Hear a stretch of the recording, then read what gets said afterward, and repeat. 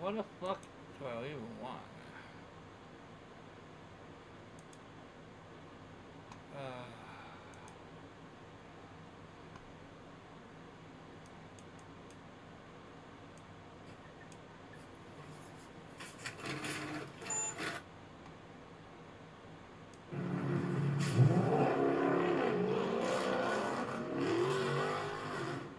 Jesus fucking Christ!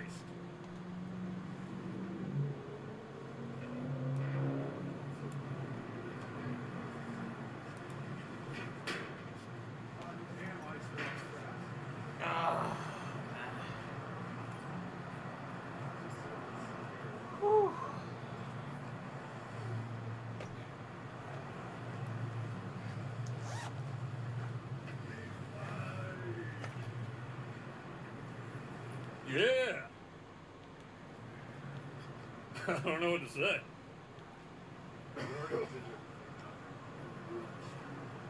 No, I didn't go to the planetarium. That's where they're going. And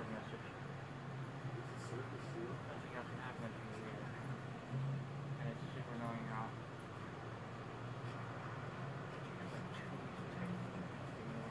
Jesus Christ, is he sprinting? like nothing can happen at this stage. Holy fuck, dude. Never good.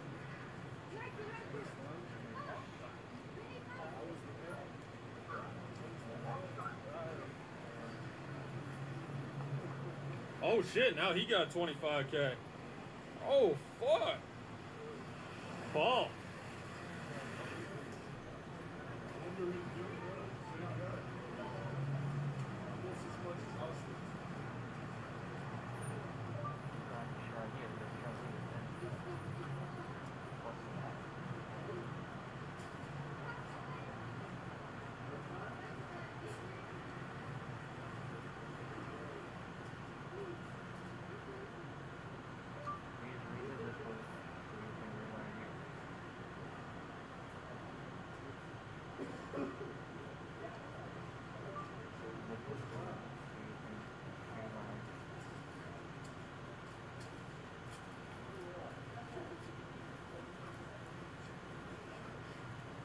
Nick Lee's at 18K now? Damn. This event's popping off. What?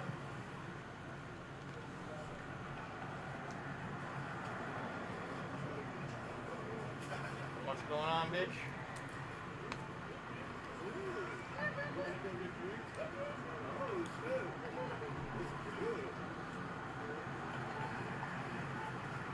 No!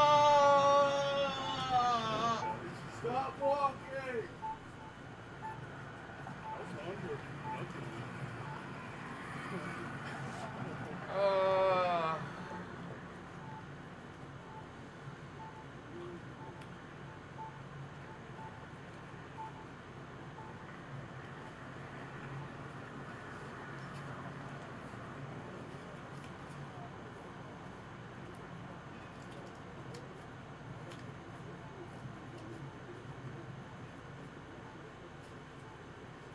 I don't think you're supposed to walk on here.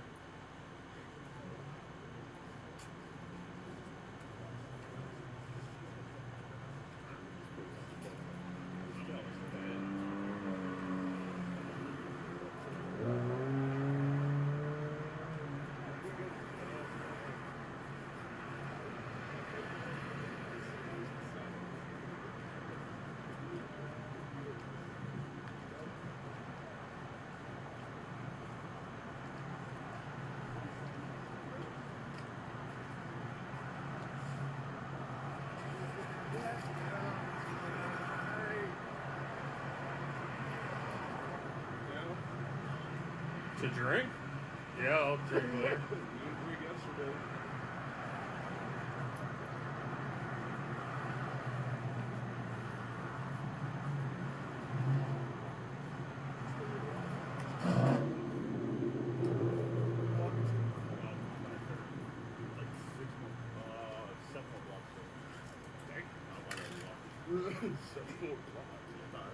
Closer, man. Come on. It's 12.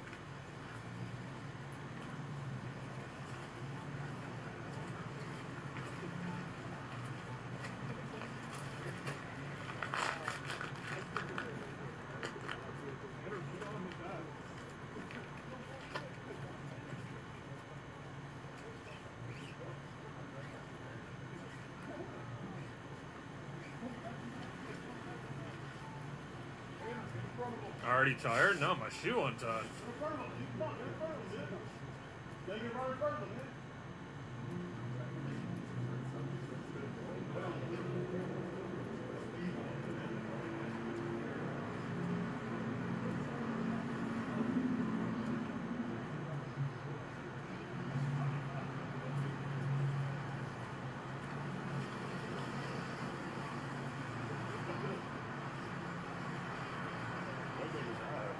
Oh shit. Stop peer pressuring me. Don't be a bitch, dude. Get that shit, man. This isn't high school, we're adults. Get that shit, dude.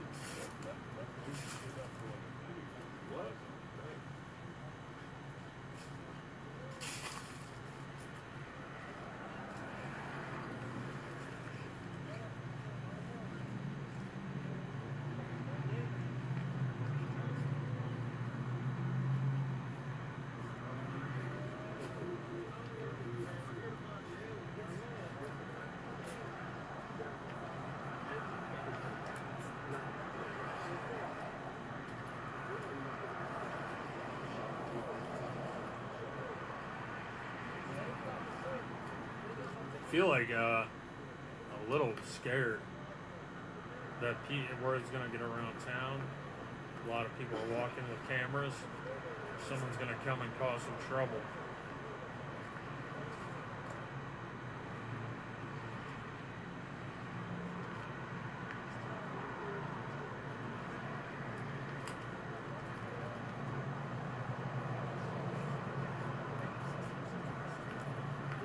It's all good. I got my shoes.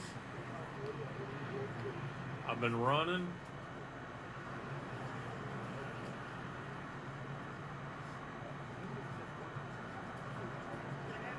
I'm ready to go.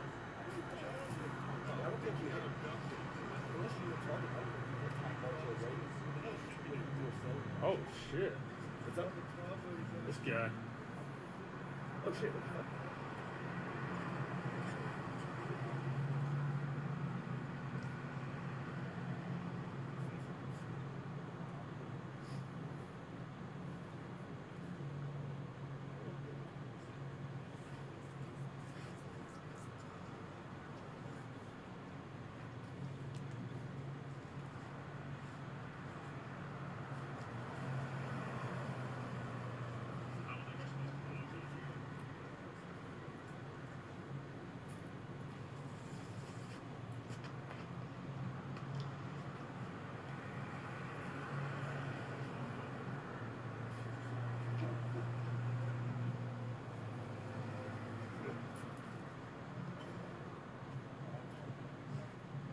I got the cinematography. Oh my hell no. What the fuck?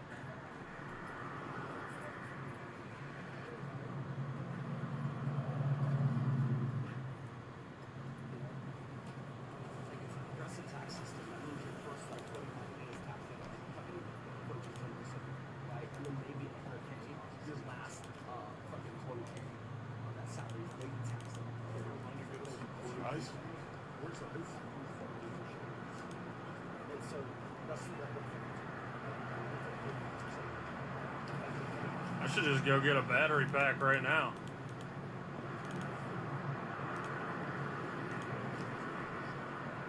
And then meet him at the planetarium.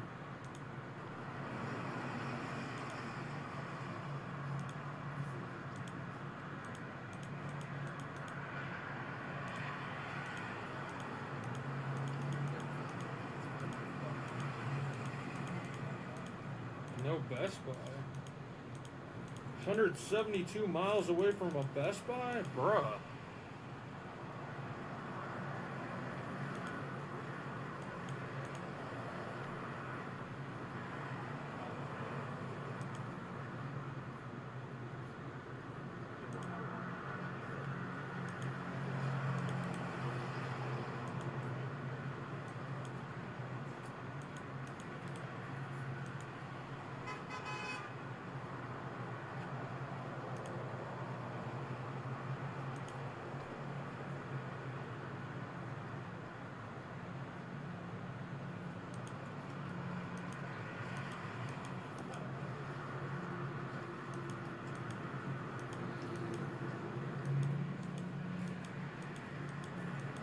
I'll probably just go get the, I'm just gonna go get the battery pack now, guys, and then I'll meet up with them.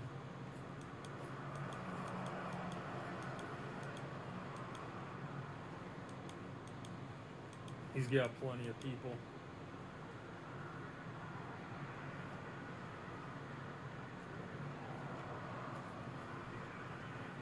I found a Target.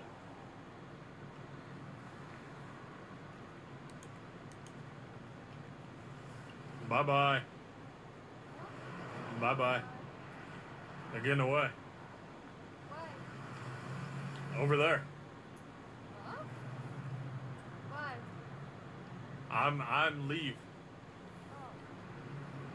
Go home. Mm-hmm. Why? I come back. Oh.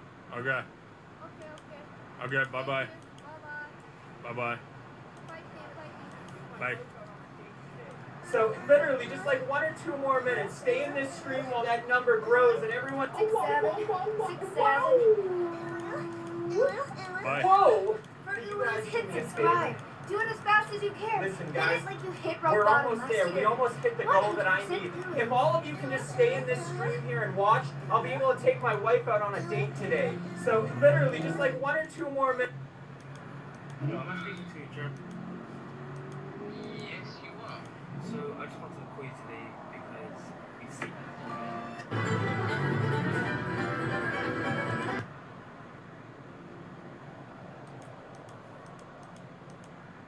I'm just gonna go to Target, get the battery pack, and then I'll just Uber to where they're at.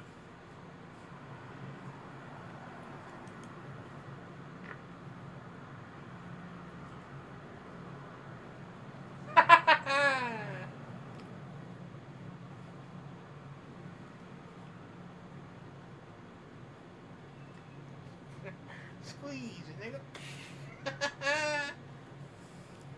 Hopefully they got a supercharged one. Batteries come charged, right?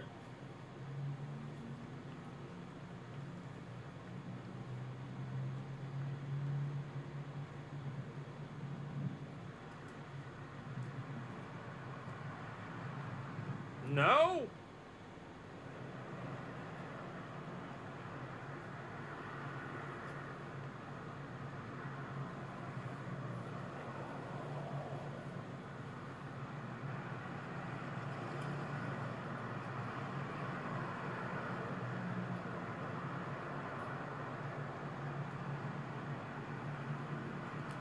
Charge at McDonald's? I could have done that. I didn't even think of that. There's a McDonald's right there. Fuck. But then I gotta sit there for an hour.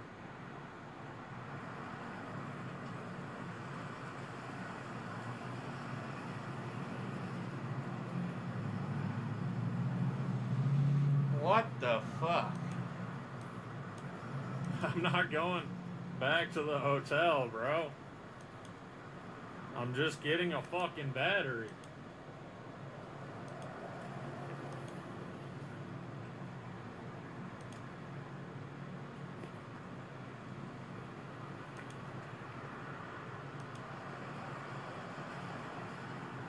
Trying to think who What I'd the vote. fuck? So it's him versus him? Holy shit. Fucking retarded. Or is it both of them?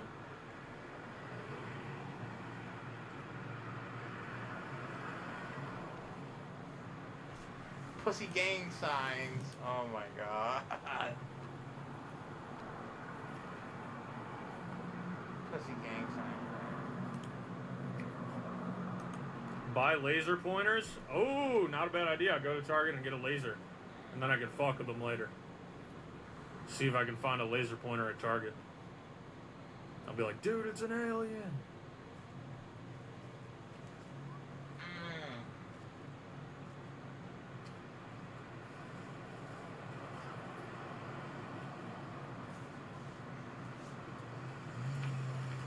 I think this is it.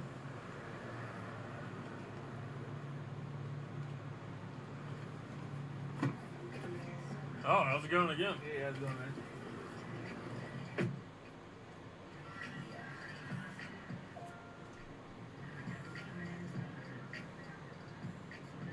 Guess there's not that many Uber. Not really. Oh, so Well, maybe. I was just right over here too, so I was probably closer. Oh, okay. Maybe I'm gonna see you a lot because I Uber a lot Might. over the next 2 days.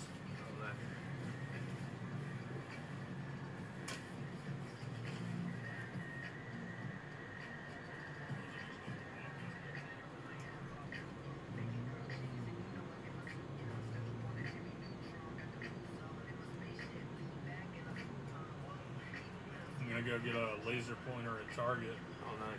so that when we go tonight to find aliens, I'm gonna fuck with my friends. Right. That's cool. Turn right on West 8th Street, then turn left on North Main Street.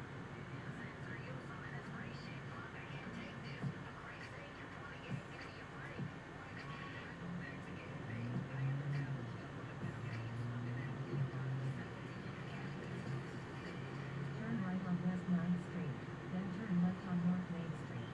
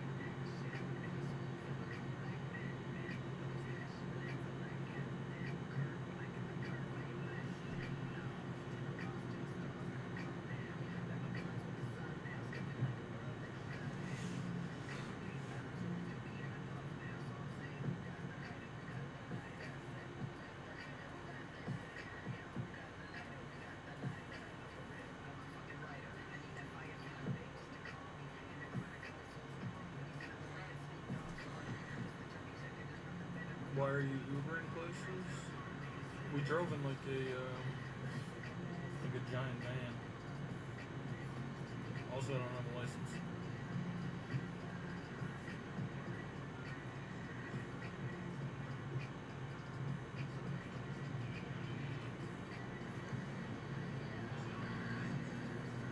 Alright.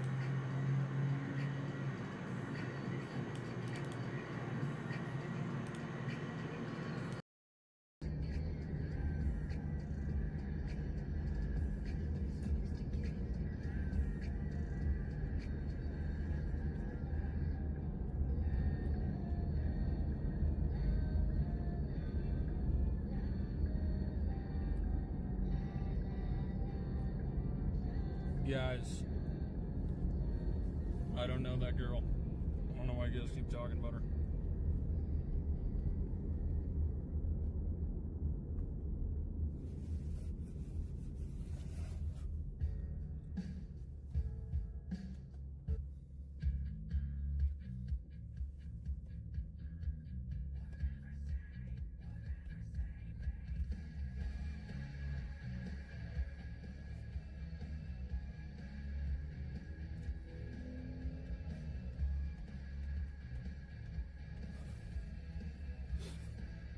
I pray this battery has a charge.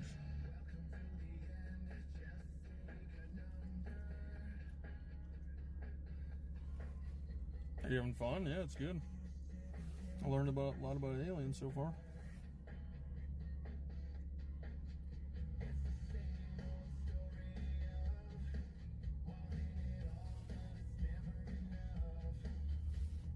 It'll be half charged. That's fine with me. I just my battery's dead, so I'm on phone. All I have is my phone charge right now.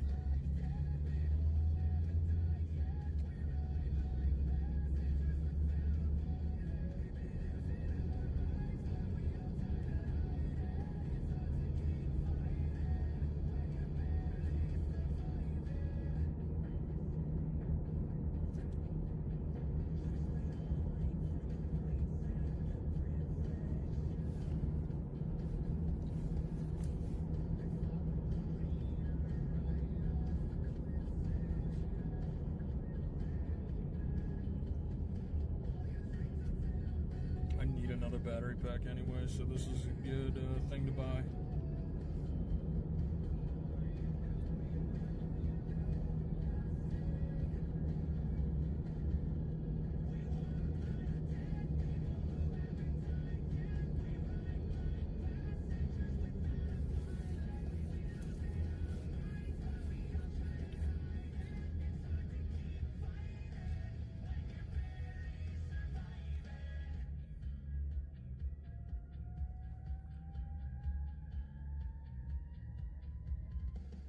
And then I got the extension cable the other day at Home Depot with like 1 million plugs. So when I go home, I'll just plug in, I'll just charge 2 batteries per day. Then I don't get to worry. It would be nice if one battery lasts like 12 hours. Then I'd never have to do it again.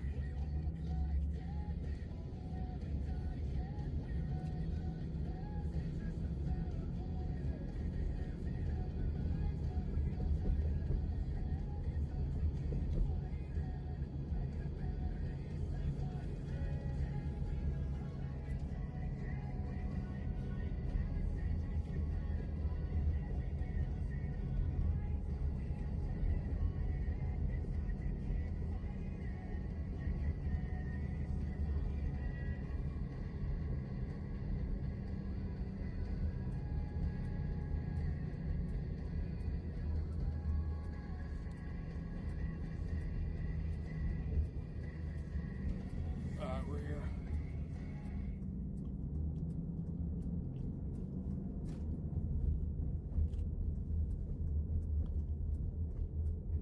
Alright guys, we're at the airport, going home.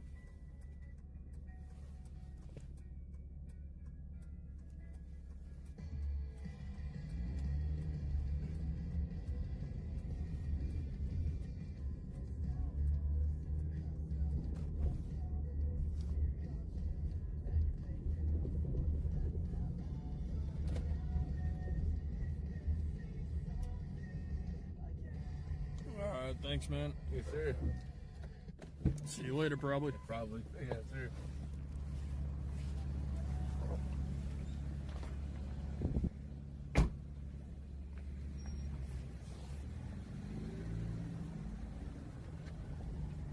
Did you lock your apartment? Yeah, and I set up my security system too.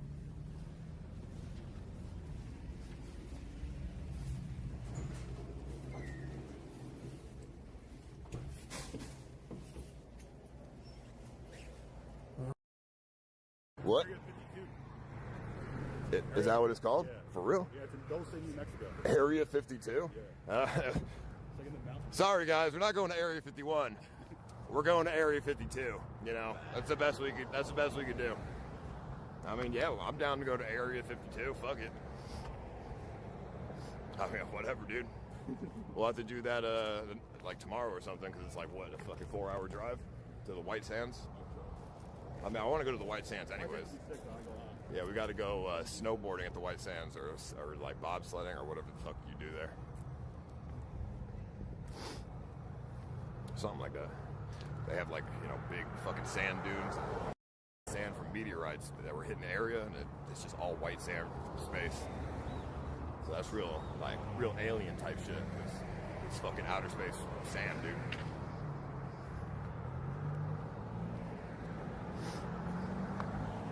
All right, let's see, a Sonic. Without all the alien stuff, this town would literally just be a normal, random small town. $199 menu. I mean, they got an Arby's. They got it all here. Dude, why is this planetarium so far? You said it was 4 blocks.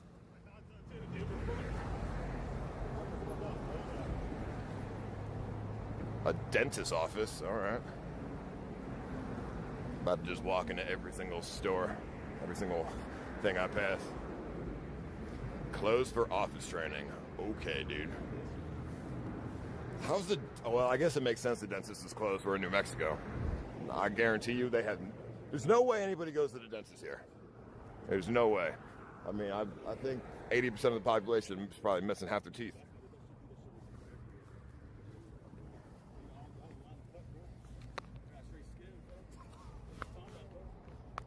Should we found a tour guide? All right, well, I'm going to go to the planetarium first since we're almost there. And then if he's got a tour guide, we'll go to the west. I mean, what is a fuck? It's just going to be like a homeless guy. I mean, that's fine. Fuck it. I mean, the only people we've spoken to so far are the homeless. Those are the only people walking on the streets. Us and then the homeless.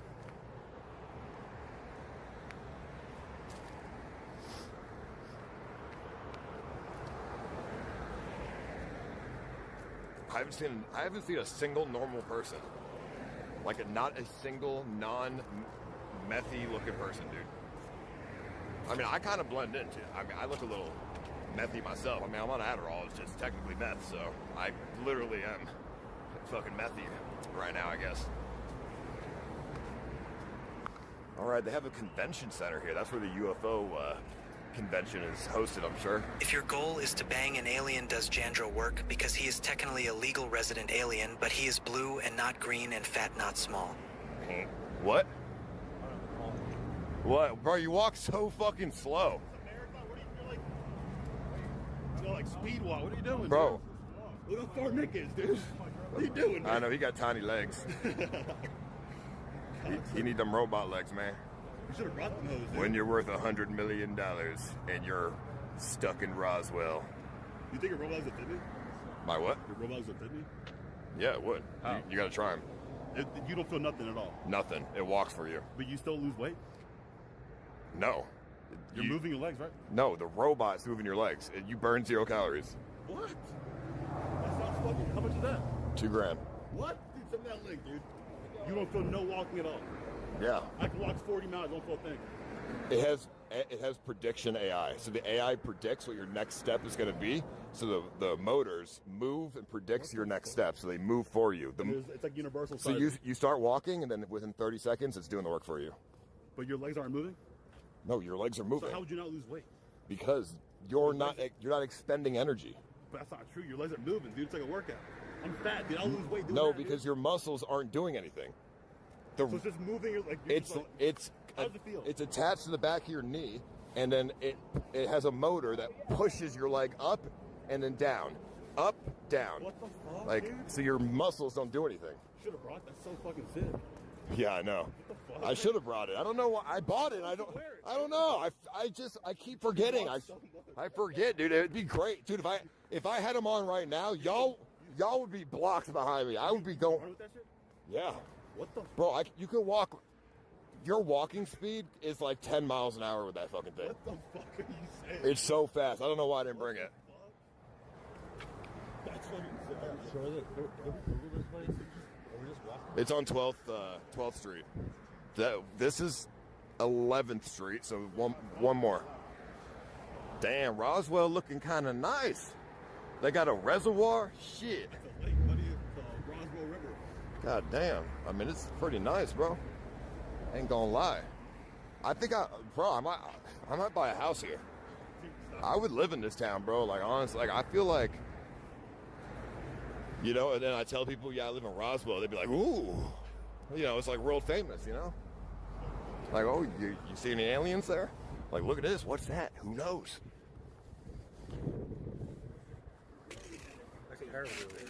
Something about Mars. The fuck is that? Abandoned weed factory. Came up to me. He said y'all should check out the abandoned meat factory. Oh, meat factory. Yeah. I'm down. Yeah.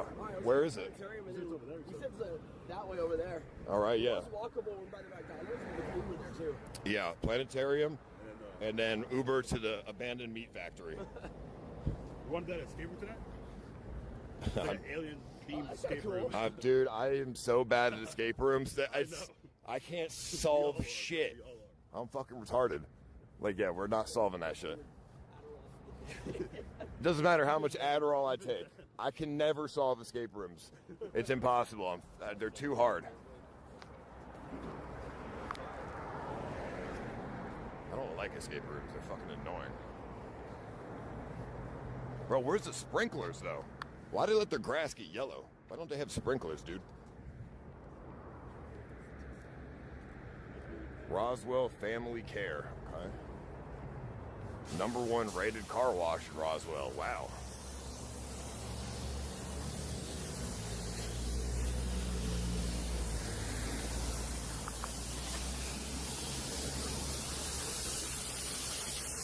Wonder if they wash any UFOs.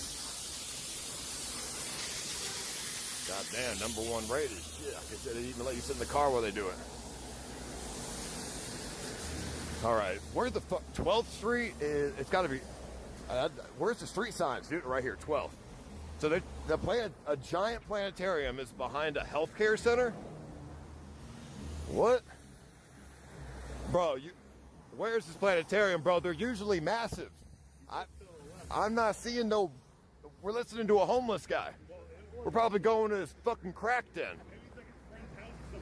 Yeah, dude, it probably is like some guy's house with like posters of planets on it. Yeah, and it's like you pay to get in. I'm imagining a giant auditorium with like projection screens and something, but it's probably just a guy's house. And it's like he's like trying to scam the tourists or something. Bro, these houses have fucking boards on the windows. Is that what they boarded up that shit? What? It's closed? Why? It says temporarily closed. Dude, what kind of town is this, man? We're like right next to it though. Where is it? It's like right straight ahead. I mean, we might as well it's a 2-minute walk. Let's just get to it. White just took a Uber home. Call him he is such a pussy. He ain't Ubering back to Austin. Are you kidding me? You said it where? Over here? Right here? That's a church.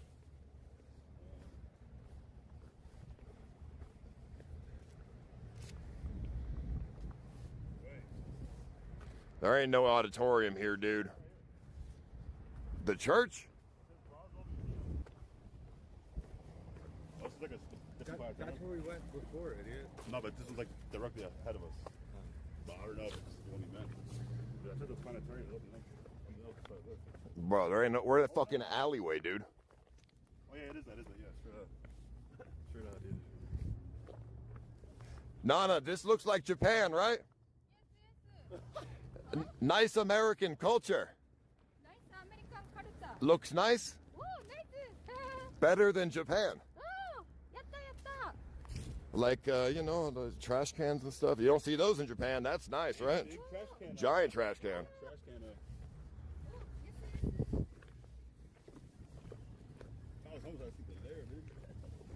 I mean, that is a good place to sleep. Not gonna lie, it's massive. All right, Hondro, dude. Where's it at, bro? Yes. Yes, so. Really? Yes, so. Oh, Doraemon. Yes, Duranmo. That's me. Yes. Oh. Huh? I'm Duranmo. Oh. Yes. Dude. Me. Yeah, you do look like this giant fat cat. Fuck you. You probably eat cat food too. Okay, buddy. Oh, dude, what is he doing? Be careful. Dirty towels. Where did he find that? Dude, he is so fat. You got them fucking Jewish kicks on. Dude, he's all ass crack. He is nothing but ass crack. I've never seen an ass crack go up to someone's back. He's like the perfect gay specimen. How can a gay man have an ass crack that goes up to your lower back? That's just the perfect gay man right there. So much ass to fuck.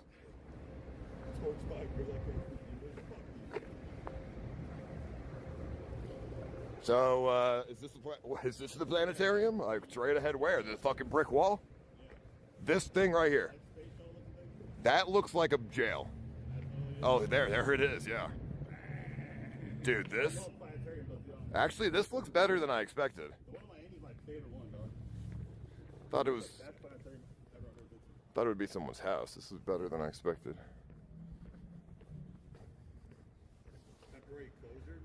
Yeah, I'm gonna peek through the window though,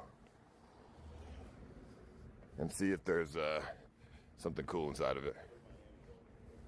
I mean, this shit looks like totally abandoned, temporary closed. Like, yeah, for how long? It's been like closed for 5 years. It looks like this shit looked abandoned as fuck. Grass is yellow, and like there's like trash everywhere. The windows look. I mean, this shit looks like they do meth in here or something, dude. This ain't no planetarium, bro. It's a front.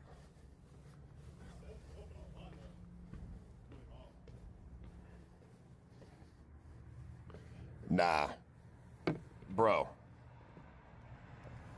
this shit has not been in use in years. They don't even have, dude, they don't even have a floor. They don't even have a floor. It's just the fucking, like, the wood framing. Who the fuck is Robert Goddard? I appreciate it. Is it open? We had a flooding last year. They've been closed down since. Everything's ruined. Dude, this place looks scuffed as hell. All right, let's Uber to the abandoned meat factory. Where's my Subway surfing? If there's aliens, they're gonna be in that meat factory.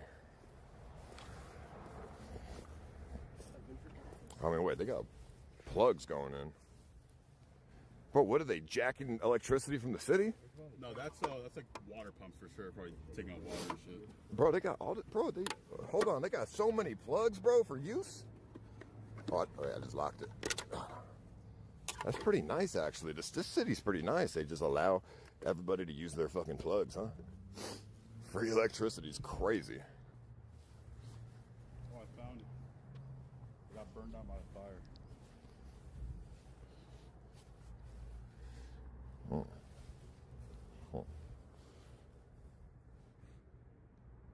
There's like no Ubers or either, Russ. Crazy. No, there was one. There's like just one guy who took every single one of us. That's cool. Call him. Unplug the cords? No, come on. That's crazy. Why would I do that? I don't even know what they are. What was supposed to be a great adventure hunting Bigfoot in the woods, we now get the great meth adventures in Roswell, New Mexico. Yeah, well, you know, there's no internet in the forest in Washington with the giant trees that go up 50 feet and block the sky with the Starlink. So it's all right. I don't mind meth alien hunting. Like, I'm cool with that. It's either we find meth heads or aliens. I mean, it's a gamble. Who knows? Oh, right. I like that gamble. She didn't have any teeth. The girl we were talking about, she was definitely on. No, she wasn't. She had no teeth. That doesn't matter. It doesn't mean you're on meth. It means you're wanting a better blowjob. Oh, So you rip your teeth out. The meat factory's on a ghost tour too. Oh, all right. Well, we can supposedly go in on our own because no one owns it. Yeah, let's go in. I'm trying to figure out where it's at. Just I'm gonna search up right now. Just type in I abandoned. did. Like two of them. Sullivan wasn't it. So let me see this. I'm sure the Uber driver would know. Just call an Uber, True. and then we'll just change the location. All right, let's. What is that? Alien, dude. Video. Yeah, it's mine. It's talking about the. Damn it! I dropped my Zins. Fuck! Every single one of Damn them. it, dude! Dude, fuck, man! You're retarded. Oh You're my! too much of a germaphobe to put it I'm in not. your No, mouth. I would never put that back in my mouth. This fucking meth ass fucking place. Sit on it, dude. Nah, bro. Come on, man. He's gotta say where, right? What's up, boys? Waiting for an Uber Who wants a shot? Where you going? to the abandoned meat factory. Take a shot. Tell him about the $1 toothless blowjob video that is your favorite one to watch. I do like the $1 blowjob video.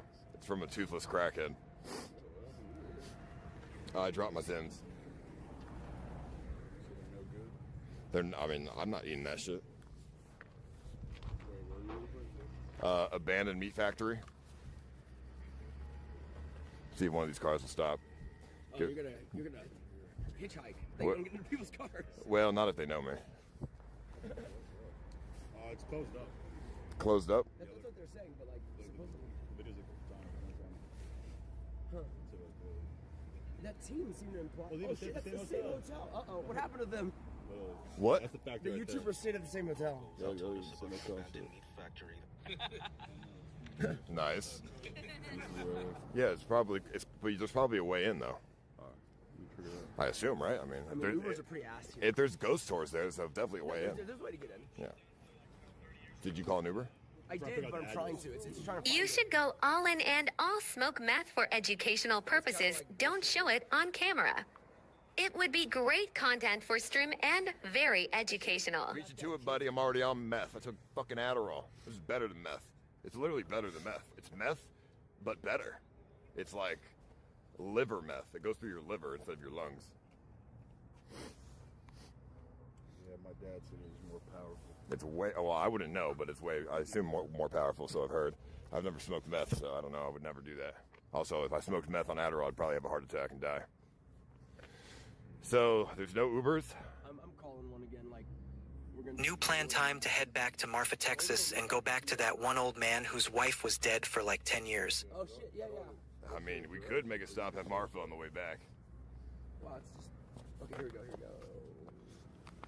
This place is not...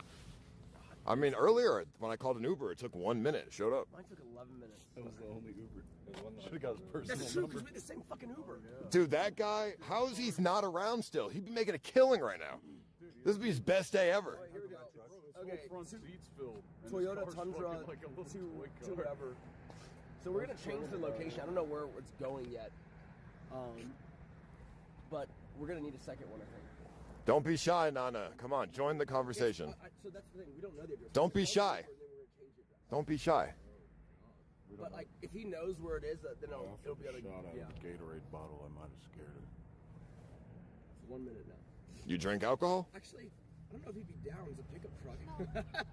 Oh, you stopped drinking alcohol? Yes, stop. Oh, why? You want to, no? It's sober?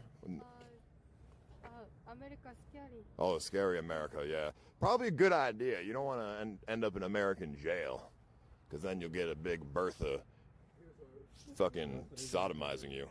Oh, is it? Damn it! There's like 2 Ubers this time. This place is a mile away. It is. Yeah. That's on that Uber?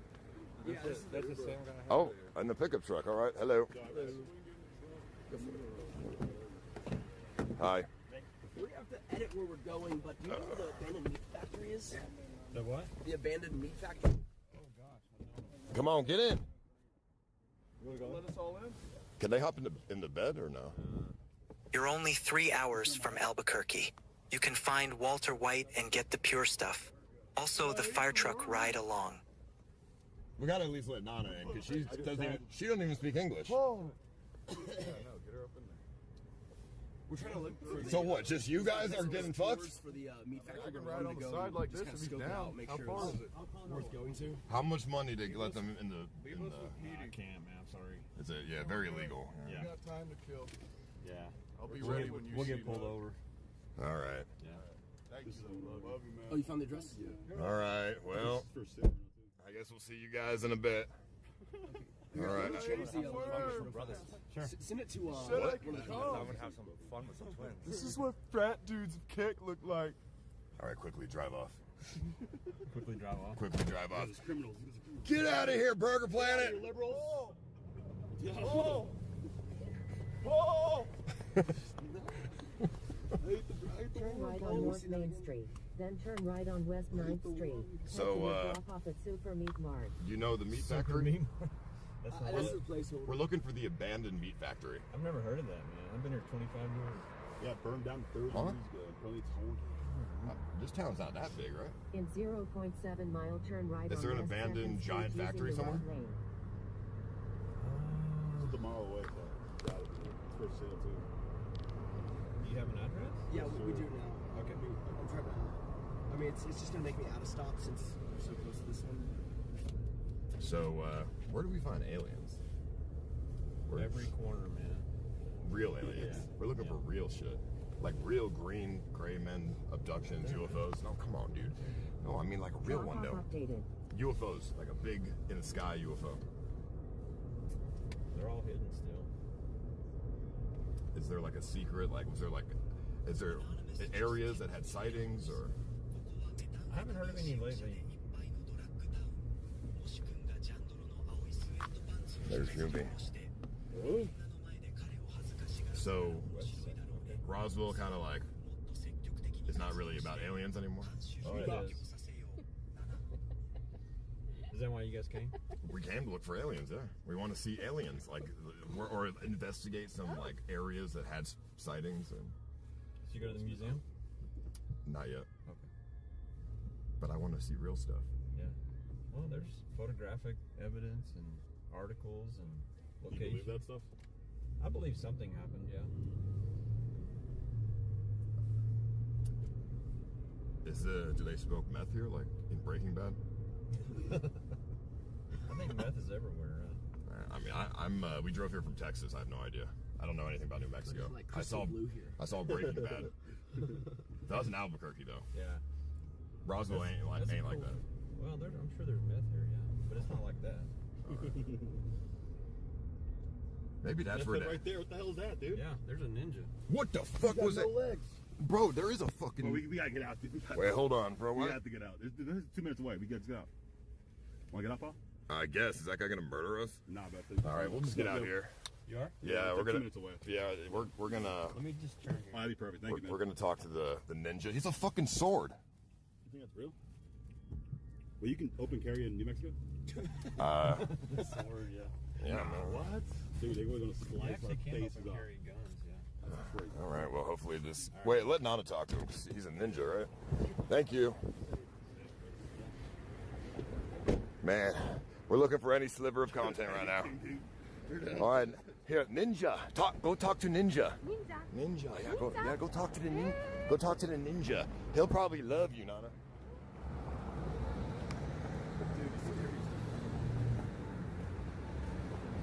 Hello. Hello, sir. What the hell is that, dude? That is frightening. Are you Japanese? It's a cool katana you got. That's a Assassin's Creed thing. The fuck? Yo! Is that a real sword? That's a dull sword, dude. That's a dull sword. Is it real? Pecos Flavors Winery. Free sample taste testing, and it has a bistro to sample too. That is a real free sword. wine and food. Wait, hold on. Get to Is it that real? Yes, that's real, bro. Bro, what? What the fuck, dude? How does that mechanic work? Is that a switchblade? Oh, that is a string, dude. That's. Why are you? What are you dressed as? Oh hell yeah, man. Is it? Why are you guys dressed up right now? For the heck of it? We do this like almost every 2 months. Yeah, roughly. We just go around and like. It's cosplay and shit. It's sick, dude. Just cosplay. Last time I was in the She's from Japan. You know Saji, One Piece?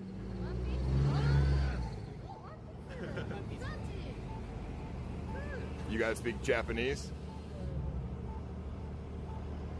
The only Japanese I know is very rude Japanese. Very rude, yeah, like Nakadashi.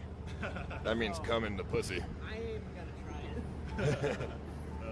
So you. We just go around every 2 months, like just.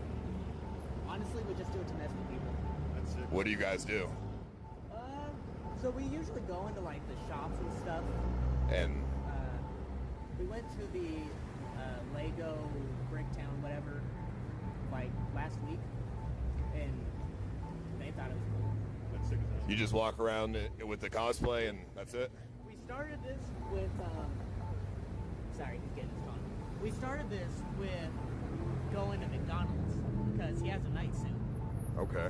And we went through the drive-thru and messed with them. That was a lot of fun. They How'd you mess with them? So he had the helmet on. Do you like take out the sword and like? No, they just don't expect to see this, you know, because we're doing this basically on off season. Yeah. We're doing this whenever you do not expect to see it, and that's the fun part. Okay. I dig it. I mean, we saw you guys. We stopped and we're like, "What the heck are these guys doing?" All Are right. you guys from Roswell? Yeah, we're locals. Dude, do you happen to know where the abandoned meat factory is at? Abandoned meat factory. The haunted one? Is it that one over there? Or is it there's one? I know there's one over here, but I'm not. I see that looks pretty creepy too, man.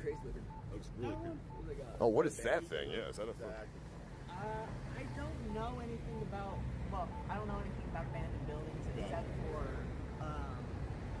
the Snazzy Pig, which is a big red building, kind of like. How does nobody know where this meat factory is? A kid came up to me and told me about it. Joe, it's probably not even real. It's pretty common. It's common. It's It's common. on YouTube and shit. Well, then no one knows where it is, though. It burned down 30 years ago. That was pretty creepy. I ain't gonna lie, dude. That might be like. I mean, we could go there. Look, if they were hiding a flying saucer in this town, that's where it'd be. Literally. They just built the fucking tin structure around it. Do you have you guys ever seen Aliens? No. Just the alien ones? Well, there's this guy right Silo here. is still moving rocket. Which means What makes him an alien? You wear a the bird space in mask. that- Hey. What do you do up there? He wears that flight doctor costume Oh, that's occasionally. sick. Hell yeah. Do you guys frequent Discord by chance? Oh, yeah. Okay. Who's Discord? Sure you guys go on mostly. Well, my Discord's not smooth. Oh, nice, man. Does the name Mizkif ring a bell? You guys watch any streamers? I know the name Mizkif, Cool guy. but Do you know the name Ice Poseidon? not that one. He's tough, kid. God damn, that's crazy. No Miz, but no Ice. That's wild. Who do you guys watch? So Ironmouth. I started with Sea of Thieves streamers. With what? I started with Sea of Thieves streamers. Oh, see. Sea of Thieves, the pirate game?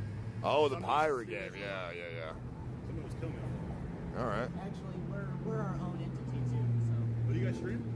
I stream. Nice, man. He's on YouTube. Hell yeah. You guys stream on Twitch? I stream on Twitch. Cool, dude. What do you stream? I started with Sea of Thieves. I'm going to be doing Destiny, and I'm going to be doing a lot more Battlefront 2. All right.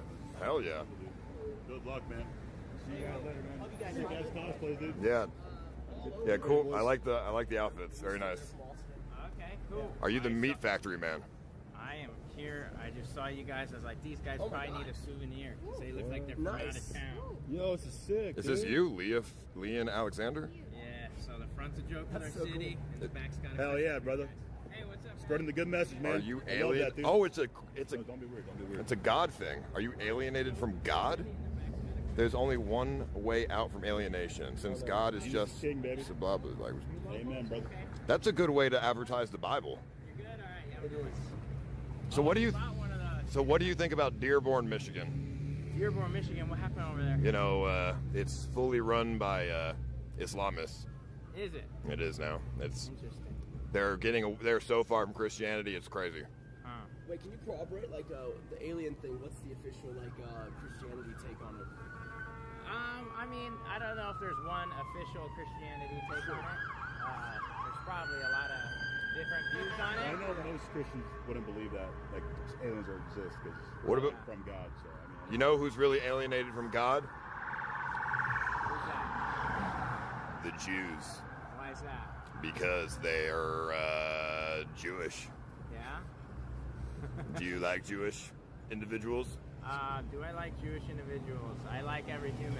Hell yeah. All right, that's- Jesus said to love Amen. everybody. It's a good Your answer. enemies, dude. And Jesus was a Jew, so Correct. I mean, he was in fact a Jew. Yes, indeed. I would have a hard time. I hate. That's crazy. Jesus was a Jew. He was Messiah. He was. So why is Christianity a thing then? Christianity branches from Judaism, so they all branch from Judaism. So, what are we celebrating? so Christians are really Jews. What are we I wouldn't say celebrating that, no, here? but it's all branched from Judaism. Christmas mostly. I Christmas, guess. right? So Christmas, you guys know it's about Christ, right? Yes, sir. I mean, it's even in the name, Christ Mass. Yes, sir. And so you ask why we have Christianity when Christ came. Like, if he's a Jew, why don't you just keep going with Judaism? But really, if you read the Old Testament was pointing us to a Messiah. Even the Jews were looking for a Messiah. They Correct. didn't fully And they understand, didn't believe him. right? But if you look at it, like, this is the reason why I'm convinced that Christianity is, like, you look in the book of Isaiah, historically we can date it to at least 600 to 700 years before Jesus' arrival, right? So, and then you read like Isaiah 53, and it spells out to a T what Jesus would do, that he would come and bear our sins, he would die a criminal's death, and that he would rise again. Psalm 22 would be another one that talks about his hands and his feet being pierced, and that one we know was written, hundreds of years before Christ. Historically we know that. So how did that happen? So you got like the Quran, right? Is The reason why I don't believe in the Quran, 6'7"? Do you know is that satanic? Just I don't know. I don't. They're telling me to ask you about 6'7". I don't know. Like, I don't know why. I knew that was going to come up So because I said weird. 600 or 700 years. Oh, you said that. Okay. Well, I said 600 or 700 years. 6'7", baby. And, Okay. and yeah, I'm a youth 40, pastor, ball. so I hear that all the time. My kids are always saying 6'7". Your kid? How old are you? I don't know enough. How old do you think I am? 29. I thought you were like 25. Good. I'm 33. So You look younger than that's my the- friend Nick that's White, the year, dude. That's the crazy. age Jesus died. 33.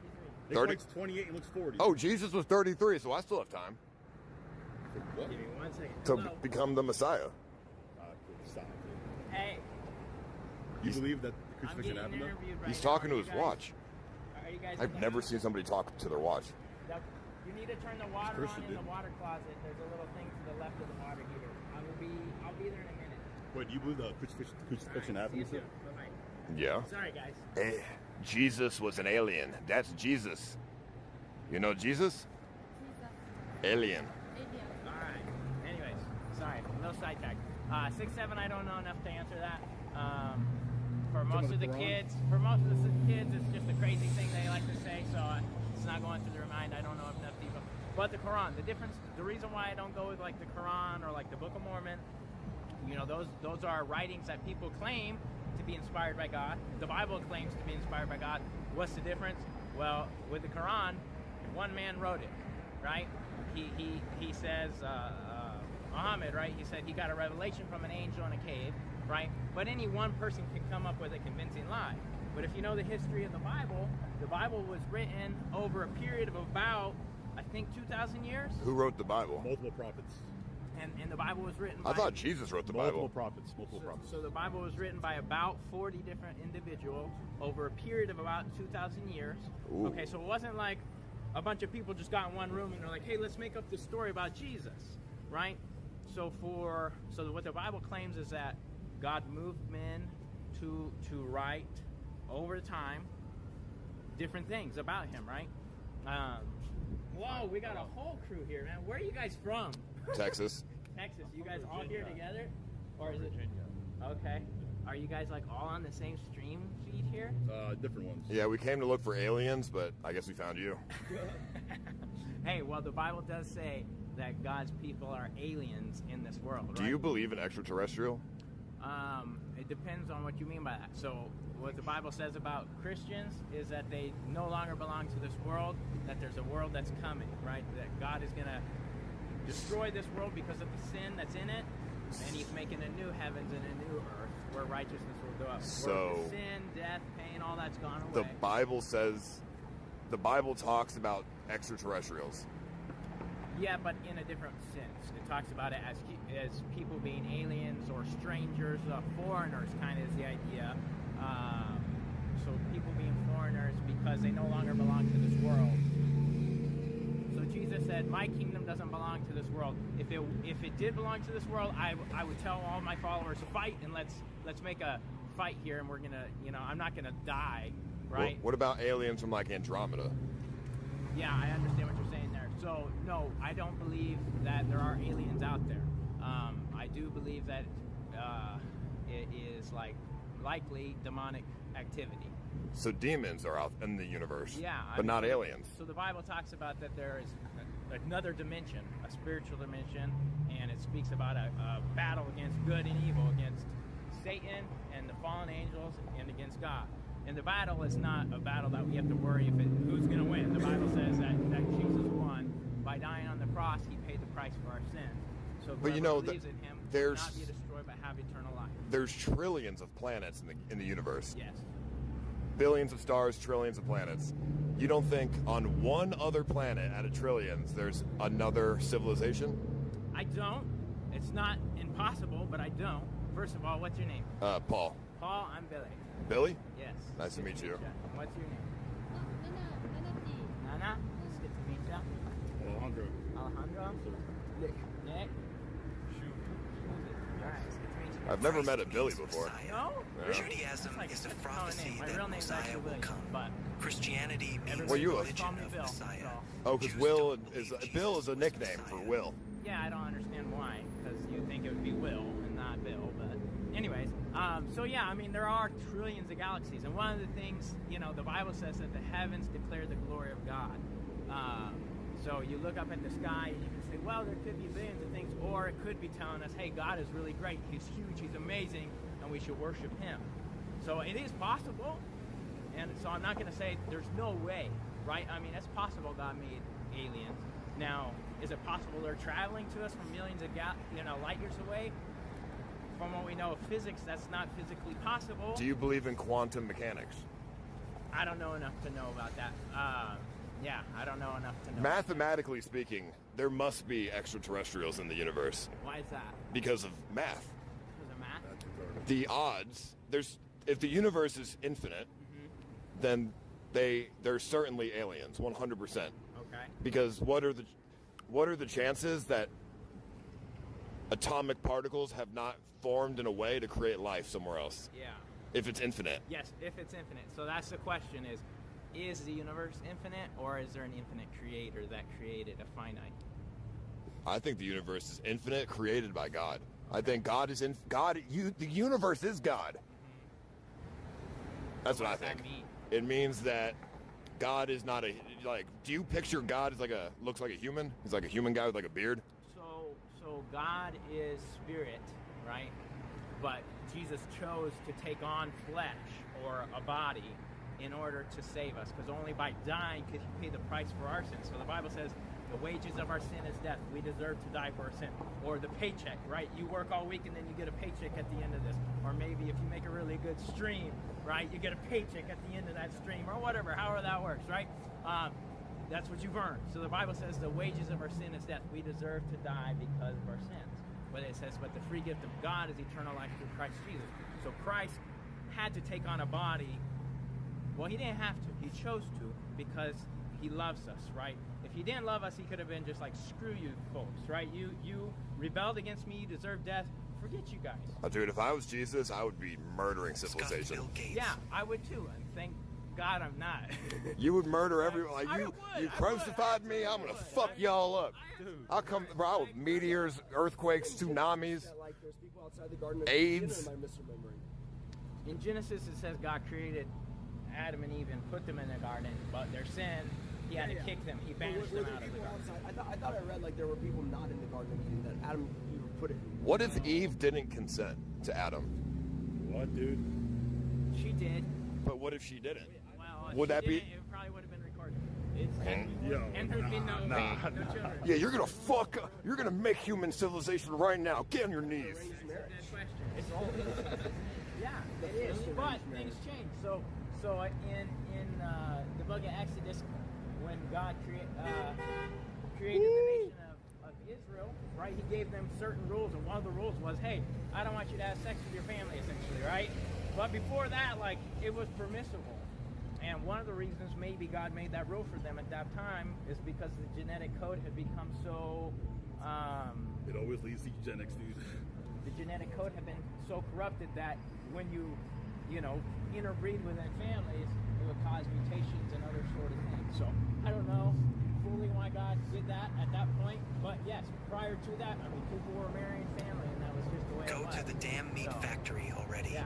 Because what's your thoughts on homosexuality? What are my thoughts on homosexuality? All right, we're gonna go. Good question. So, man, you guys are just rapid firing. Do you like black people? Dude, man. One at a time. I love black people. All That's right. That's an easy one. Me too. Yes. Homosexuals, I love homosexuals, right? You believe in that? But I don't agree with it, right? So the Bible says that God created everything in 6 days, right? And at the end of creation, he said it's very good. God's design was one man, one woman for life. Anything beyond that is sin. It's brokenness, right? So even in the created order, only a man and a woman can create life, can create babies. So even the creation is telling us, hey, this is the way it was intended to be, right? And so, do I hate on homosexuals and think that their sin is worse than somebody who is robbing a bank or somebody who is having sex with their girlfriend outside of marriage? No, right? It's a sin, right? The Bible says that sex was created for marriage. Okay, so so one of the things about God that we don't understand, marriage.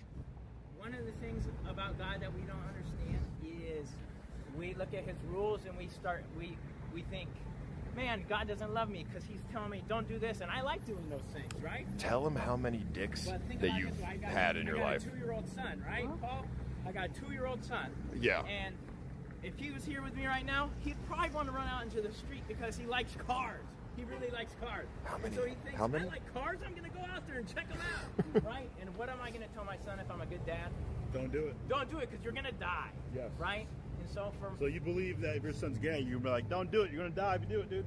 So in that same way, if my son was grown up at that point, right, and he is trying to, date a young man or something like that, I would have a conversation with him and say, hey, That's not the way God created us to be. That's going to bring death to you. Now, if he's above 18 and he, I'm not going to try to force that. I'm just going to tell him, hey, these are your options, right? You can choose to reject God. He gives you that option, but it's always going to bring death. It's always going to be pain, right? So if you're gay, you do go to hell. So it depends what you mean by that. You burned in hell, dude. So it depends what you mean by that. If you mean that you have same-sex attraction, but you decide to follow God instead of giving into those desires. No, like you have gay sex. So yeah, if you choose to rebel against your Creator and say, "Screw you, God! I know you say this, but I'm going to do my own thing." Then yes, you will be separated from God forever. Where's Petey at? And you're going to be, but that is your choice to say, "God, I don't want you," right? And He gives you that choice. He gives you that option. And the only option, you turn your back on the Creator who is good, the source of all life. What is the only alternative is death. So I have a question. I'm straight. Yeah. I like women. Yeah. I have had a man blow me before, though. Sure. No, seriously. Sure. I had a guy blow me before. Okay. But I like women. I was just Sure. seeing if I. Sure. It was an experiment. Being straight, God forgives, brother. God forgives, man. Being straight will All not good, get man. you into heaven, and being gay will not keep you out of heaven. What'll keep you out of heaven is you rejecting Jesus, right? And you can't. The Bible says there's only one way to come to Jesus. You got to receive Him as your Lord and your Savior. Yes, sir. What does Amen, Lord brother. mean? Do you guys know what Lord means? It's Yeah. not just a Follow name. all His rules. Follow all the rules. So Lord means master, right? It's Well, like you're the boss. I like Jesus. Okay, yeah, you can like Jesus all you want, but Jesus said there's going to be many people who come to me and they're going to say, "Lord, Lord," and then He's going to say, "Depart from me, you who practice lawlessness." He says, "Why do you call me Lord, Lord, but you don't do the things that I say?" So it's not enough to like Jesus, right? If we want to be saved, we're going to come to Him for who He is. It's like this: you put on a parachute.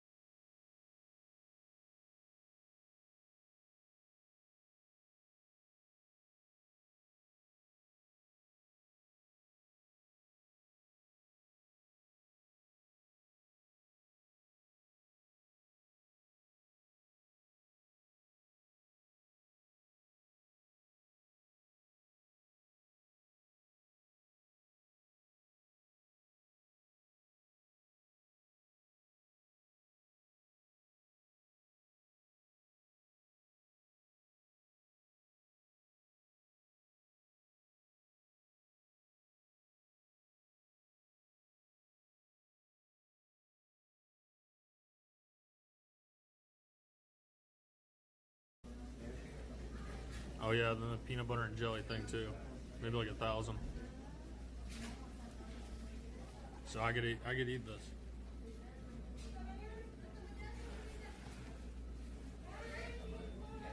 I don't know what the hell a green chili double cheese is. Is that a double cheeseburger with chili?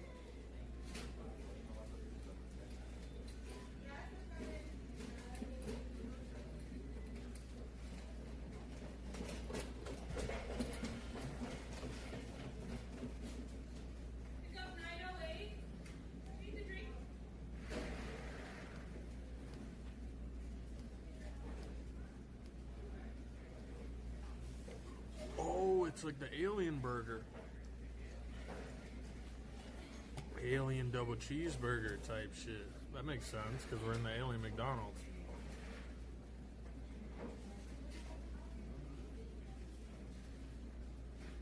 Why aren't you with ice? Because look, Nick White 000. Oh, god damn it. The phone isn't. Damn it. What the fuck? Charging this and 2 batteries. Charging 2 batteries.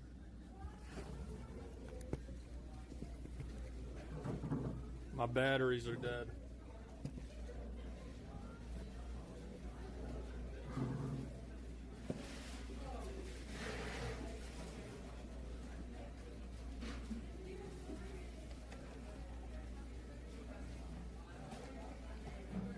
$607 order, yeah. 6-7 type shit.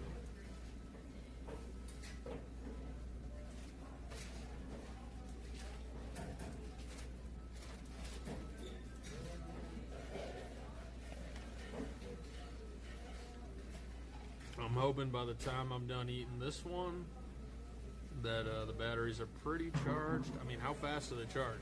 30 minutes? Let me see. Maybe I can just click and see how we're doing.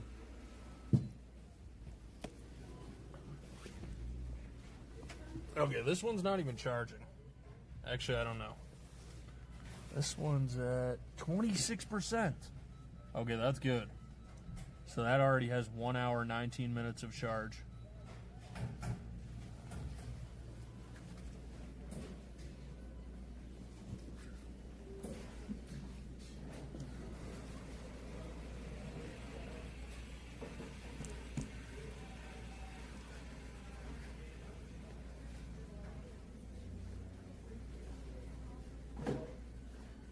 What do you mean use a different wall plug?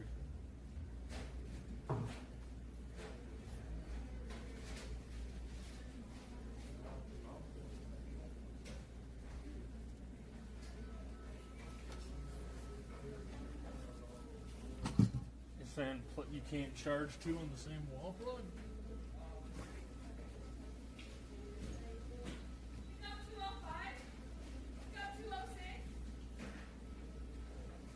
Doesn't make a difference. I don't think it makes a difference.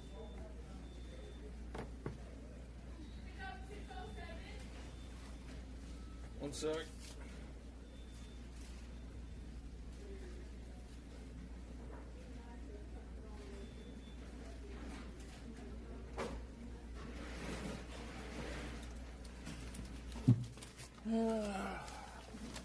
Alright.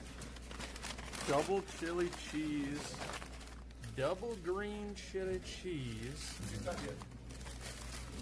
So this is an alien cheeseburger from McDonald's, I guess. With green chili. Alright.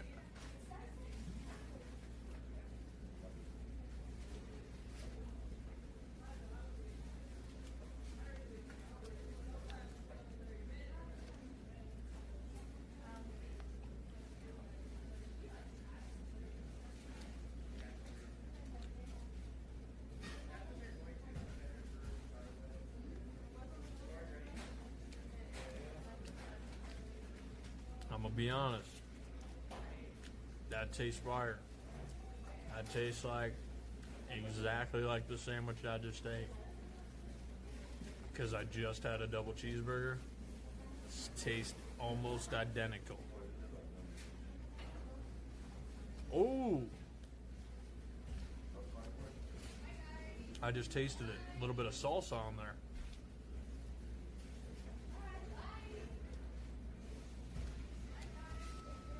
Salsa verde on that bitch.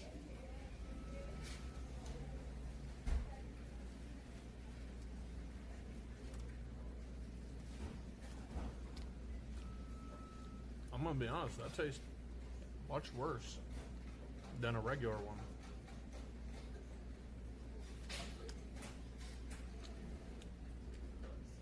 Not even close to as good.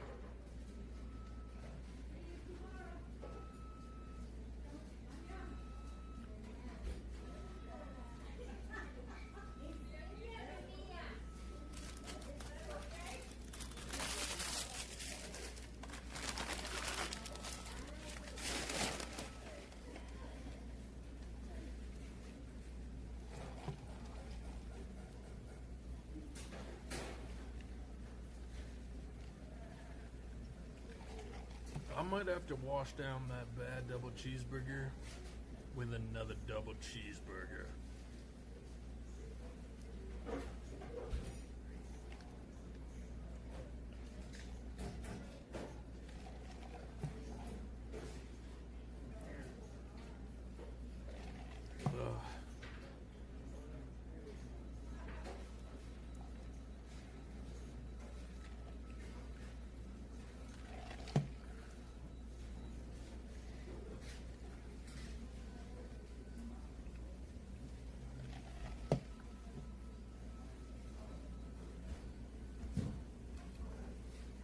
I mean, do you think that's a full meal, guys? 2 double cheeseburgers and a snack wrap?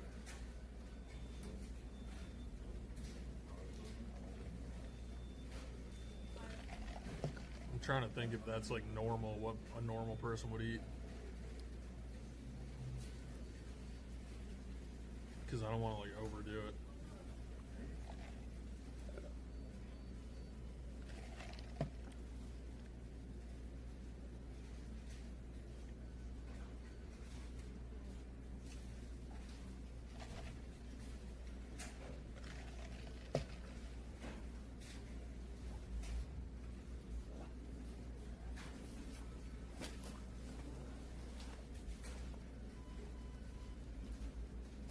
Let me open this charging cable.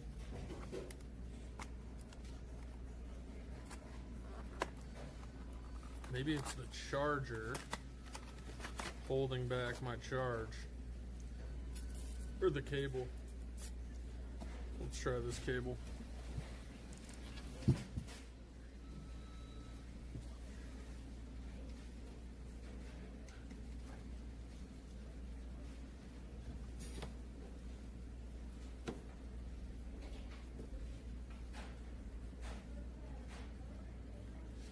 This ain't even charging. Let me plug it in my phone.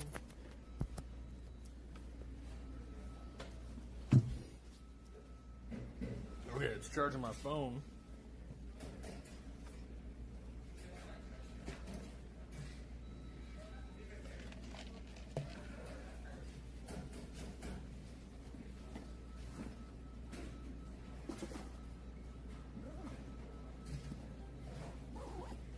Think I'm about ready to go. Just gonna go to the bathroom. Let me look up where they're at.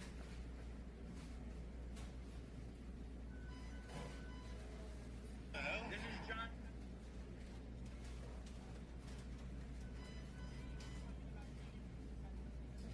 Oh, I know where they are. They're right down the street. Literally, they're like 2 blocks away.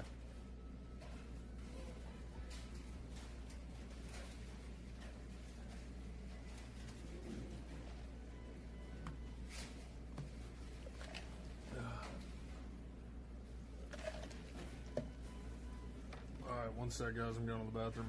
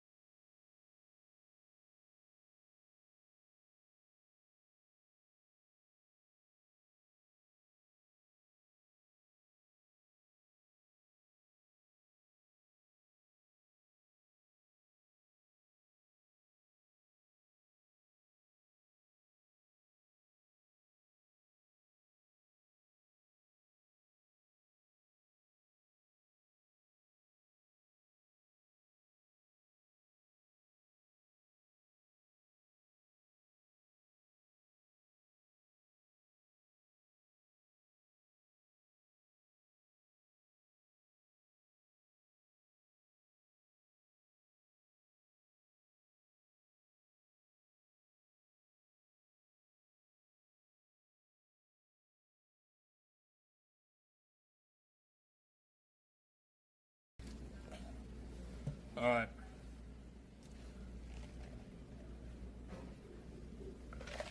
I'm good to go.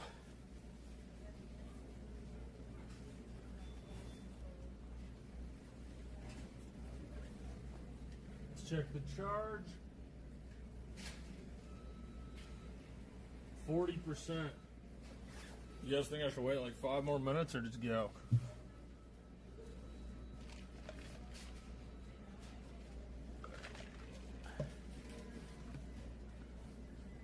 %40 is pretty good. I don't know how long that'll last.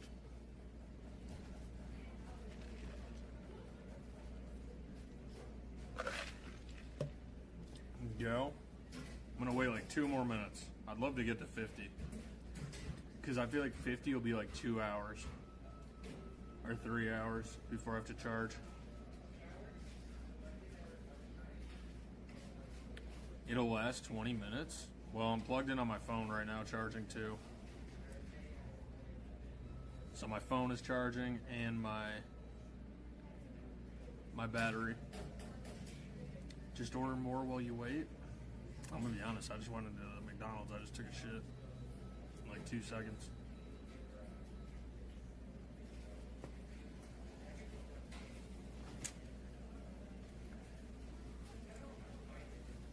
I'd rather go here than the Motel 6. I'll tell you that.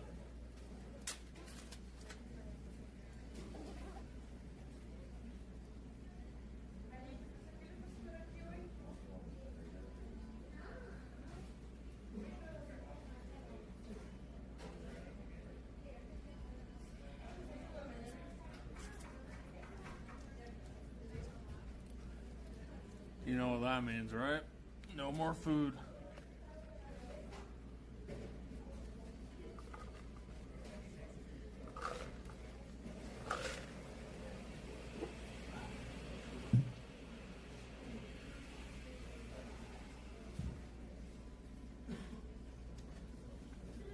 Alright.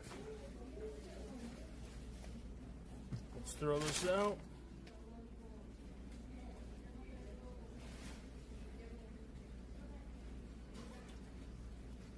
Let's put the battery thing away. Alright, what are we at? 42%?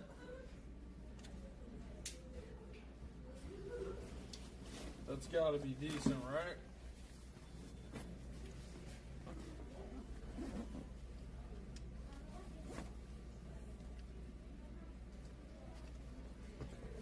I gotta find the cord the battery came with.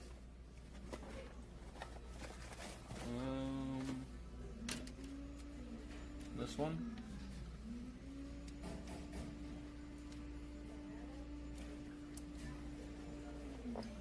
And then there's 2 ports on it, guys. One C1, one C2. I'm not really sure what the fast charge one is, but 42% ain't bad.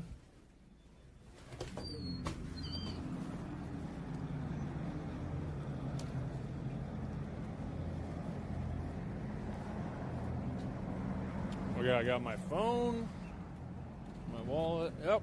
All right.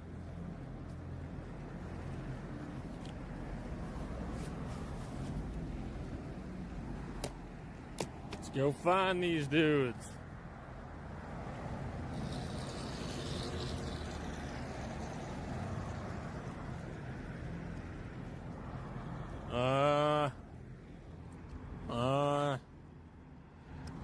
Maybe this way?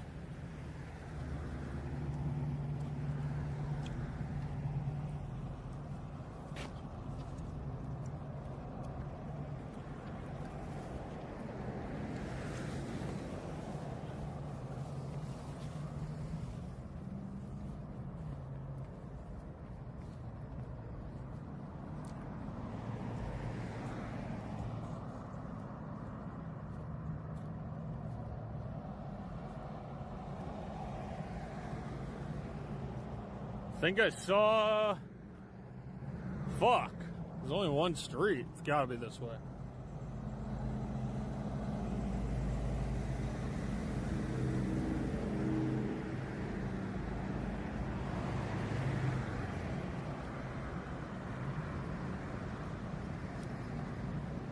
Dude, you guys baited me. You guys have been telling me people are coming that aren't even coming. I just looked up, and they're not even on the way. Damn, why do I get baited so hard? I actually thought you were being serious all day.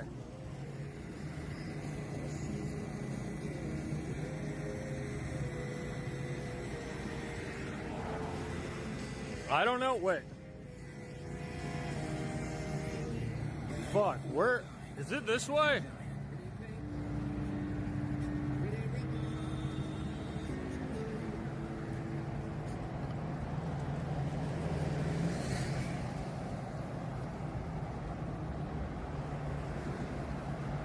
Did they go right when they left the McDonald's or left? Fuck.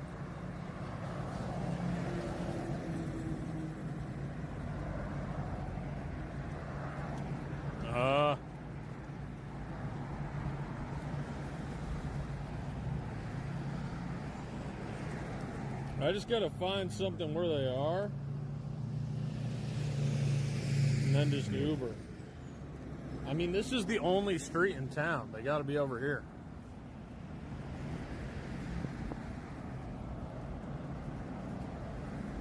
Oh, I see them. There's like 10 people walking down there. I literally see them.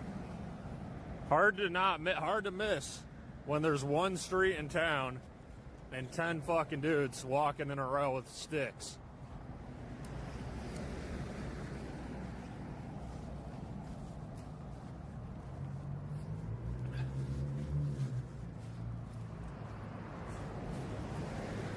Like, I left them for an hour, went to a McDonald's, went to Target, McDonald's, walk outside, and then they're still right there. Because there's nothing else to do. It's just one street.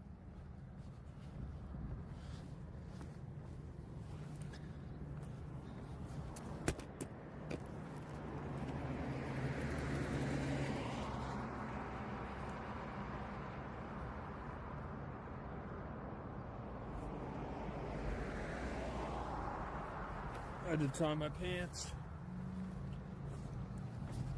What, no limits, sir?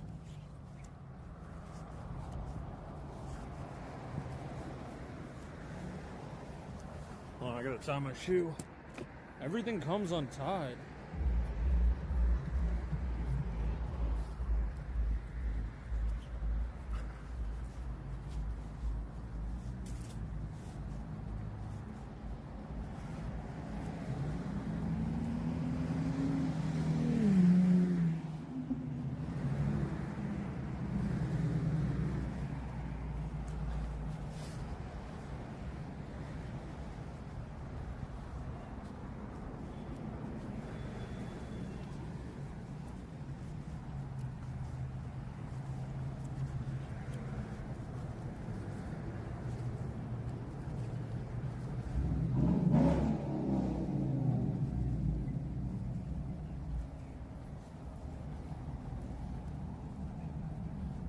Hey.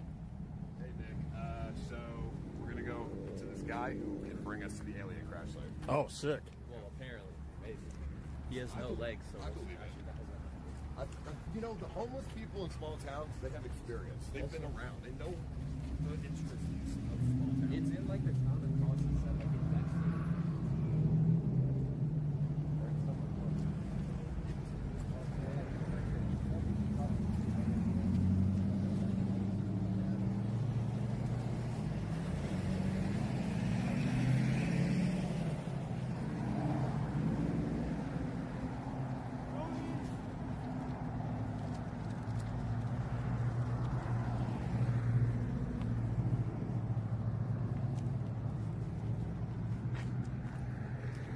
Isn't that funny that I left an hour and a half ago and we've gone by this guy like 7 times and everything centers around this McDonald's?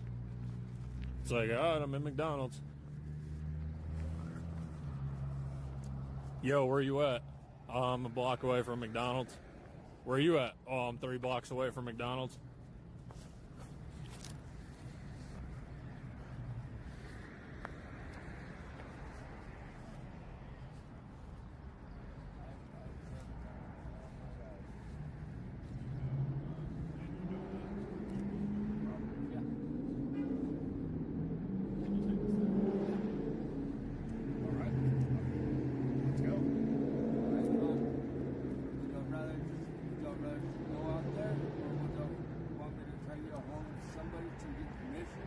we should just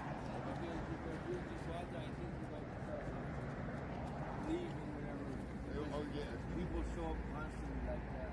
Maybe you give him a call. Yeah, I'm trying to get a hold of them.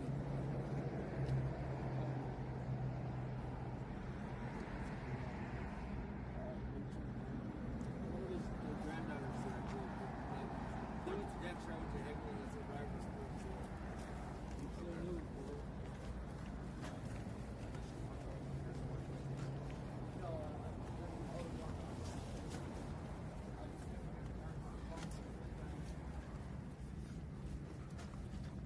Alright. I don't even know what's going on. Just Alright, I've already reconsidered. I said I should hire him to do my PA, but I was like, I kind of need someone who can run. Oh, he's going pretty fast. yeah. Oh, wait to buy my scoop.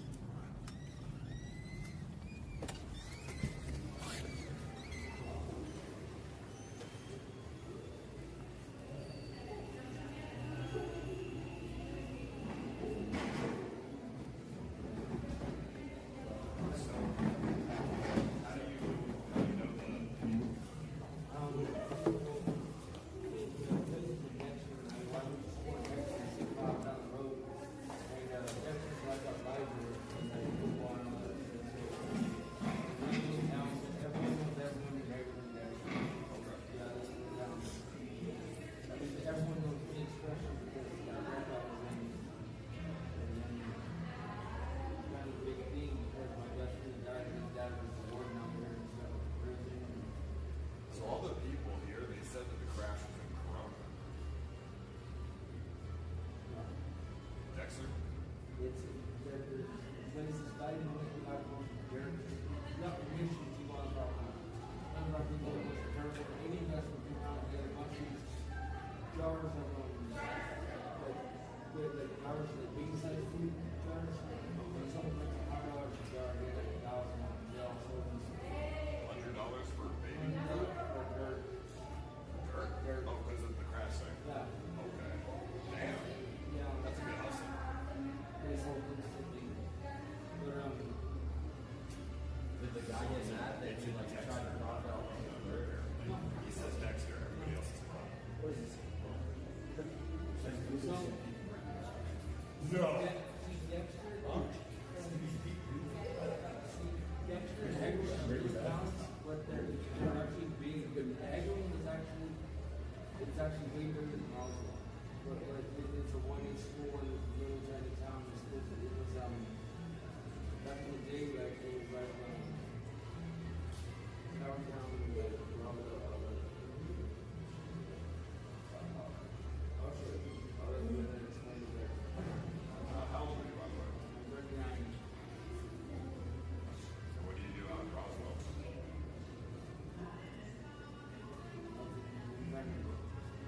I try to find a job every day. Side hustles, parking lots or marketing. I need to get a thing like I'll save money on it. To get a room. Once a week, once every 2 months. It's kind of hard to do. If I had a job, I would show up every day. It's hard to find a 2 days. It's not hard to do. There's no one else in the contract. It's hard to find liability. Well, if you can really get us to this crash site, I'll give you $500.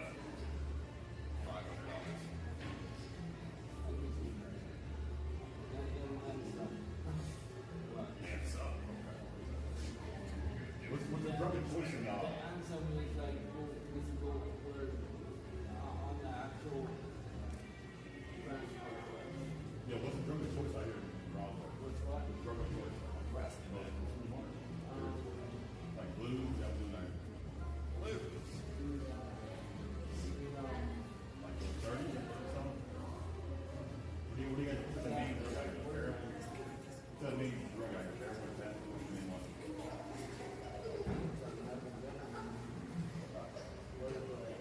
do you mean?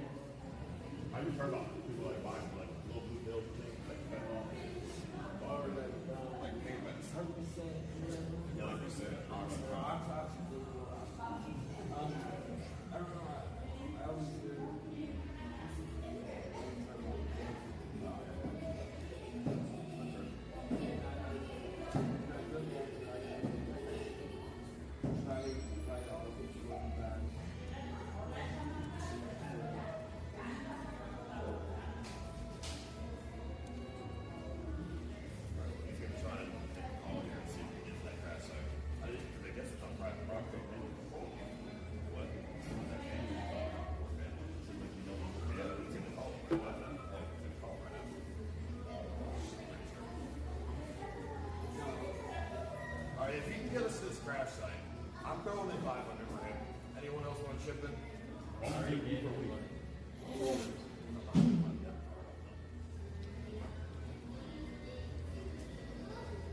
Cash only, brother. Nope.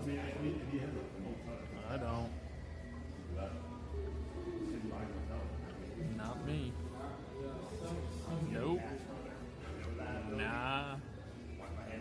We good. Anybody else want to chip in? 500, 500, 500. I got 500. Hey, you got a scumbag. That's a scum. He said he gets room once a week. That's a scum. Okay, dude, your rate, my rate, go fuck yourself, dude. No, 100 is good. Should go on there like The $5. money that I'm What? $5? The money that I'm donating. I already get money. Saving all of it. I've got something out there, a video, a very nice one. It's like, it's been like $200 for it. It's like a $2,000 video. What?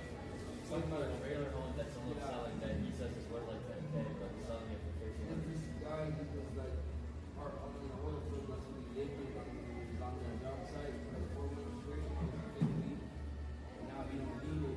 So it's sitting there, so he can fix it. Nick White, want to throw in? What? Want to throw in? You know, he gets us to the crash site, throw in like, I don't know, $100. Sure.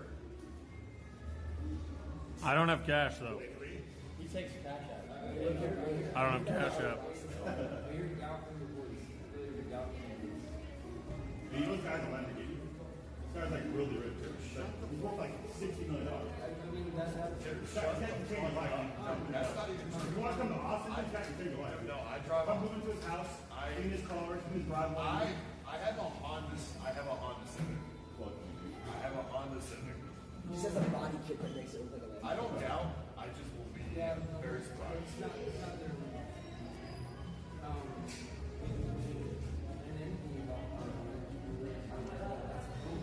No, I don't have a Lamborghini.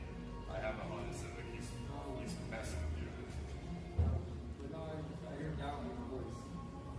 Well, I would be surprised if we can get to the crash site.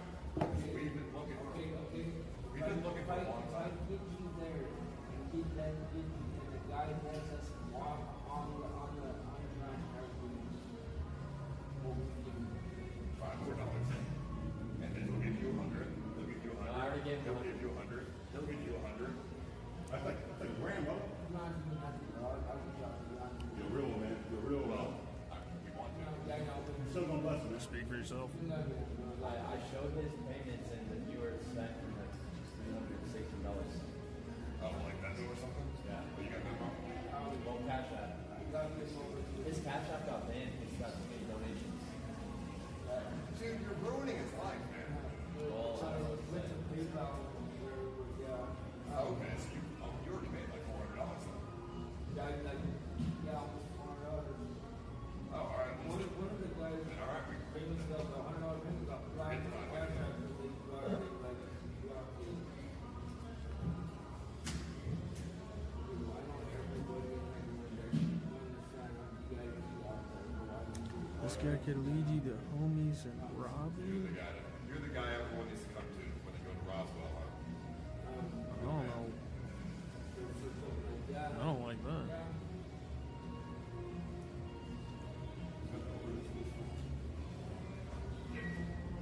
Alright, you're a psychopath. Fear Factor Part 2, bro. Fear Factor Part 2.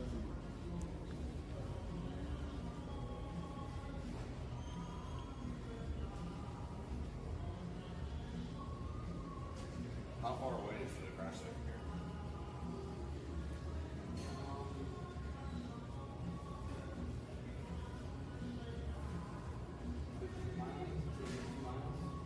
Oh, all right. That's like 10 minutes away. I thought you said it was 95 miles yesterday. There you go, John. Oh.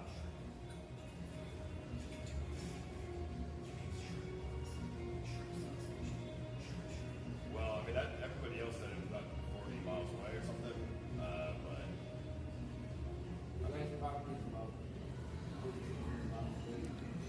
yeah, everyone's got different stories. It's a big brand.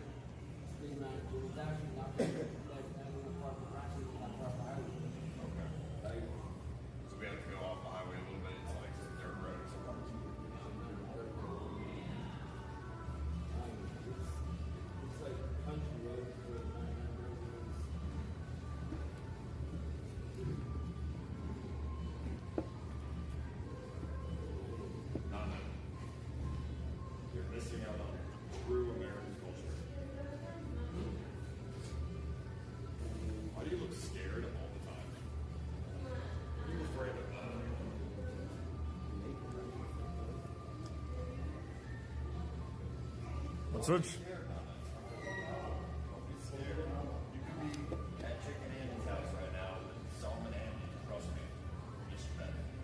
She came up to me.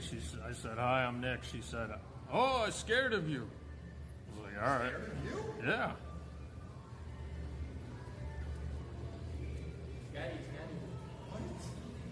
I didn't do anything. Why is she?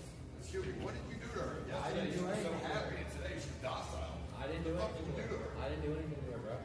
The fuck? I mean, yesterday she was happy, excited, and today she's scared of everything. There's nothing, like, I don't know what you're trying to say. Like, why is she so afraid today to do anything? Oh, I know why. Because of what I told you. Probably. Well, so she's not allowed to do anything? I don't know. It's not my fault that she's acting scared. Yeah, tell her nothing's gonna happen. I did say that, bro. You can't stop someone from being scared. You got nothing to worry about. Nothing will happen to you. You are safe. Yeah, safe. No scare. Oh, it's being treated well? Yeah. Oh, it's good. It's a little bit deeper than that. You heard the man. You're good. Now come here. Come sit over here.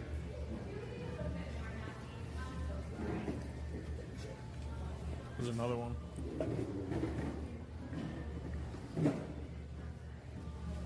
Chicken.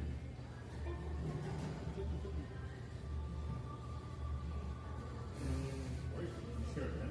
She's scared of everybody right now. No. Who's like staring at her? Oh, no, she's fine. She's not, she's scared of something else.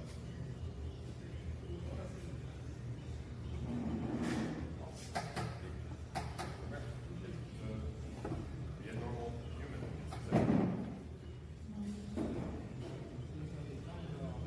What's up, China though? Oh yeah, she's a Japanese. Sexo. Bro. Are you good? She's clearly. Just quit. Okay, we're gonna figure this out, okay, guys? Figure it out. Don't be a pussy. I'm trying. Can you bounce higher in some way? Not that I'm aware of.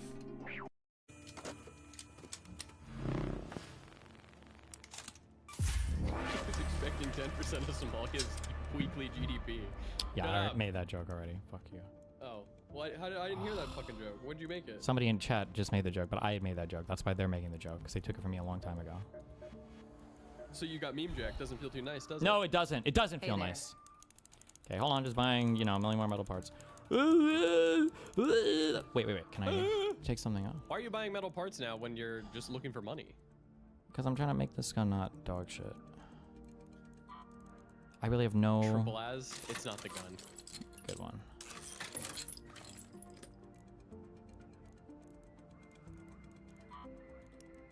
Oh my god. Toaster? Did I use it right, chat? No.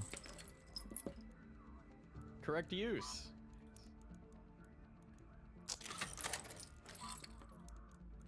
Oh, wait. These things. Metal? Candle holder. Okay. Processors? No. Radio? It's not made of metal? Come on. Industrial Metal. magnet. Oh. Ooh, should I bring a key or no? I brought have so many a hatch key. Dog shit fucking keys. Oh, wait. Where are we going? What's the name of the place? Dam? Damn. Buried City. Dam controlled tower key? Is that anywhere near the southeast part of the map? No, I don't think so. Dam testing annex key? I don't know where that is.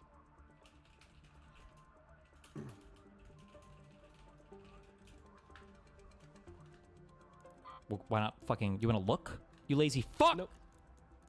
No, I'm all ears. I'm not gonna look.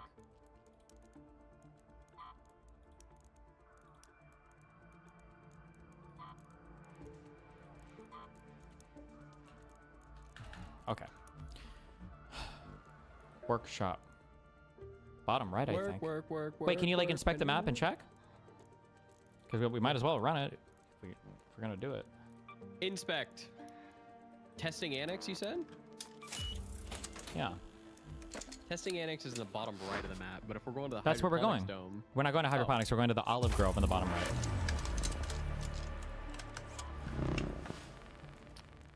okay, then yeah, bring it. I don't see the olive grove in the bottom right. But... Oh, I was supposed to repair. I'm so retarded. Wait. You don't see olive grove in the bottom right? Then that's not the right map. Hold on. Okay, so it's not the dam. All right, let me look at Blue Gate. Oh yeah, we gotta go to Blue Gate. Blue Gate.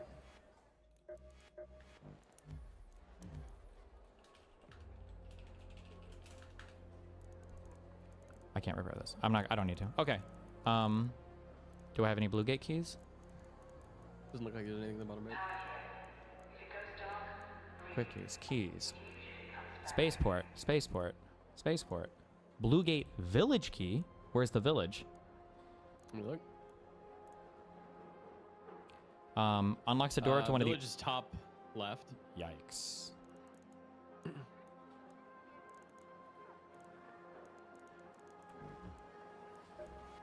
Just fuck it. This is gonna take too long.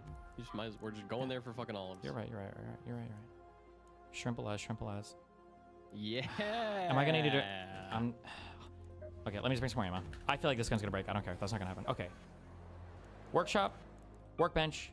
Medium. Oh, nice. I have no mats. Hello. Did you watch the Hobbit movies? Fuck no. Okay. I need to kill arc things. Easy. We're going to Blue Gate, you said? Yeah, like boy. People sheltered him. Okay, no quest. Let's fucking I tried to rewatch go. The Hobbit recently, and they're actually way worse than I remembered. Yeah? Like, it's not like I remembered it being like, oh, you know, people harp on it too much, but these are actual dog shit movies. Customization. I couldn't even finish it. It's so bad. It's just fucking wacky. Watching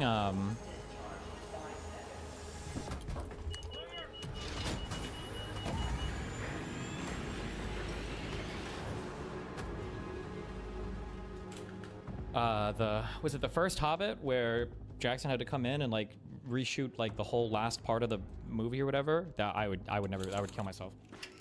Why do you have to reshoot? I don't know. I think supposedly it was just like completely fucked. Oh yeah, it was. It was still fucked in the reshoot, I guess. So like using what they had on set and everything, apparently they had to like reshoot or redo like the entirety of the. No, I'm not breaching. And I'm not a retard.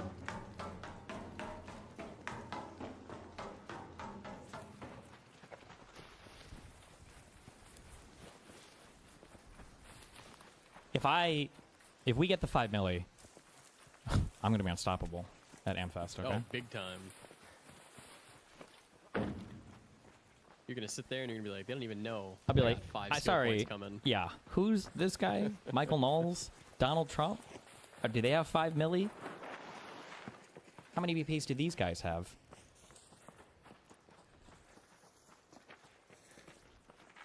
And it's gonna be nice. We can finally play the game without having to worry about, you know, grinding. I'm not even worried right now, because we got it. We got it. Okay, you need 6 olives. Are there mushrooms on this map? Ooh, don't do it. Don't get baited. Don't get baited. remember. It's all trash. It is all trash loot. I think there are, because they're like swampy lands. I'm getting baited. I got baited after I told you not to get baited. And it was nothing. It was plastic and fabric moot. I deserve to get baited. Wait. Shrimple has it's never. Are you need to stop and fight. Yeah.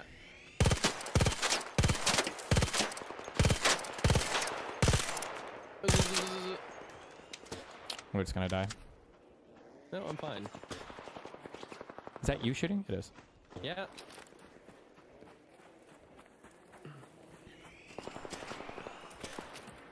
I'm getting my ass fucking handed to me right now.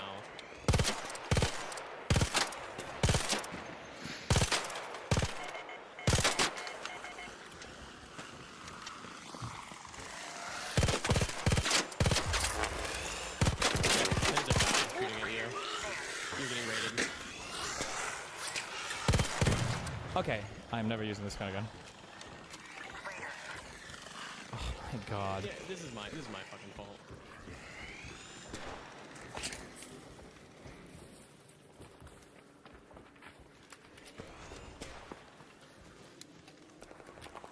Okay, just you're safe, right? Yeah, I'm gonna stop moving now. Okay.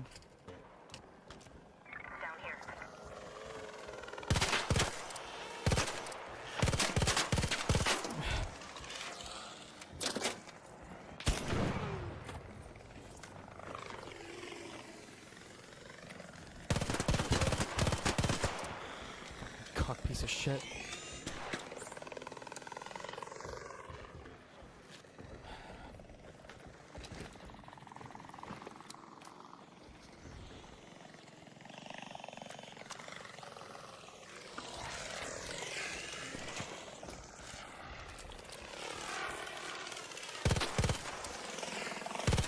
Bro! Almost dead.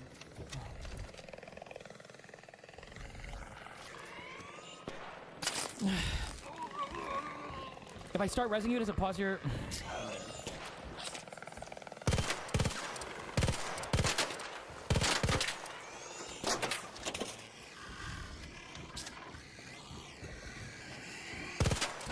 Please! It shot me while I was dying on the ground!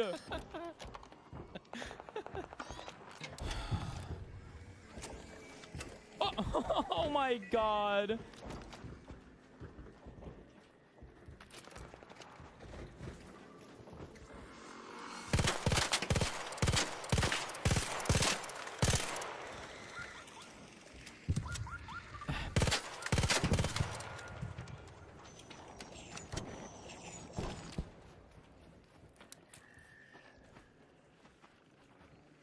Okay, I'll grab your... Did you have anything on you that I should grab to take back? Just a rattler. Maybe some meds. Where the fuck did I kill this guy at?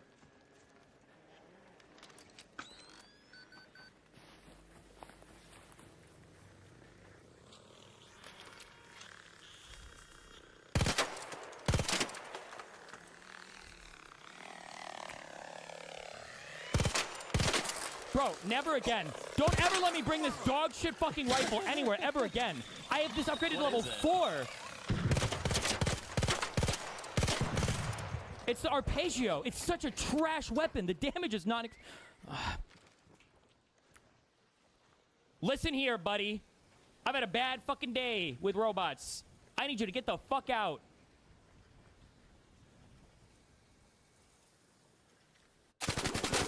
Oh, and he's got a teammate. Of course he does. Don't mind me.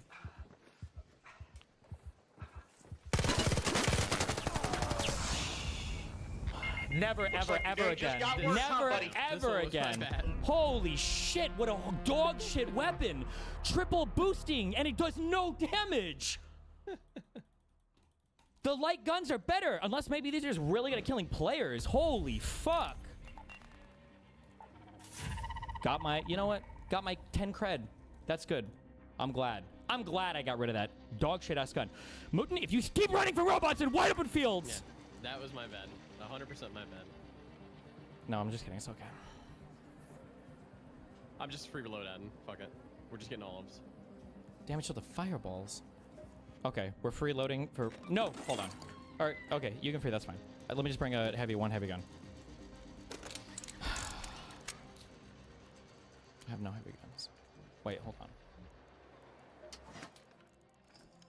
Don't stand there. Tell me what you want. I can't pipe for 4 minutes. You know what? I'll pipe. Nope.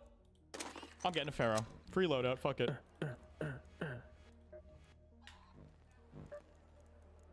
I'm piping hard right now. I can drop you a bunch of level 4 Venators? No, thank you. We get it on our own. We paved our own way. XQC says he's done with art because it's too balanced. What? Hold on. It's a problem with the loot hierarchy. Like, can everybody please go watch this and tell me if he's really quiet? I don't understand how you guys say my stream is inaudible or you complain about my volume all the time. And I feel like half the clips you guys link me, these streamers have no volume. Let me listen. Is this ultra fucking quiet? literally before the game even came out, that it's a problem with the loot hierarchy. Like, having the best items in the game be at spawn is a problem in a extraction shooter. You should download a Or he's not super quiet, but he's quite quiet. There are tons of juicy He's quite ones quiet. on Nexus mods and really easy to install. Like, are you, And he's are you at ever max for me, nervous so that you have don't a worry big... Okay, I don't know why everybody complains about my shit. Oh my god, did we spawn in at the olive? Yeah, we did. Not. It was Oh, we destined. did. Some would say it was my destiny.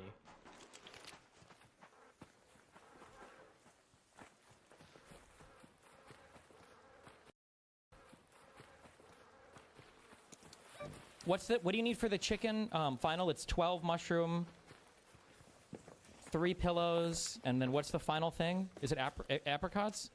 I think it's apricots, if I recall. It's either apricots or prickly pears. Okay. I need 6 apricots, and then we need mushrooms. We should try to get 24 so you have enough for the next thing. All right, I got 3 olives. Cool. Is there no more fucking olive trees? What gun did you spawn with? Pharaoh? Guy. I see it, I'm seeing him. Did you hit him? Nope. Missed, because I'm a fucking scrub. Shield down on his outline. Shot once. Oh, that guy's so lit.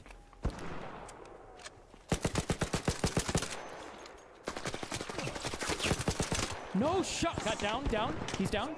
Okay, my guy's over here. Team up. Want to team up? Are you pushing him? Hey, Nope, I'm healing. team up. He said pause. He said pause. That's the All right, rules. we're pausing. We're pausing. We paused. Hey, want to team up? All right, let's all heal up. I have an idea. Let's all heal up. Okay. And then we will go our separate ways. Wow. You know what? You have to drop 1 item to negotiate that, because I feel like we're in the better position here. So. All right. Yeah, we just spawned in, but I will give you my best goop. We just want 1 item. What is it? All right. Okay. Smoke grenade. Fine. You're allowed to leave for now. We take that. We take that. Good luck. All right. GG, boys. GG's. Who won that? We did win that. Now, if they turn it on us here, I'll never trust another soul. Oh, it's Holocaust 2.0 time. Whoa, you thought Australia was bad. If this guy comes back to us... Wait, what kind did you say you have, Pharaoh? Pharaoh. Okay. If that thing... Just kill it. Just kill it. Shoot it. Even though he's looking at them, because if he...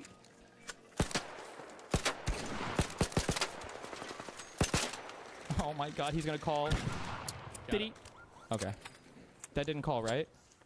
I don't think so. It's close. Okay. Oh, they're down over there. Don't worry about him. Fuck him. That's on them. He should have called They're gonna pause. have to figure that out. He should have called pause.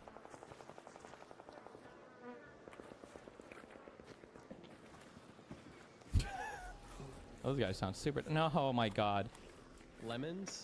Crouch somewhere. These lemon stealing whores. Oh my god. Can they see me here? No.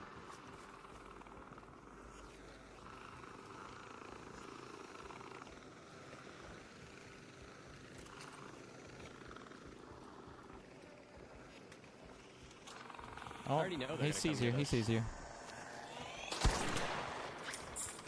Good shot. Good shot.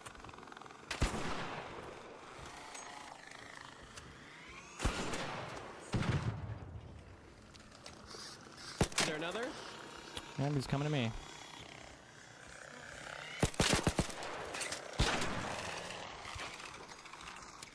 Okay, if our friends got killed, well, not friends, but those guys might come kill us next, so be careful. Agreed. Jesus. Okay. How many olives you got? I got 4. No, sorry, 3. Okay. I think the trees, Where'd like, he respawn. Okay. Like, if you wait can wait. a minute or two, I think you can kick them again. That makes sense.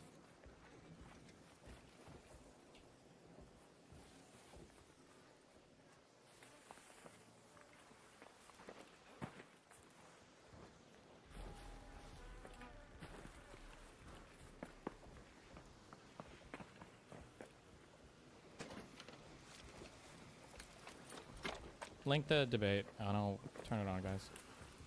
You can watch it, yeah. Yeah, that's not a person, is it? No.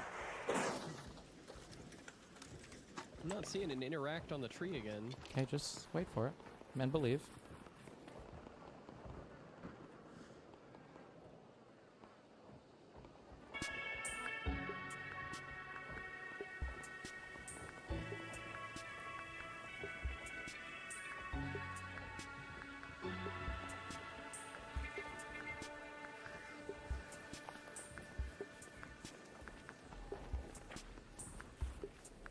I'm hiding because we got 2 autism fucking bots.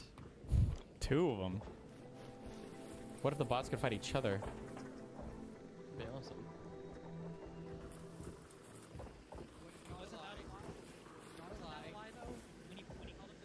Did he lie to the American public, to you and me and everybody Oh, else? nice. That's gonna be quiet too. These are the tariffs that every other country has on us. That Oh, was a lie, interact. I think I can interact with him again. It was a negotiating tactic. It was so it was a lie to negotiate. It's a negotiating tactic, and you Well, actually the costs know get it too high. because I you do just know it. admitted it. I didn't but admit it. Earlier you were trying to con the audience. I was giving a simplified answer to somebody who found out they just Simplified referred, answer, who which just is a found out wrong what answer. fractional reserve banking was. I'm seeing 0 interactability. Dinesh D'Souza and Destiny.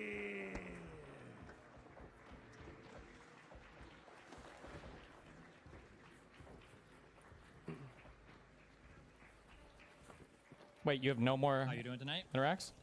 I'm good. Can So you I think re-interact with the we're trees, guys?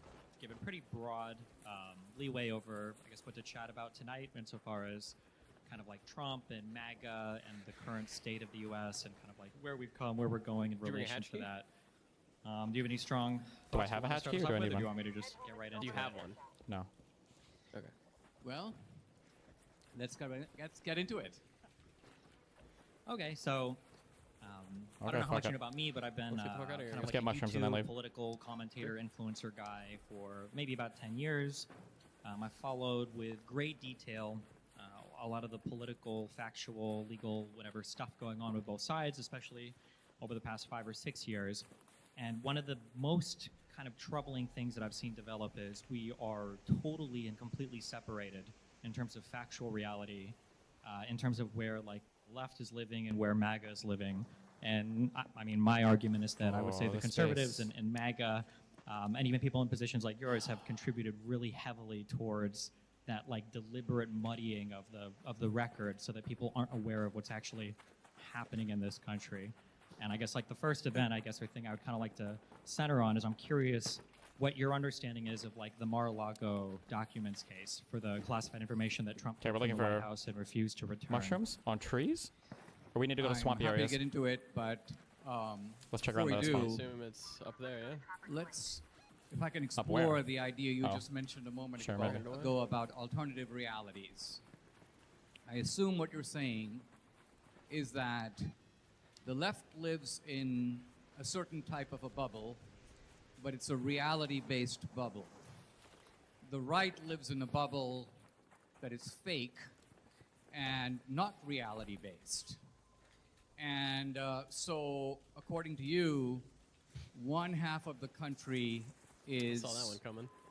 essentially deluded, and the other half of the country is sane. See, I think this is a very poor way to try to conceptualize politics in general. It's the reason it's a poor way is that if you look at any political divide, particularly the really severe political divides, we go back, for example, to 1860, you could take the view that, which was the view of the South, Lincoln was a moron, Lincoln is a dictator, Lincoln's an idiot, and the Republicans in the North make no sense at all. Or you could take the opposite view, that everyone in the South is a moron, they're living in a bubble, they don't understand reality, and therefore one side is completely right and the other side is completely wrong. To me, the reason this is a very poor way to comprehend reality is that it requires you ultimately to believe that virtually one half of the entire country lives in delusion. democracy would make no sense if this were truly the case. In reality, the complex thing to do, particularly when there is a divide, Go on and there, I look think for this is what mushrooms. we have to work toward, and it'd be really interesting if we did that in this debate, is if I can advance a theory about Trump that explains not just the 75 million people or so who voted for him, but also the 71 million or so who voted against him. And if I can account Oh, for I mean mushrooms. both, There we go. Found some. Hell yeah. and similarly, I would demand of you the same thing. You advance a theory that is a little more sophisticated than simply saying everybody who votes for Trump is a dummy, or they're listening to other dummies and swallowing their dumb stuff. This does not do justice to our fellow citizens. So I'm just objecting I'm gonna to have to this shoot this thing. framing Okay. of reality. We can discuss specific aspects Got of it. reality, and happy to start where you want, and then I'll take you where I want to go.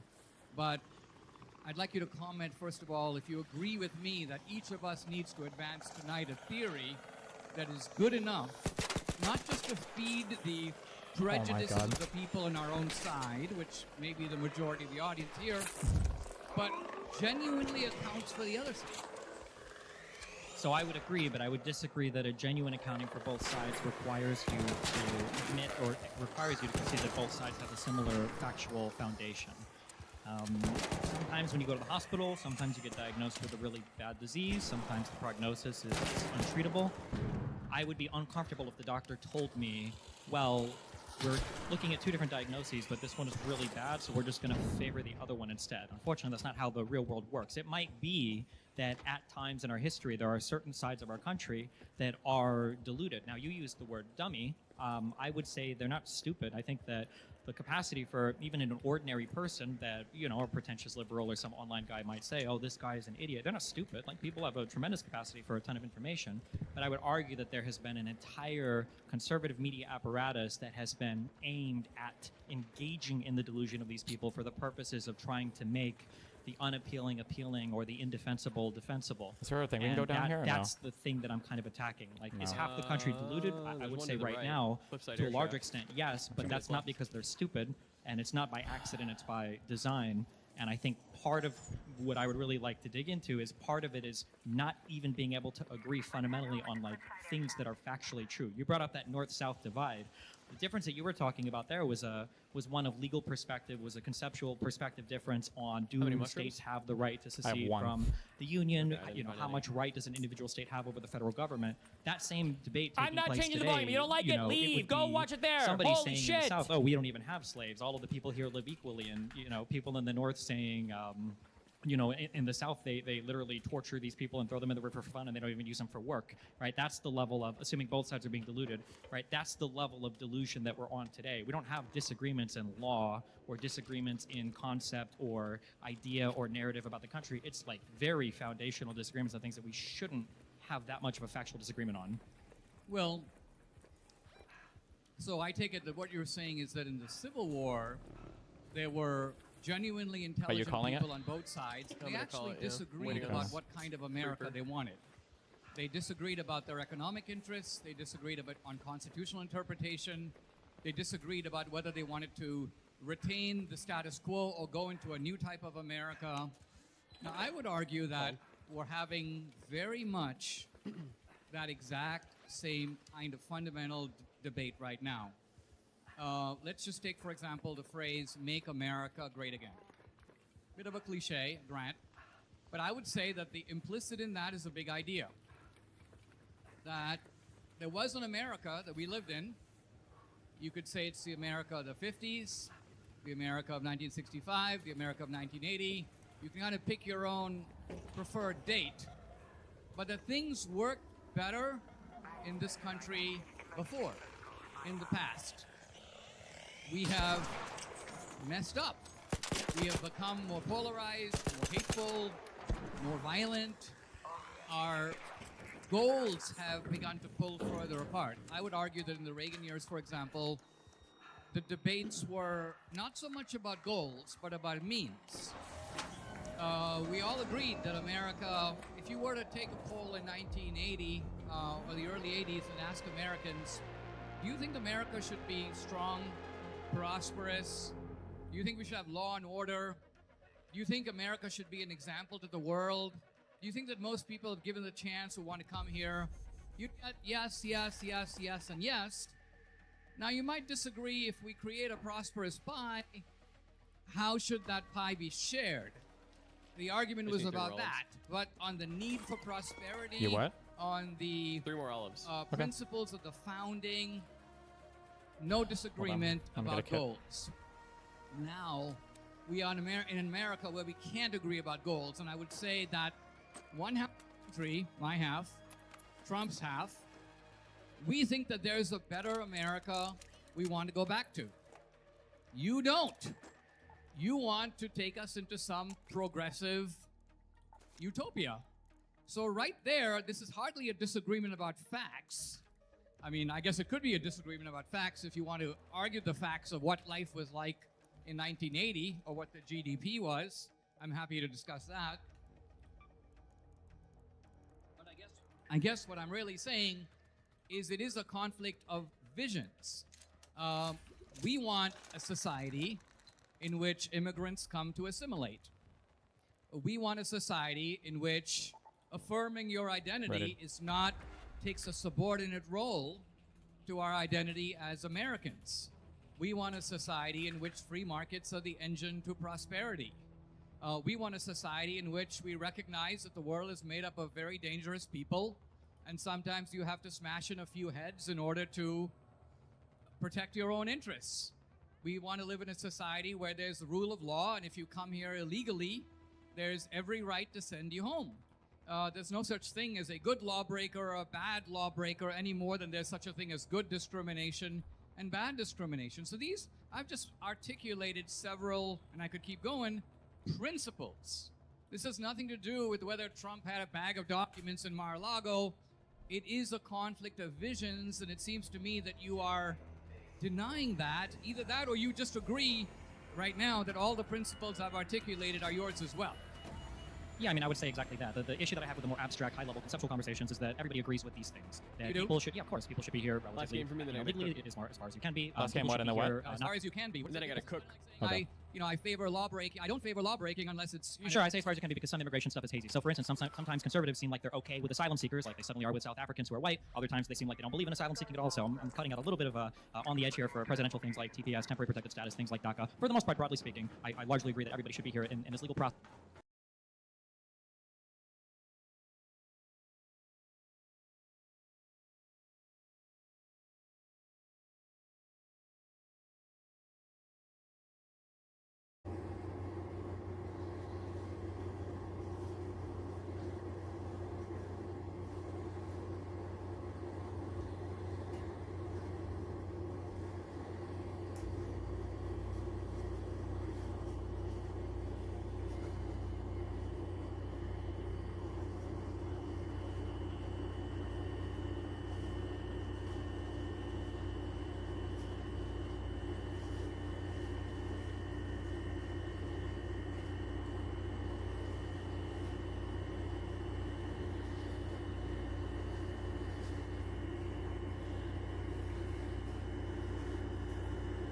Uh-huh.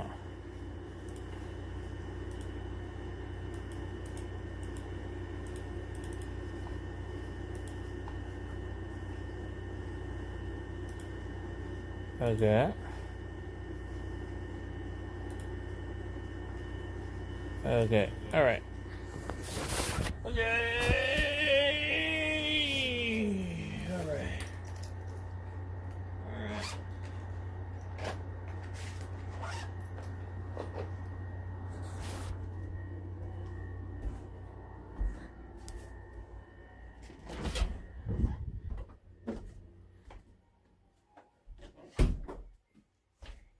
Wait, where's my...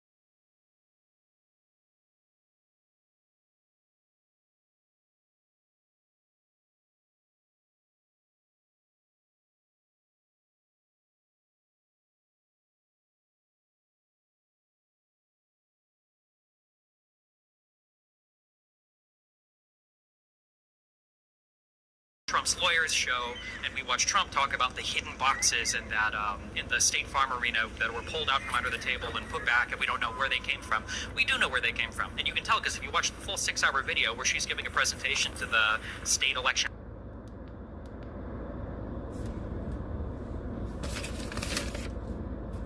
board or state legislature or whatever, you can see her fast forward 10 minutes where they were counting, they finished counting for the night, they take the boxes, put them on the floor, slide them under. 10 minutes later, they get a call saying, actually, we're going to resume counting because we want to get these results out faster. They take the same boxes out, they put them on the table.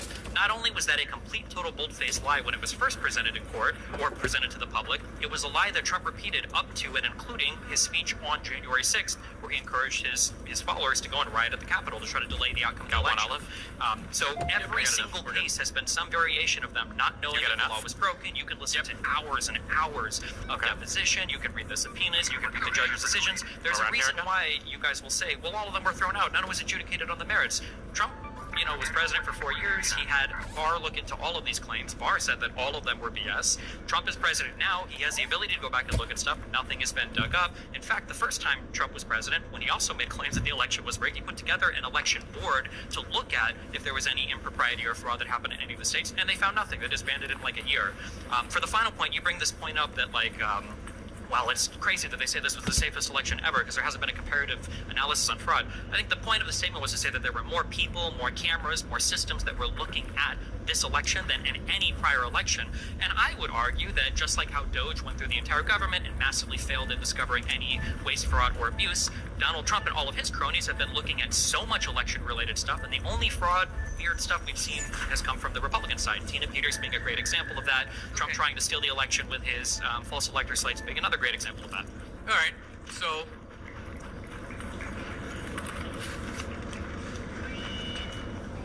let me offer a couple thoughts. Number one, if you're right that a bungled legal effort failed on account of the incompetence of the people who tried to prove the fraud, I would argue by the same token that the Democratic goofballs who launched 90-plus charges against Trump in multiple jurisdictions were equally dumb because they made claims that they were unable to sustain.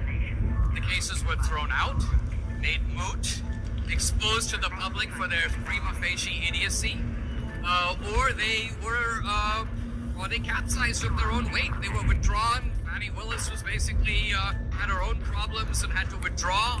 The successors basically decided that's the end of that.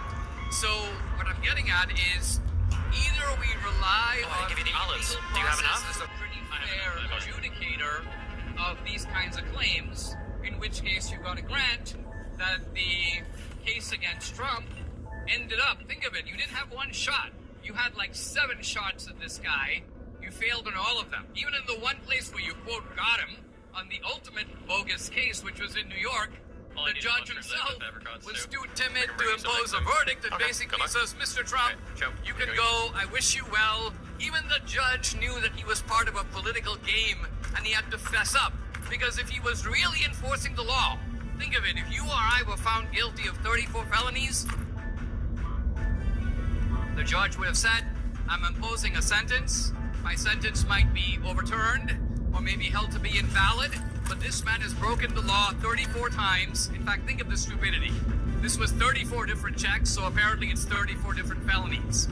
The lawfare of it couldn't be more obvious or blatant. Now, why did the jury convict him in New York? What's that? Why did the jury convict him if it was just lawfare?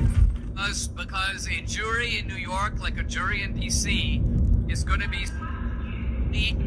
Well, all right. Aren't you saying then that half the country is living in delusion if you can't even trust a jury of every single person, that a single person could say, I don't agree with the verdict here? You think the OJ jury got it right?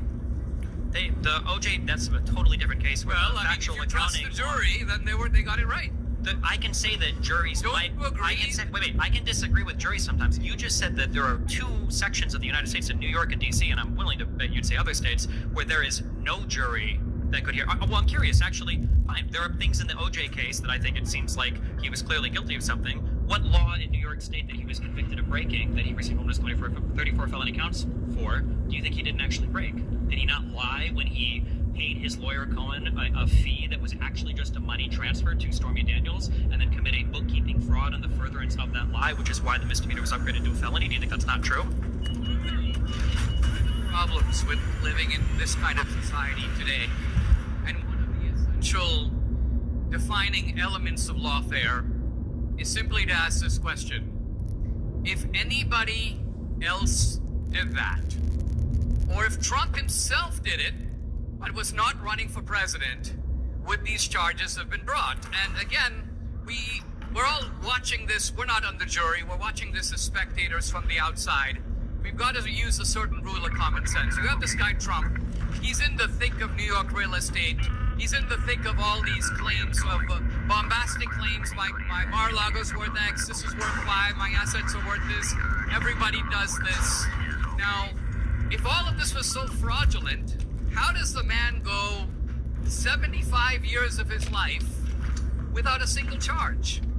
This is totally not true, by the way. He enters politics as a Republican. 93 charges are dropped on his head. Now, if you genuinely think, and look, we could very well in this audience be exploring the delusions we're talking about. If you genuinely are a smart guy and you think, you know, I think that's right. The guy was squeaky clean for 75 years. Then he became a habitual criminal and committed 93 offenses, warranting the guy being jailed for life, a guy who just happens to have been the President of the United States and on the verge of being reelected a second time, but you don't have to worry about that if you can put him away. And this doesn't raise any issues of political targeting, Stalinism, find me the man and I'll find you the crime. If you genuinely don't think any of that is an issue, then we are at a little bit of an intellectual breakdown here. So this isn't an intellectual breakdown. This is a bad conversation about this. Is the thing. He couldn't have possibly been charged with a crime like this for having a security clearance or being in a job with a security clearance because he wouldn't have had access to these documents. So for the Mar-a-Lago case, he took classified material from the White House, stored it in an area where classified material is now being kept. He showed other people some of that classified material, and then he resisted efforts from NARA and the FBI to retrieve said material, and he was directing his employees to hide it and lie to the FBI when they were requesting information about this material. This the first part of that is true, and all the rest of it is true. Which part of it was not true? The first part of it, that he took the documents, is true. The second question is, how does a president who takes his own documents, which he has the plenary power to declassify, how does he prima facie violate the law, especially when you consider that pretty much every other president, going back to Nixon, had Mike. I think they swap his mic Biden in had a little bit. documents in his garage, including a bunch sitting in his car. These documents were fully exposed. There were documents at the Penn Biden Center, accessible to everyone, and yet the guy who looks into it goes, I don't think we should charge this guy because he's kind of forgetful and he won't really withstand trial because he tends not to remember things. I mean, since when does somebody get a pass from a serious offense because they don't have a very good memory of the stuff that they manifestly did? So when you suddenly develop this kind of selective aggression, Trump has done all these things, 1, 2, 3, 4, 5, and you conveniently have routinely taken their own stuff. Then again, I have to say that this looks to me quite clearly a case of isolating Trump. I mean, the way we know... Well, here, real quick, just on this, because you laid out some facts, and the facts... You say he obstructed...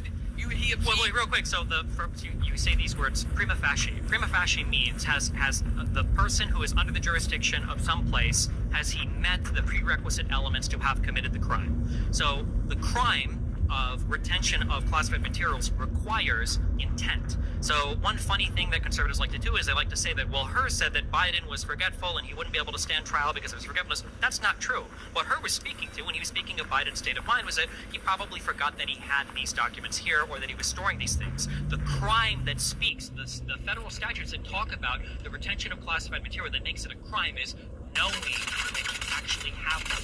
That's why when Biden contacted NARA, contacted the FBI and said, hey, we have classified documents here. We think you guys should come and grab them. They weren't convicted or charged with any crimes because it seems like they weren't trying to intentionally store classified material. As opposed to Donald Trump, who was showing documents to people, and you say, well, they were his, right? Why did he say twice, I could have unclassified these, or I could have declassified these, but I didn't? And also, as a second quick thing, the president does not have plenary authority for declassification of everything, especially when it comes to the Department of Energy, which has nuclear secrets, especially when you're talking about TSSCI, SAP, separate access programs, or special access programs that are part of our nuclear secrets that Donald Trump was keeping at Mar-a-Lago. So even that he couldn't declassify on his own. Here's the problem.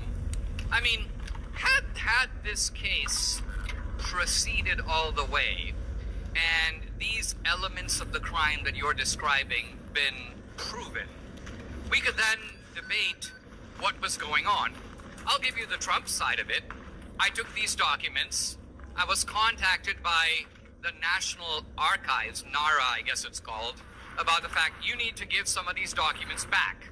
What does some mean here? Trump is like, some of them may be mine, some of them I may have to return. And so a process now begins of bargaining back and forth. At one point, the FBI comes to Mar-a-Lago. Remember, Mar-a-Lago is a protected facility. Comes to Mar-a-Lago and puts a padlock on the storage facility where the documents are held. So what are we dealing with here? We're dealing with a president who finishes his term. People come into the White House, clear all the stuff out. Where are they going to move it? They move it, not surprisingly, to the residence, Mar-a-Lago. And then begins this process of negotiating over these documents. If you're saying, based upon the fact that you think that laws were broken, I would say, what? Because Destiny thinks that the president broke the law, we should lock him up? No. If you can show me a legal process where these elements of the crime were proven, we could look at it. Well, that's what an indictment is it's showing these are the laws that we're saying that he broke. This is the evidence we're presenting to the grand jury. Okay, well then you know that the grand jury returned an okay to charge Donald Trump with these crimes. Okay. Also, you said that Mar-a-Lago was secured, not secured for the storage of classified information. And if Donald Trump truly had nothing to hide and he was cooperating and returning things as he should, why was he having his employee hide boxes from his own lawyers so that they would not be fully truthful, not of their own fault, but because they had no idea when they were communicating with the FBI about documents that Trump was retaining and that he was having brought to his room, going over, taking some back, keeping others, and then telling Nora, his employee, to lie to the lawyers about what they were hiding. Whenever you have an indictment, the prosecution, in this case it was the Biden administration. It was Jack Smith, it was a special prosecutor. Okay, Jack Smith, it was a special prosecutor appointed by the Biden regime. It wasn't appointed by Biden, it was appointed by Merrick Garland. It was appointed by Merrick Garland, it's not part of the Biden regime. Trump wants to directly control his attorney general, but most presidents don't do that because it's seen as corrupt. Merrick Garland was an objective, fair-minded. He was not making any kind of political... Why wasn't the special prosecutor appointed on day one? You're actually trying to get me to enter into your dream world here, and I'm only talking facts. There are no facts. There were facts. No, because an indictment is allegations. Unless the indictment is presented in court, the other side gets to fight back. It's like if I were to take any indictment and read it, and then I think, oh, the guy obviously did it because he did this, he bought a gun, this and that. I haven't read the counterpoints. I haven't seen the cross-examination. It hasn't gone to court. But if you accept all the claims in the indictment as, quote, factually true and consider that there's no other side of the matter, then it's easy to go, I got the facts. So then wouldn't it be easy for you to just say, if everything in the indictment is true, Donald Trump would be guilty of those crimes rather than trying to make excuses for what was in the indictment? Because there's another weird game that I notice the conservatives play where conservatives will do this thing where they'll defend a thing, and then after they've defended the thing, they'll say that the thing that they were defending is indefensible, but if it did happen, they give justifications for it anyway. Why not just say, well, I don't believe what's in the indictment, even though you say that they're just allegations. They're not. You have to show evidence to a grand jury to secure the indictment, so there is at least some evidence that's presented. And look, the indictment contains elements of factuality and elements of subjectivity. So the factuality, Did her, in his report when talking about Biden's mentality, say that he would put on the appearance of a well-meaning elderly old man with a poor memory in regards to an attempted prosecution? Yes, but this is where you and Pisco, who also didn't read the Her report, mess up. With the elderly man with the poor memory is not that, like, he would be forgetful on the stand. It's the idea that you have to willingly retain classified material outside of an area where it's supposed to be. That's what that means. You have to knowingly have it. You can't accidentally take it home with you. You can't accidentally have it in a garage. You can't accidentally have it in some area. You have to knowingly have it. That's what that meant. And if you actually read the report more than just one quote that you see in conservative media, you'll see that. It would be something like this. Need the intent. Take a document. Did you put it in the garage? Was it found in your Corvette? The elements of subjectivity are this. Were you authorized to take it? Even if you were not authorized to take it, did you follow the procedures to return it? If you didn't follow those procedures, how culpable are you, let's say, for not doing that? Because there are all kinds of people who break all kinds of laws, and they're given a pass because, as you mentioned with Biden, you said that his forgetfulness had to do with the documents. Wrong. It was very clear from the special counsel's report that his forgetfulness had to do with trial.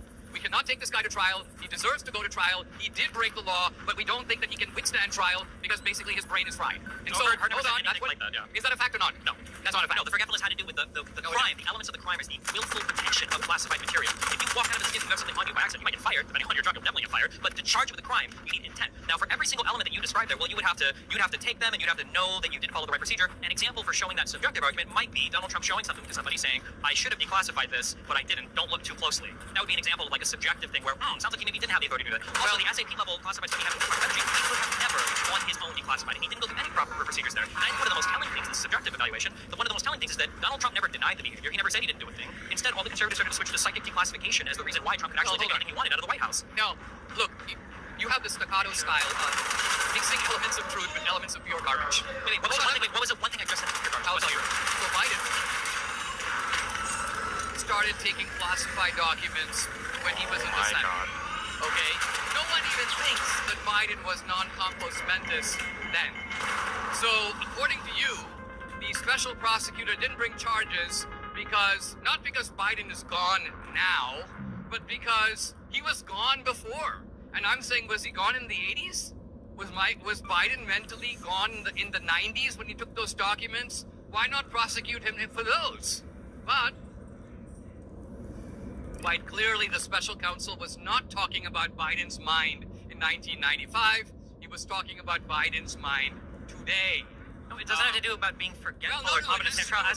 You were misstating why Biden got off the hook, pretending that it was an objective, fair-minded decision by a neutral guy, and I'm saying no. Now we turn to Trump. Wait, why? For her, I'm just curious. Walk me through this. Why would you have a special prosecutor and then authorize him to release a report that's damning to Biden and report all of this stuff publicly if it was all politically partisan in the first place? Why not just lie about everything from the start? If they control the DOJ, the special prosecutor, and the FBI, why even report publicly that Biden had turned in documents? Well, the scandal of Biden's documents became extremely embarrassing to the Mar-a-Lago case. And so there was an immediate need. Okay, we now have to cover for our guy to make it seem like the other guy is the only guy who did something wrong. No, why report it at all? Let me give you my theory, and then you tell me why it's wrong. So, what does the DOJ do? They pick a guy in Delaware, nominally a Republican, but nevertheless he's under the thumb of the Biden DOJ. He's reporting to them. He has to ultimately survive their scrutiny. Merrick Garland is still in charge. And so this guy conveniently comes out, Biden, he did some bad things, but you know what? He's a little forgetful. We can't really go ahead anyway. What you do is you get an official imprimatur. Biden's off the hook. All right, let's now proceed to get the guy we always set out to get, namely Trump. And what I'm saying is, you're supposed to be like a sophisticated political guy, but you can't see that there is a clear effort here. How do we clean up the crimes of our guy? Because we want to stick the classified document offense only on the other guy, even though our guy did the same thing and arguably worse, certainly for a much longer period of time and much more carelessly, because the documents are sitting not only in his damn garage, but they're sitting at the Penn Biden Center where anybody can wander in and have a look at them. And not only that, if you look at all the reports that Hunter Biden made to Burisma, I'm talking about. Okay, wait, before we go into the briefing, so just to be clear, so I can understand. Well, no, because we started off in briefing. You're saying that the same FBI that supposedly orchestrated January 6th, that worked as a deep state check on Trump's power, even when Trump was in office and was capable of doing all of these grand things, this Attorney General, Merrick Garland, who was totally under the thumb of President Biden, despite the fact that he dragged his feet on all the prosecutions of Trump and waited way too long to appoint Jack Smith, and is one of the #1 center of complaints of every center-left Democrat. You're saying that that same institution's FBI was making it publicly known that they had found documents at Biden's house? Why, if they could suppress, if Merrick Garland could control the special prosecutor, which I don't know if you're aware of or not, the whole point of having a special prosecutor is that he's not directly under the thumb of the Attorney General. Otherwise, we would just call that a DOJ prosecutor, right? You're telling me they had so much power to cover this up that they were influencing this 300-page report that Herb puts out that has a lot of damning testimony, a lot of stuff that makes Biden look bad, but they couldn't just cover up the initial FBI claim? All right, so notice how this debate has shifted from the factual. Okay, wait, hold on. Wait, we're gonna play this game. Well, let me just finish my point, okay? Just to be, hold on. This is not you're doing the rhetoric thing. So everything I've stated thus far relating to Donald Trump's indictments was a pure fact. You are spinning me a tale. It's a repetition of a charge. It's of not an indictment. fact. Yes, you're giving me conspiracy theory of an indictment. You're giving me conspiracy. Now, let's come back. I'll answer your question. You're like, this FBI, how is it that they would have... The truth of it is simple. You have a case against Trump. Trump is now going to have 75 attorneys on his side that are going to be looking into I can't zoom in anymore. who else had classified documents. Why? That wouldn't help him win his case. That doesn't make sense. That's one of the ways you defend, is you show that this crime has been widely indulged in by other people and was not seen to be a crime. No, that's not how you defend against a crime. It Yes, doesn't it is. work that way. No. If that was the case, no one in the United States would get a DUI or traffic ticket ever again, because plenty of people drive drunk and speed and they don't get traffic tickets. The reality is the facts of the Mar-a-Lago indictment are unique to Trump. No. They're unique to Trump. You want to play attorney here, we can pursue the point. Okay. It is frequently the case Not good. that if somebody can show... In fact, this was part of my own campaign finance violation case, where we basically said Dinesh gave $20,000 of his own money to a college friend who ran for office, and he was $20,000 over the limit. Part of my defense was no American in the entire country's history has ever been prosecuted on a first-time basis for giving that amount of money with no quid pro quo and no benefit to himself, and prosecuted as a felony with an attempt to put him away for years. But if we're gonna go with that, you lost that case, though. But you lost that case, so this is an example of the defense not working. Okay, so in your fluid metric, if I lost the case, I must be guilty. Just like if OJ was acquitted, he must be innocent. But oh no, that wasn't the case. So I'm just trying to talk about the facts of what are laid out. You have a fluid barometer. It's not fluid. It's very solid. So according to you, because I quote lost the case. Let me tell you why I quote lost the case. Here I am, an immigrant. I'm sitting in the offices of the Southern District of New York, and I'm looking at guys. And it's very clear from what they say that they're like, if you don't plead to this case, we're going to charge you with bank fraud. I go, bank fraud? They go, yeah, because you took your money out of the bank. And they go, if you don't plead to this case, we'll charge you with mail fraud. I go, mail fraud? They go, yeah, because you put your check in the mail. These are the kind of people you're dealing with where they take what you did, they re-describe it 7 other ways. They then basically find a way to say to you, look, you want to take your chances with a Clinton appointee judge in a New York courtroom where you're facing years in prison, or are you willing to plead guilty? Now, again, if you live in an imaginary America where you don't think that if they want to get a doctor, they charge them with illegally administering pain medicine, and if they don't want to get somebody, they find something on your tax return. This is something that happens in this country, sadly, every single day. And it's when you say something happens, it's kind of hard for me to believe that I, a conservative, have to tell you this when the left at one time would have been nodding vigorously and saying, yeah. Okay, the left is not in the room with us right now. Okay, so just focusing, I mean, like, if you want, we can go through the details of your case. I don't know if you want to do that. I don't think we have to do that right now. But if you're saying, I'm just curious, you said that this is a thing that happens all the time in the United States, this type of lawfare. So then, did it also happen under the 4 years of Trump, and it's happening now under Trump too? What happened? Campaign finance? Is he abusing the legal system to go after political opponents that everyone else has done? It remains to be seen, in my opinion. Oh, wait, so real quick, when Donald Trump puts out a Truth Social saying, Pam Bondi, my Attorney General, I want you to go after these 3 people. I think it was Bolton, Letitia James, and Comey, and I want you to use this prosecutor illegitimately. She was appointed, and that's why her case are tossed. And Pam Bondi files indictments against 2 of those people with that prosecutor. You're saying that this type of behavior is just part and parcel of being the president or Attorney General of the U.S.? No. I'm not saying that. Okay, so this is an exceptional behavior that Trump has done that no one else in U.S. history has done before, right? Let me say what I'm saying. What I'm saying is this. You take a guy... Oh, my God. And try to put him away for life and fail. That guy is going to be a little pissed. So you would say that Donald Trump is engaging in immoral behavior, but he's doing it as an emotional response. I'm trying to be honest with you guys, and you're jumping in as if you're trying to score, like, debating points. I'm not trying to score debating points. I'm trying to say factual. Say what I'm saying. Say what I'm saying. The president was mad. Try to put yourself, try to have a little imaginative identification with the people we're talking about, right?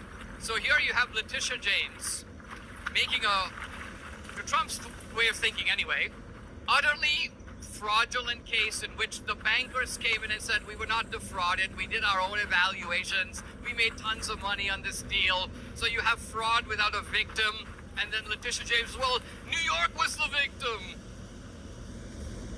Okay, and then evidence comes to light, by the way, not discovered by Trump, reported on in the public media, that Letitia James, and by the way, there are other people doing this too, tries to take advantage of getting mortgage rate benefits by claiming multiple primary residences. Are you saying for a fact she didn't do that?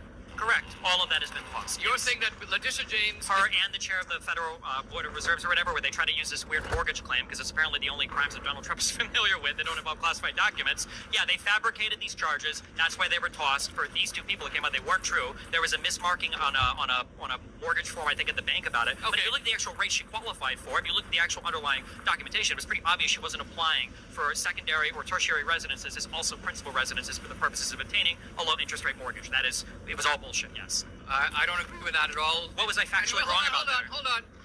And there is no disagreement factually. Well, there is a disagreement factually, and we can look at the facts of that case if you want.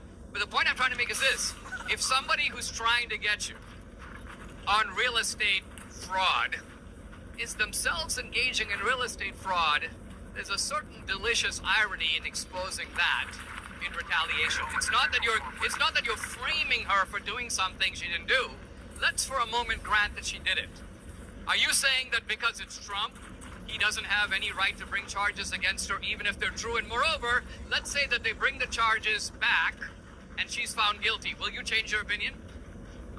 Yeah, sure. Yeah, I would change my opinion to follow. Yeah, of course. But just because they found her guilty, let's just say they took her to you would look at the underlying facts, but I would say, and this is where I'll grant to you, I'm definitely sympathetic of the president having these feelings.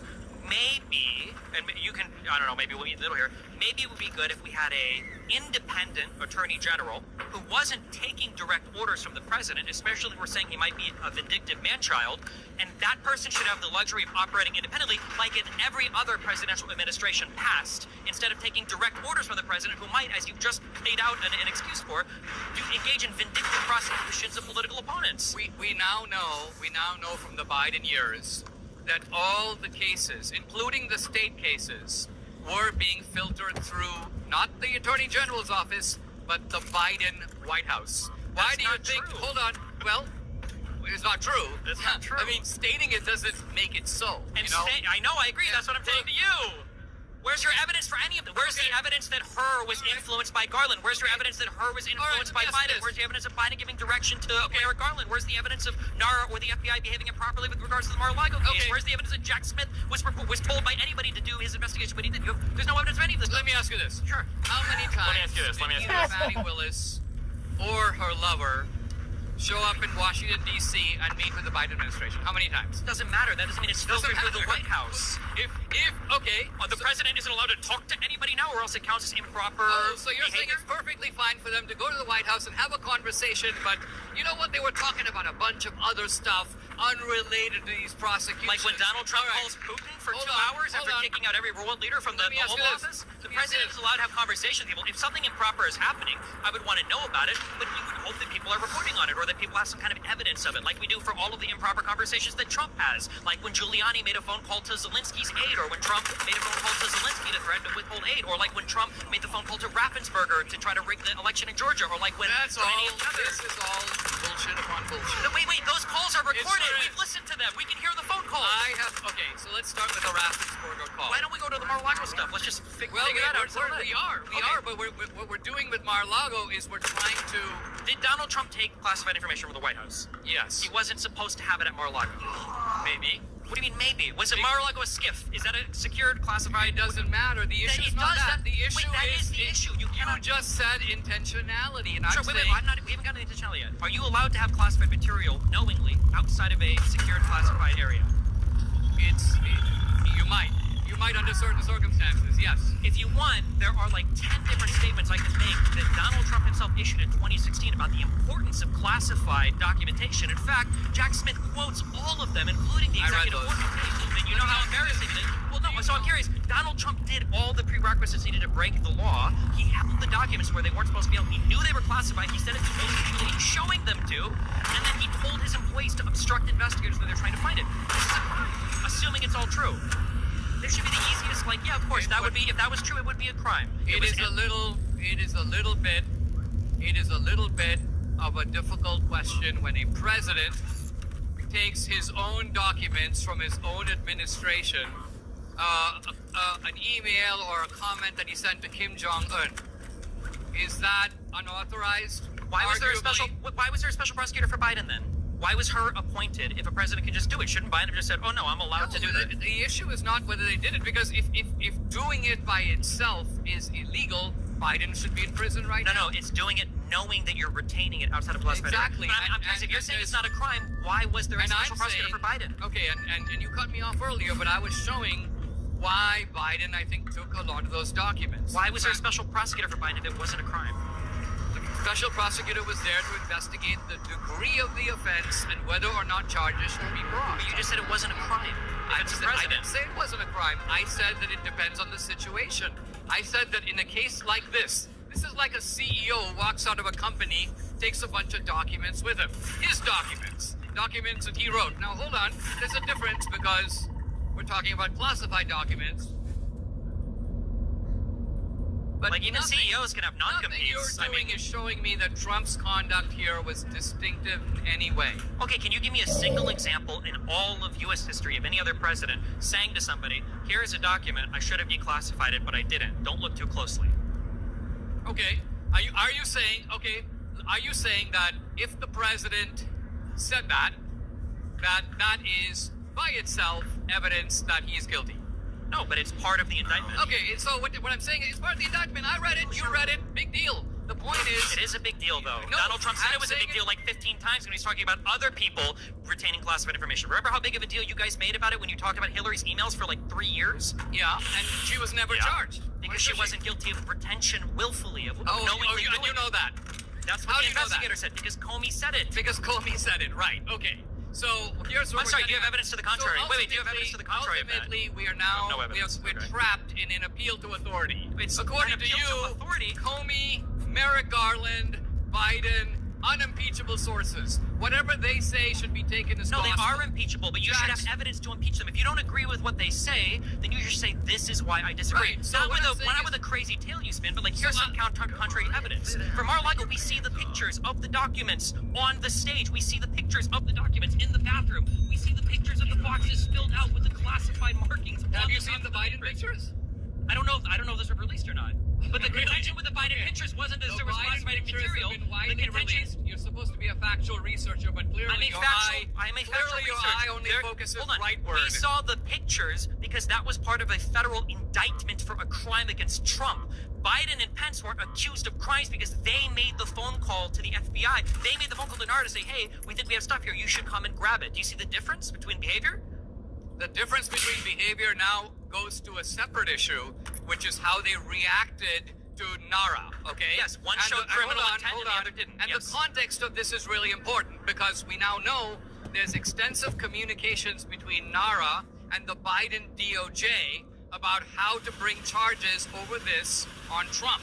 That correspondence has been released. So we actually know that the NARA people, who are supposed to be these archives, neutral guys, librarians, no, they were very much part of a scheme for how do we go and get Trump. I can shoot this done in one question that you're not going to answer again. If that was the case, why didn't they just file charges on him day one? Why did NARA give him 8 months to return documents? Why did what? Why did NARA give him 8 months to return documents before the FBI finally got the charges basically ready for him to show up to take him because he wasn't returning anything? Why did they give him 8 months to return it? Right, and I think the reason is simple, and that is when you're dealing with a massive sheaf of documents, a process of negotiation. It's fairly familiar, by the way. Other people have done it. You said this wasn't a process of negotiation. You said this was them talking to the FBI, which they had to because they were like, well, there's a lot of stuff here that we're not getting, and the FBI, NARA doesn't have the authority to go to the president's house and retrieve stuff. That would be part of the FBI. That's why they had the communication. But if their goal, you said that they were talking the whole time like they wanted to fabricate a case, why didn't they just do it on day one? Why did they wait so long?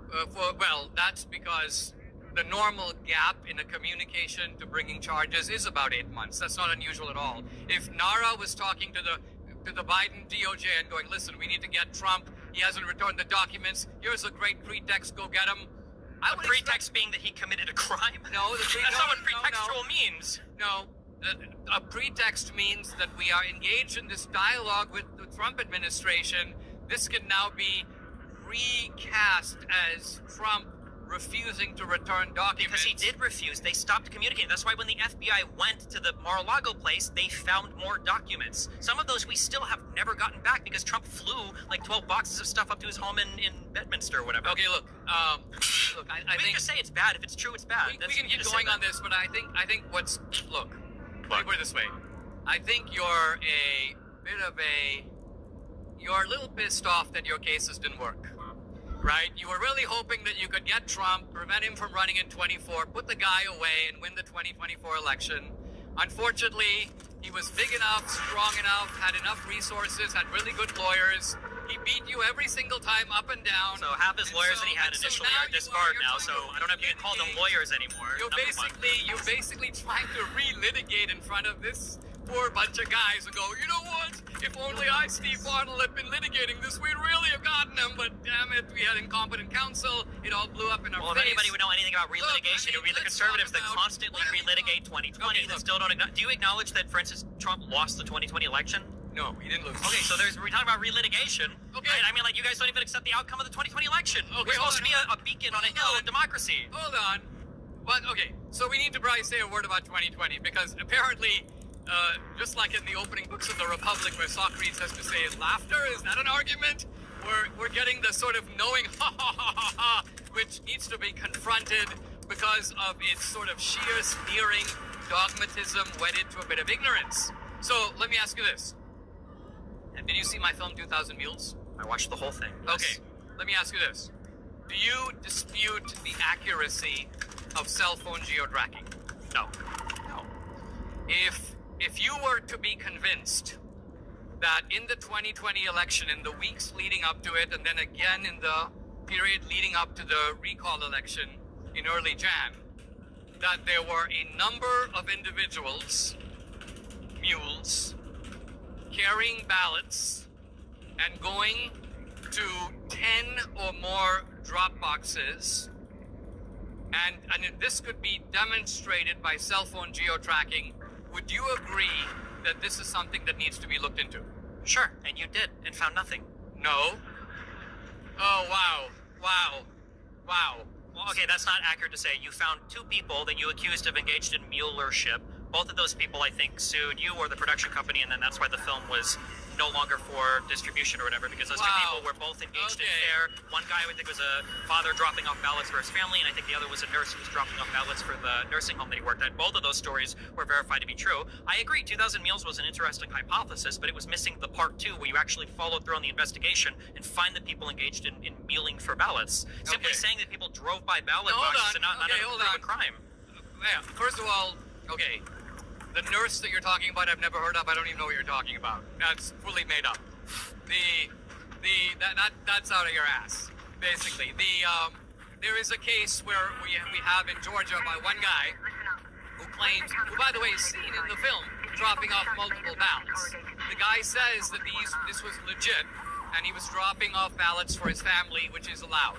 This case is being litigated because the facts of it are rather complex, and I won't go into it right here, also partly because it's being disputed. But when you say litigated, in a civil manner or a criminal manner? But the guy, can you expand on it? Is it in a civil manner or in a criminal manner? No, it's a lawsuit. It's a civil lawsuit. Okay, so when you say civil lawsuit, who's suing who for what? So the alleged mule is suing me and suing the company, claiming that he individually, he's not saying the cell phone geo-tracking is invalid. He's not saying anything shown in the movie is false. He's simply saying what you showed me doing in the film is lawful. And in the film, we show a guy pulling up, jumping out, dropping these ballots, and he's claiming that that individual act was lawful. So that's what's being litigated. Okay, which is important. That's the whole point, right?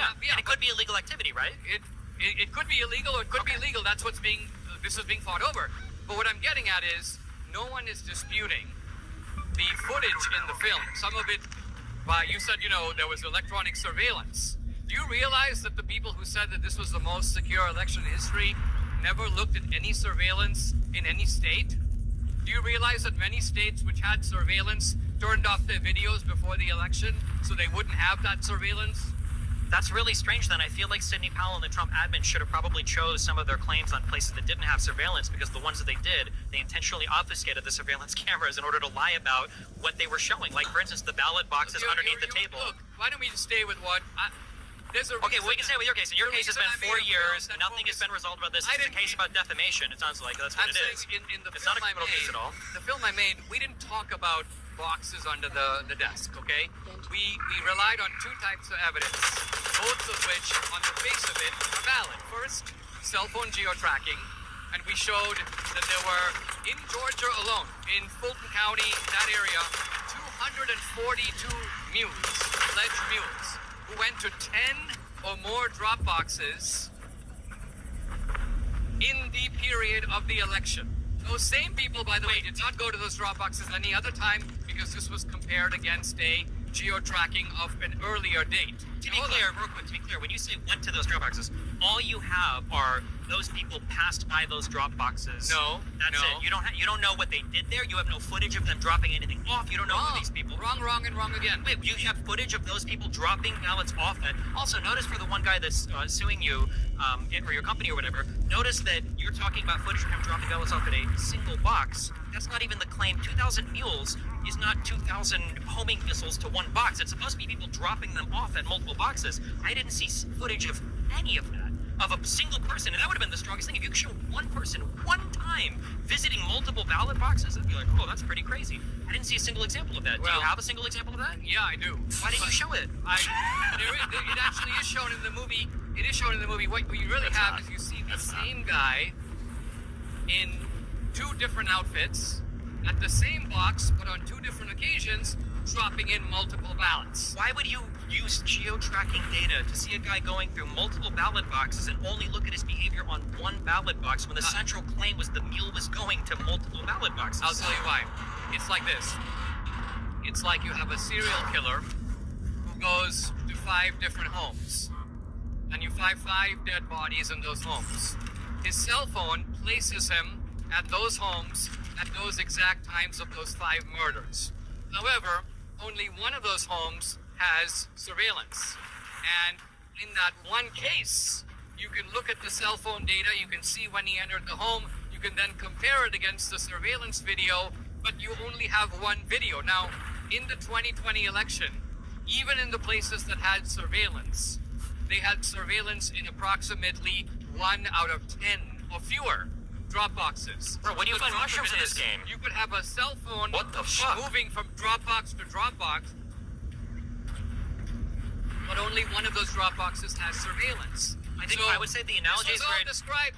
The analogy. This is all. The analogy is telling me because you're saying there's 5 murders, but you don't even have any proof of malfeasance happening at any of these ballot boxes. Also, when you say there's not surveillance on them, you keep saying that like that's exceptional. Surveillance wouldn't even really tell you anything. A guy could show up in a hooded mask with everything covered, and there's nothing illegal about that, and drop a ballot off, and you would know nothing about this person. How would surveillance even on this map? Well, it would help to establish that the cell phone, because the problem with the cell phone is my cell phone is moving from box to box to box. If I gave my cell phone to my wife, then she could be going from box to box, but it would be with my cell phone.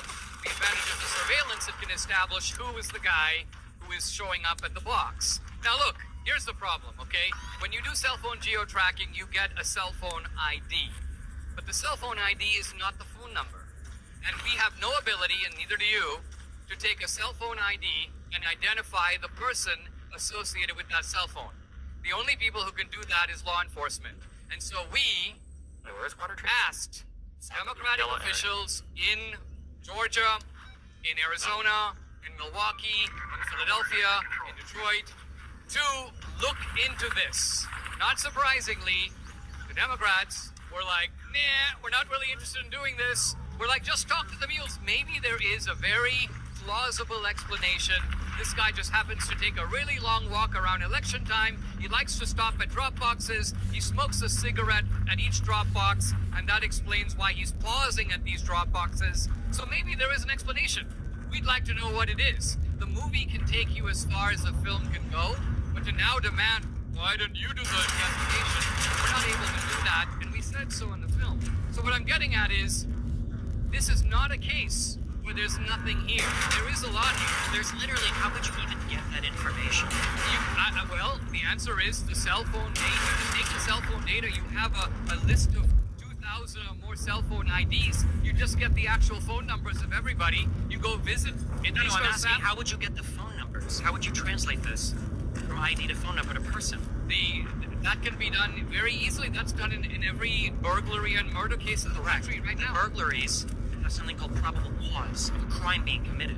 There's no world where law enforcement could start pulling phone numbers and data from phones off of a wild hunch where no other information is shown. Probable cause meaning that it's likely that a crime has been committed here. There's no world where a judge should be signing off on warrants or subpoenas pulling information like that. So this is a good question. You're saying that if the prosecutor, let's just say in Fulton County, were to go to a judge and say, we have identified in Fulton County 242 individuals who in the period leading up to the 2020 election or the recall election have been identified as going directly to 10 or more drop boxes. By the way a cell phone moves is it doesn't move in a fluid pattern. It moves and stops and moves again and stops. You can actually tell when the phone paused.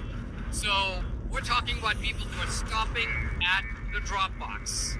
And if you go to a judge and say, we need a warrant to be able to identify these people and merely verify from them that their behavior was lawful. According to you, that warrant would be impossible to obtain because there's no probable cause. Knowing something about the law myself, I would say that warrant would be extremely easy to obtain. What you described isn't even an illegal activity.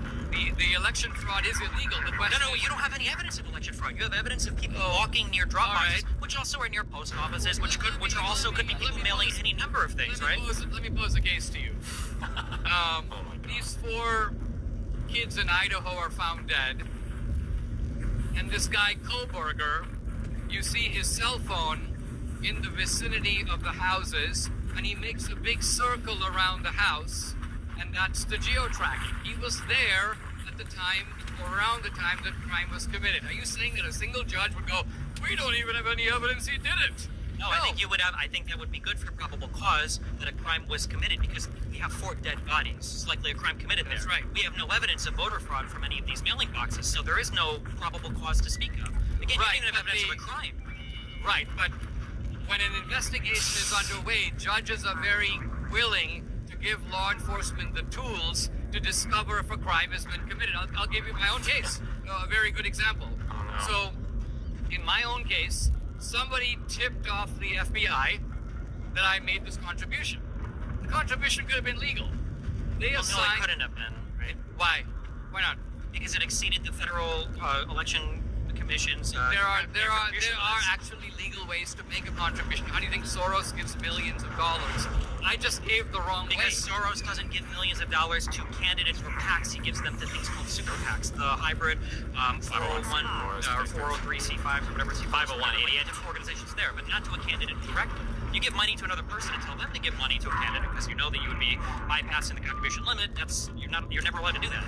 All I'm trying to say is that a tip causes the FBI to assign $100,000 to investigate my case. And this is normal. When law enforcement suspects that there's a crime that's been committed, they haven't proven it, they think it might be. But there's a crime to speak of there. The exceeding of the campaign contribution limits. What you're talking about, dropping ballots off at a drop box, Can is you not a think of a crime. good reason for somebody, let alone 242 people, to go to 10 or more drop boxes? How many cell phones datas did you go through? Millions. So of millions of cell phones, could 243 go by where 10 drop Not boxes go by, are? go from one drop box Go from to one another drop to box to the 10 other? no Yeah, more. sure. Look, we're not talking about 240. Do you understand the odds that you're talking about here of millions of cell phones where they're post offices or post drop boxes near these locations? These are all post office drop boxes, right? Could I conceive of 240 people out of millions of cell phones dropping off stuff at drop boxes during an election season? Sure, I guess. That's a very low number of people that would have to be out of those millions of phones you pulled. There is no reason for anyone to go to 2 drop boxes. No reason at all. You've never in your life gone to 2 drop boxes before. We're not talking about showing up to City Hall and turning in your ballot. We are talking about these so-called mail-in drop boxes. Look, even if I were taking the ballots of my family members, am I going to say I'll put one ballot in one box and then drive to the next box and a third box, and remember that we're setting a high burden? Could they just be mailing stuff? What? Could they just be dropping off stuff to mail? You can send in your ballot by the mail. No, it doesn't have to be a ballot. It could be anything. I could be wrong. I'm not sure, but weren't all of like the drop boxes? Weren't these near post office boxes? He's saying that they set up special drop boxes just for this. I don't know for every state. I'm sure. I've never used like a drop off box before, so I didn't push him too much on this. But anything, right? The mail-in drop boxes are only for ballots. They're not for anything else. They're not intended for the post mail. You're not going to put your utility bill in there. These are drop boxes set up for ballots. And what I'm saying is that it makes sense. I don't think that's true, but I don't know 100%. Okay? You went to one and put in your ballot. You went to a second and had a smoke.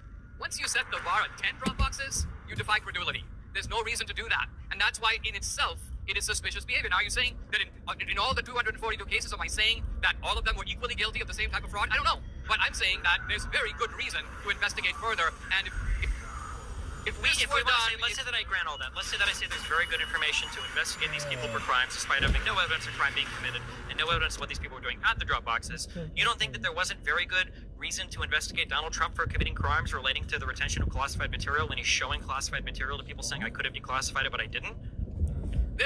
I'm not saying that there's no good reason to investigate anything. I'm not saying that. A lot of the investigations of Trump were done for a good reason. Well, it could have been done. It could have. Generally, when there's an investigation, there is. Someone ordered.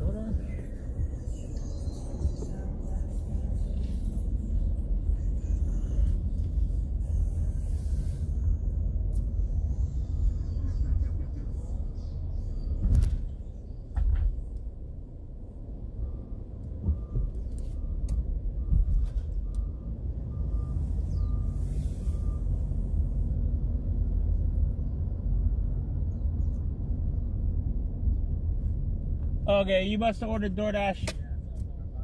That's all good. I was like, I pointed there. I was like, wait a second. I don't know. Okay, hold up. All right.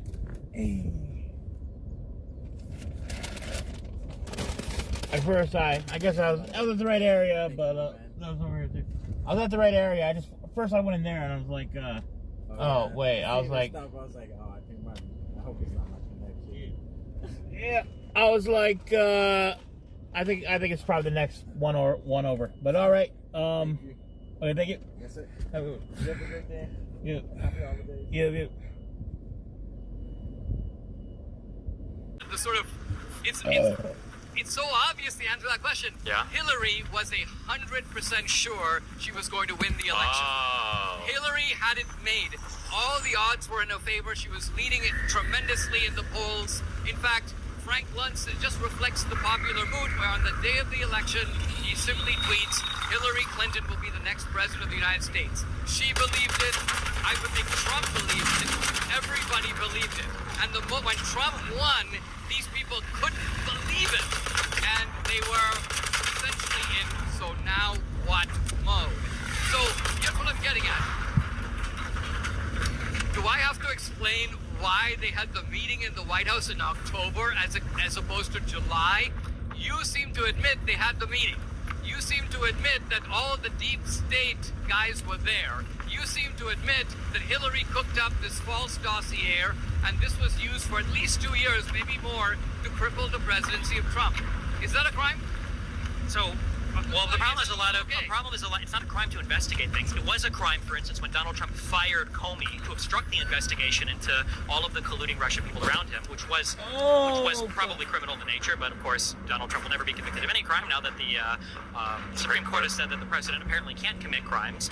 We do know that people were convicted around Trump for things related to colluding with Russia or Russian officials. Manafort was a great example of that. Roger Stone colluded with Lucifer when it came to leaking the hacks about the Hillary email address and all of the emails that she supposedly, had on her server and everything else. But to talk about this collusion hoax with Obama and the bogus stuff that Tulsi Gabbard has released, all of this stuff had been investigated by our deep state operatives for like a year leading up to the election. Do you agree that Russia was intervening and interfering with all of the media cycles and everything in our country? Do you agree that Russia has companies, the Internet Research Agency, was one of the important indictments about it, that he was influencing the election in the United States? Do you agree with that, or do you disagree with that? Well, that is not what the Russia collusion hoax was. Well, but do you agree or disagree with that? Well, I agree with it in the blasé sense that I think that because the United States is the most important country in the world. So it was the largest disinformation campaign in all of foreign interference history. We cannot go through the election without the following countries: China, India, Israel, Qatar, Russia. Sure, can you give a single example of China, Israel, or Qatar intervening in our election atmosphere the same way that Russia did? I would say that the Qatar influence is far greater and far more pernicious. Give me an example. Hold on, I'll give you an example. So in the case of Russia, the attempt was an extremely clumsy attempt to influence social media posts by bots and other... So it wasn't clumsy. They were literally organizing protests in the United States, and they had a company here. Some of the largest GOP accounts, 10_GOP at over 200,000 followers, was ran by Russians. Qatar, let's look at what Qatar has done. I just read a report that Qatar put $1 billion into Georgetown University. Single institution. Qatar buys political science departments. Qatar has invested heavily in the U.S. media. If you want to influence an election, you don't think it's better to influence it through massive media outlets that reach tens of millions of people? Yes.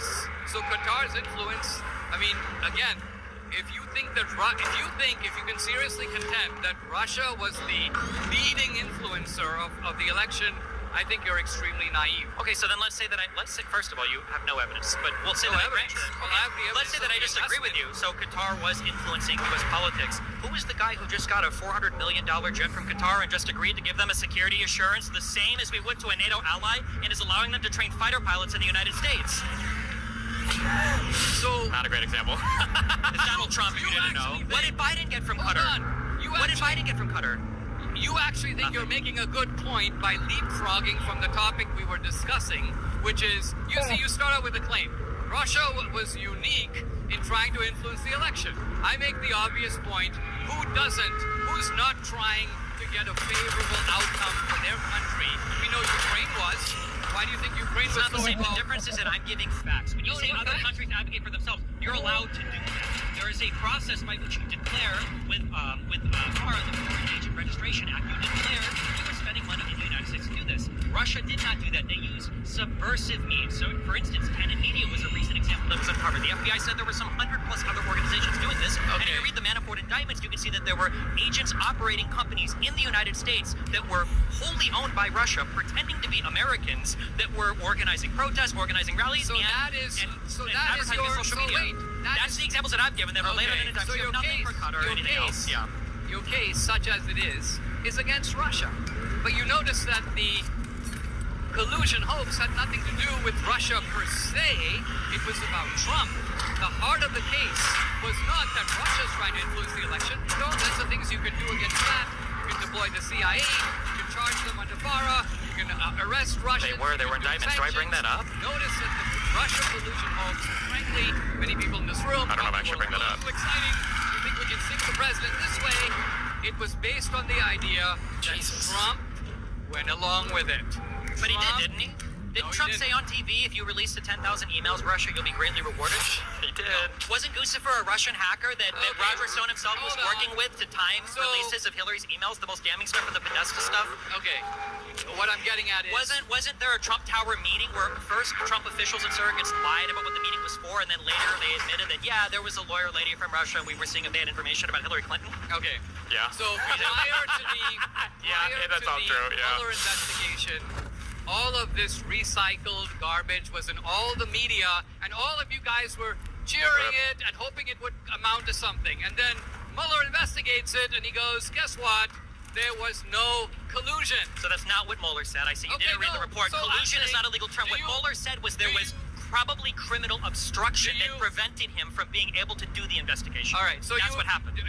Do you dispute Mueller's conclusion that there was no Russia collusion? He wasn't there to determine collusion as far as a crime. There's no crime of collusion. Mueller said that he couldn't gather enough evidence to prove that, but he said that there was heavy obstruction that probably would meet the level for criminal obstruction along the way. For instance, why did Trump fire Comey? Okay, hold on. Will you answer that question? You won't, because there's only one answer. It was to obstruct the investigation. Okay, that's why he fired Comey. You said a little bit earlier ago, why would you even need a special counsel to look into something if a crime had not already been committed? You said that.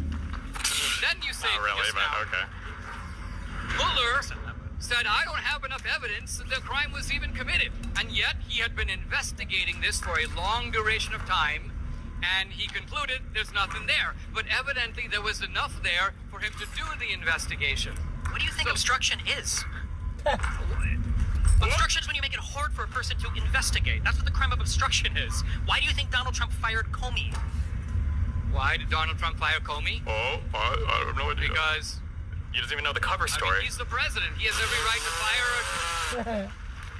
When we talk about Democrats, we talk about what's moral and what's right. When we talk about Trump, we talk about what is in the outer perimeter of what is he legally allowed to do. He fired Comey because Comey wouldn't stop the investigation into him. Comey is an utter sleazeball. What does that have to do with what we're talking about? Hold on. Comey was in on the Russia collusion hoax. Then why did he make public announcements about Hillary's email campaign that probably sunk her entire campaign? Why do you keep changing the topic? I'm not. I'm just pointing out how ridiculous all of your statements are. None of them make sense. We're talking about Comey. Comey is a guy. This is a guy. Why did Trump fire him? Trump fired him because Trump realized that he was actually part of the hoax. Do you even know why Trump stated he publicly fired him?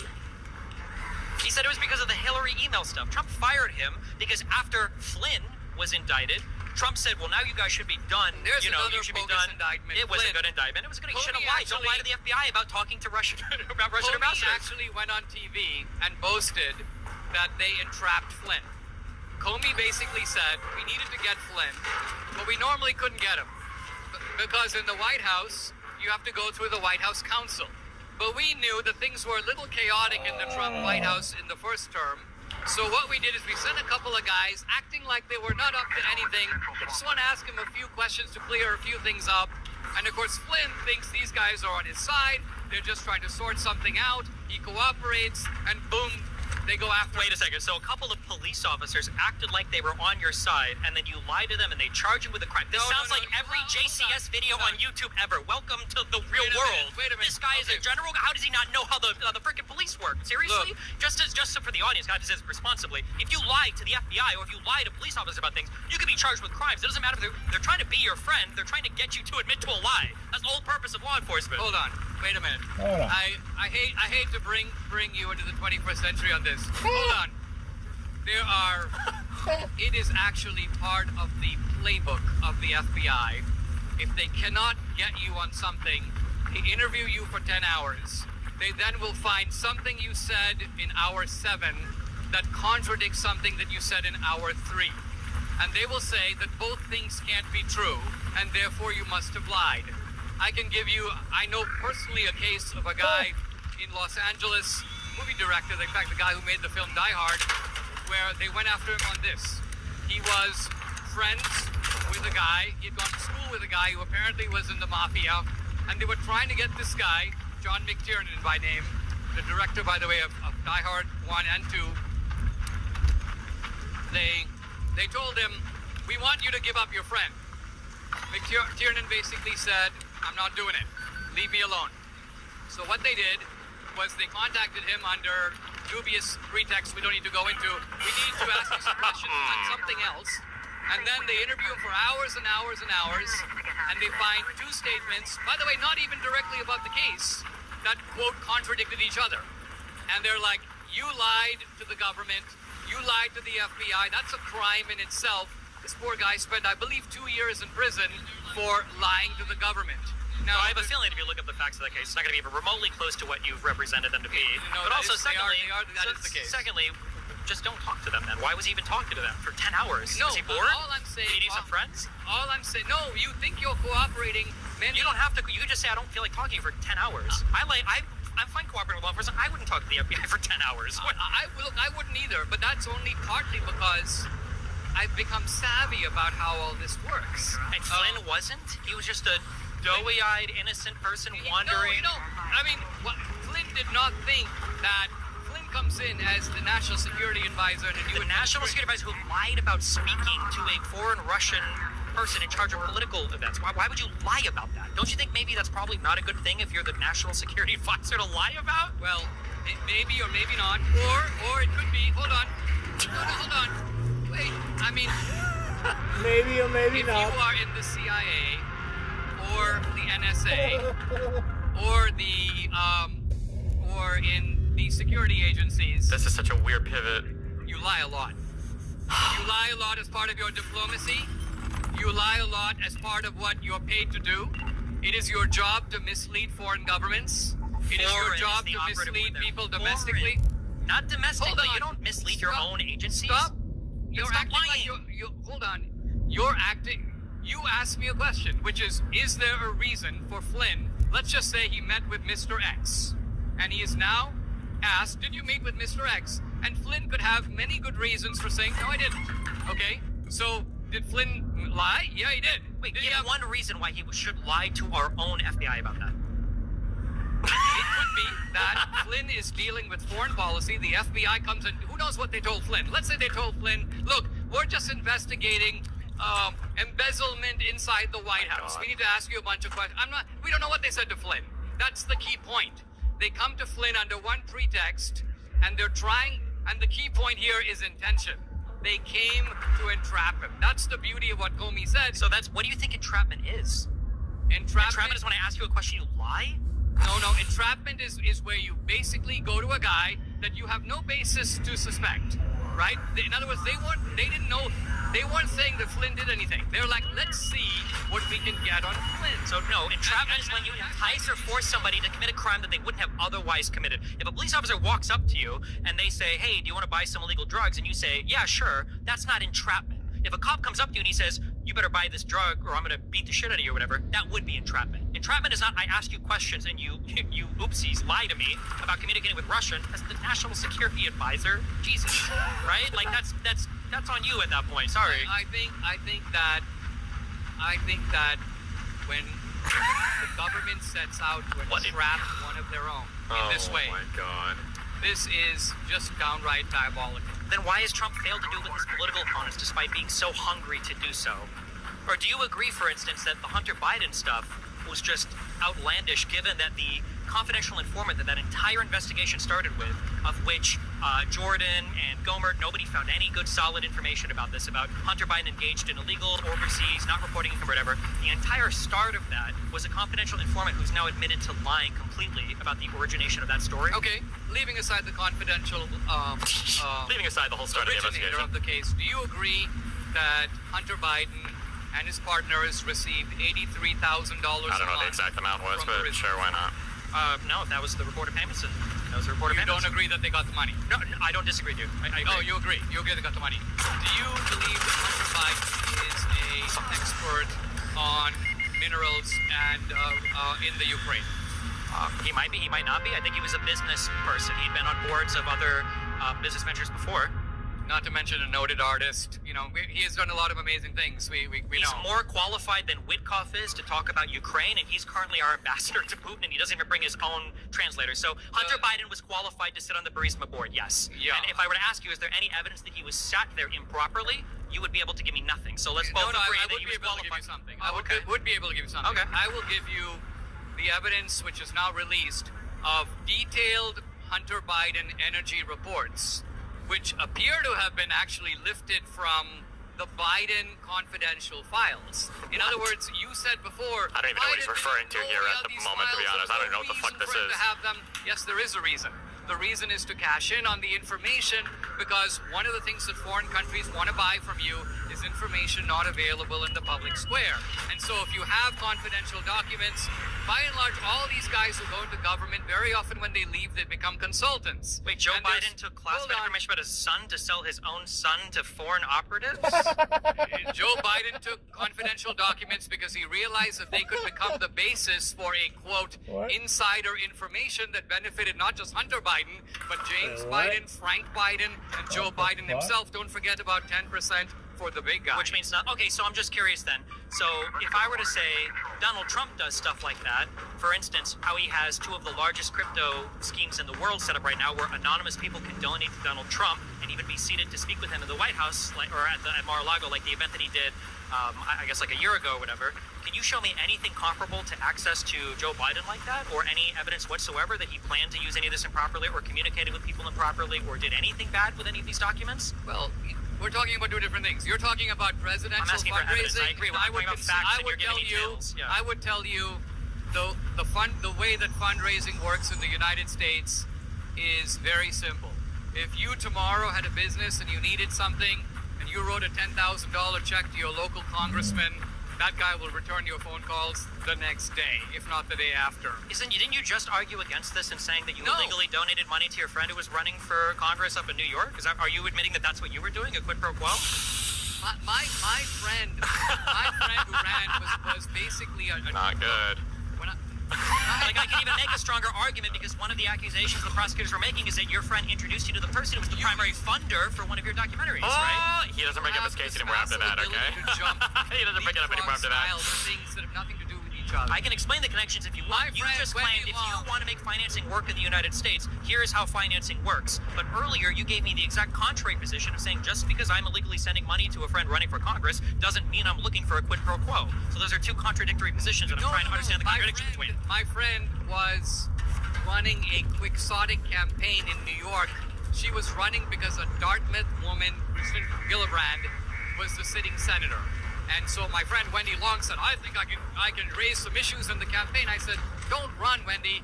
You're going to lose by 40 or 50 points. And she goes, okay, but if I run, will you help me? And I go, well, if you run, I'll try to help you. So this was the basis on which I supported a candidate who had no chance to win, lost by 40 points. I had nothing to get out of it. And so what I'm getting at is we were talking a moment ago about how presidents raise money and are solicitous of people who give them money. And I'm granting that on both parties, this is very common. But that's not the same as Hunter Biden. You jump from Hunter Biden to that. Hunter Biden was basically cashing in big time from a foreign government, purporting to supply them with insider information, which is what they were paying for. And we know from his own business partner that money was ending up in the pocket of Joe Biden. What insider information? What? What insider information does the United If you States read, have if for you the... read, all you have to do is read the Hunter Biden reports in which he claims, I'm giving you all this information. Information about how to foster vis-a-vis energy, and he's giving you information about various people in the administration. Nothing insider. How do you know that? Because it was never... I don't even know if Palmer or Jordan alleged this. It doesn't show up in any reports ever. It was just always these vague stories. They're not vague stories. Why wasn't he charged with any crimes at all? Why didn't the House didn't even recommend charges, despite the 50 million different subcommittees, special investigations, or whatever they tried to do on him? Facts are frustrating here. I know, I understand. It's a difficult position to be in. There's but the difference is like, so if I look at the Trump crypto stuff, there's nothing even remotely comparable in all of U.S. history to a president being able to solicit anonymous donations from anybody on the planet, right?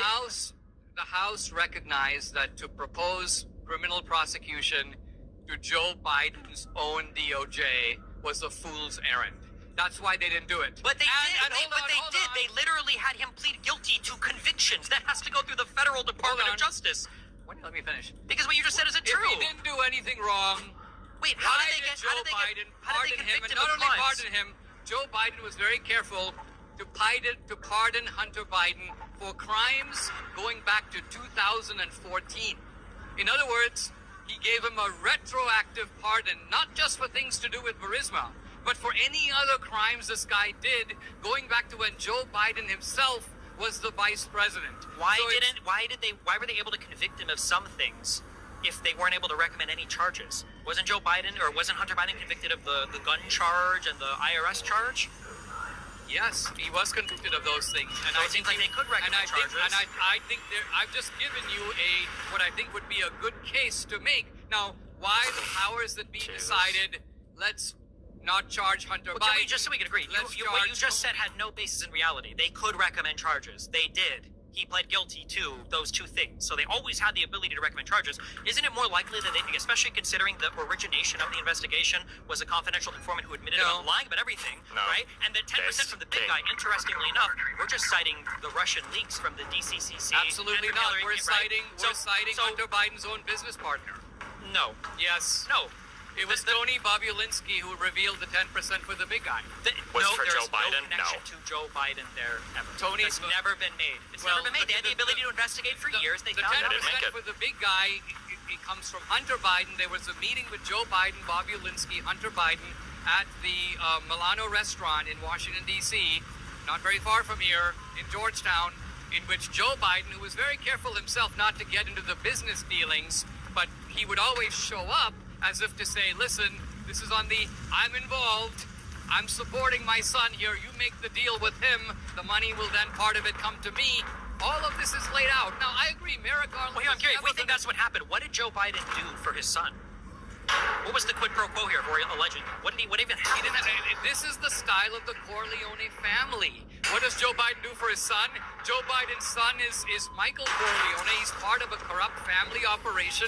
The other brothers are involved. What is the operation? The operation is to shake down foreign entities. Shake down how? Like when Wyckoff goes to other countries and signs deals with leaders in Indonesia and Qatar and Ukraine and Russia for mineral deals? What about the $700 million in DoD contracts that Trump's own children have gotten for extraction deals in Ukraine that the president himself is negotiating? Well, supposedly him, but it's actually Wyckoff getting plans passed off from Russians, right?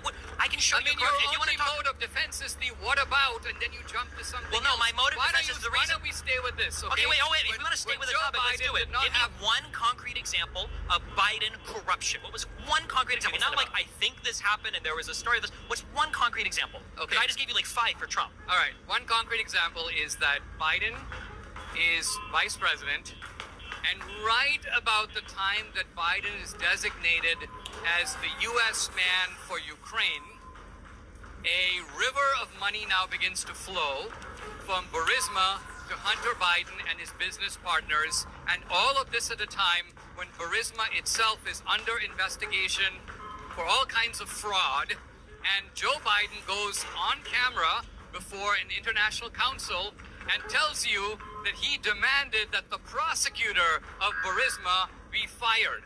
And not only that, he got him fired.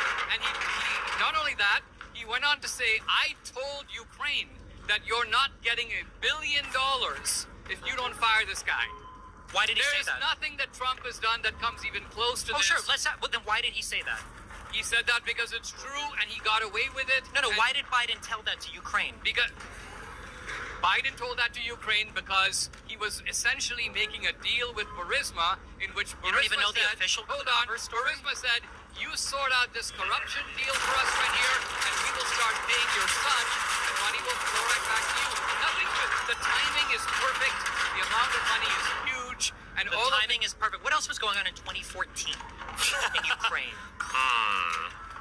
Don't you think there might have been maybe the whole... I know this is... I'm a sucker for buying the official story that the entire European Union and the United States and the whole U.S. official administration, everything agreed with. The deal was that money was going to be made available to loan to Ukraine if they would clean up the rampant corruption in that country, of which there was a plethora of. We know this because one of the main benefactors of that corruption was Manafort, when he was working with Putin to help his candidate in Ukraine that he was lying about reporting his income to. It was one of the big indictments that came out, one of the big convictions, and one of the big pardons that Trump made later. But you said that's unrelated to this, right? In 2014, yes, I know, of course it's not. Nothing is. In 2014, when And Biden you're was making dodging, these statements you're publicly, no, I'm just saying what the policy was in the United States. Biden was operating. This was the deal that Ukraine had already made with the U.S. You have to clean up. Shogun was known as a bad prosecutor. That investigation you were talking about into Burisma, that was dead for over a year.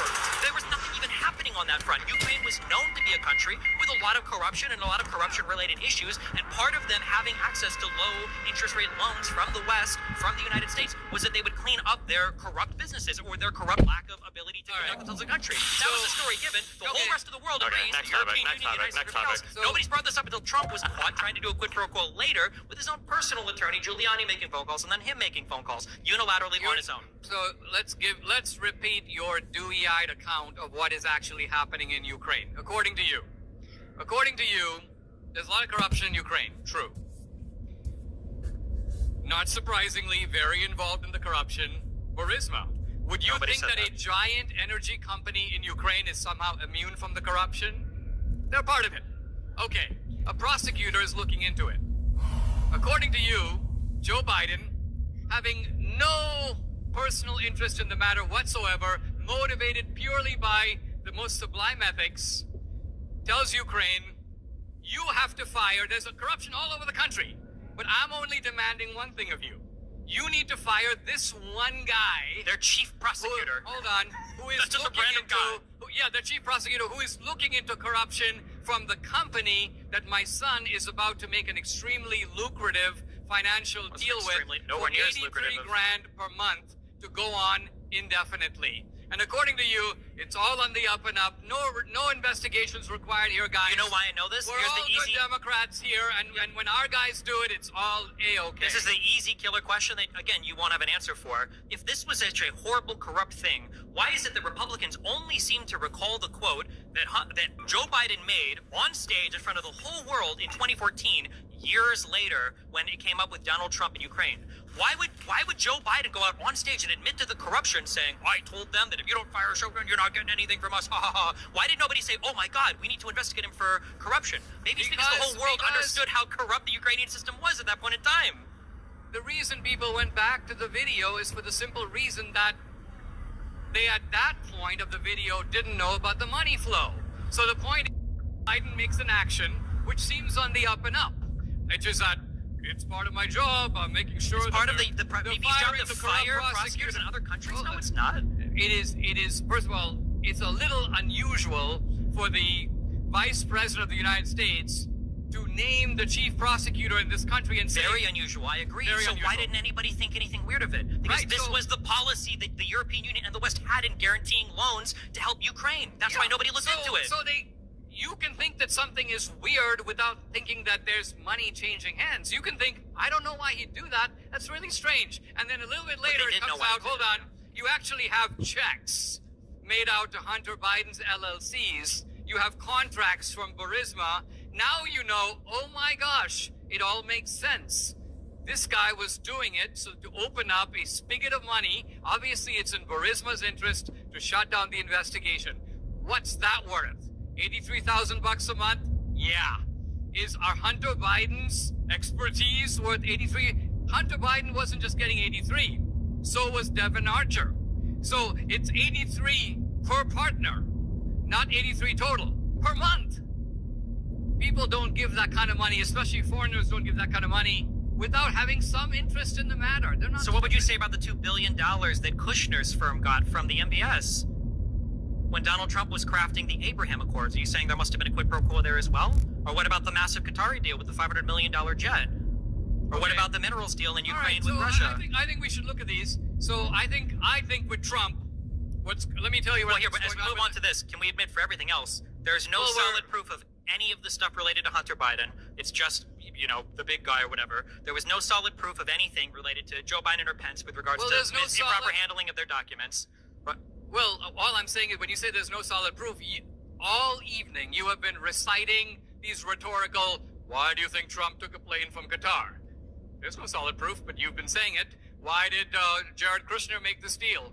You constantly invoke these rhetorical whys. So to be clear, I'm not invoking rhetorical whys. I'm not going to hold on, you're lying. The issue is that Kushner was the guy who was the chief architect of the Abraham Accords, and Kushner's firm got $2 billion from MBS from Saudi Arabia.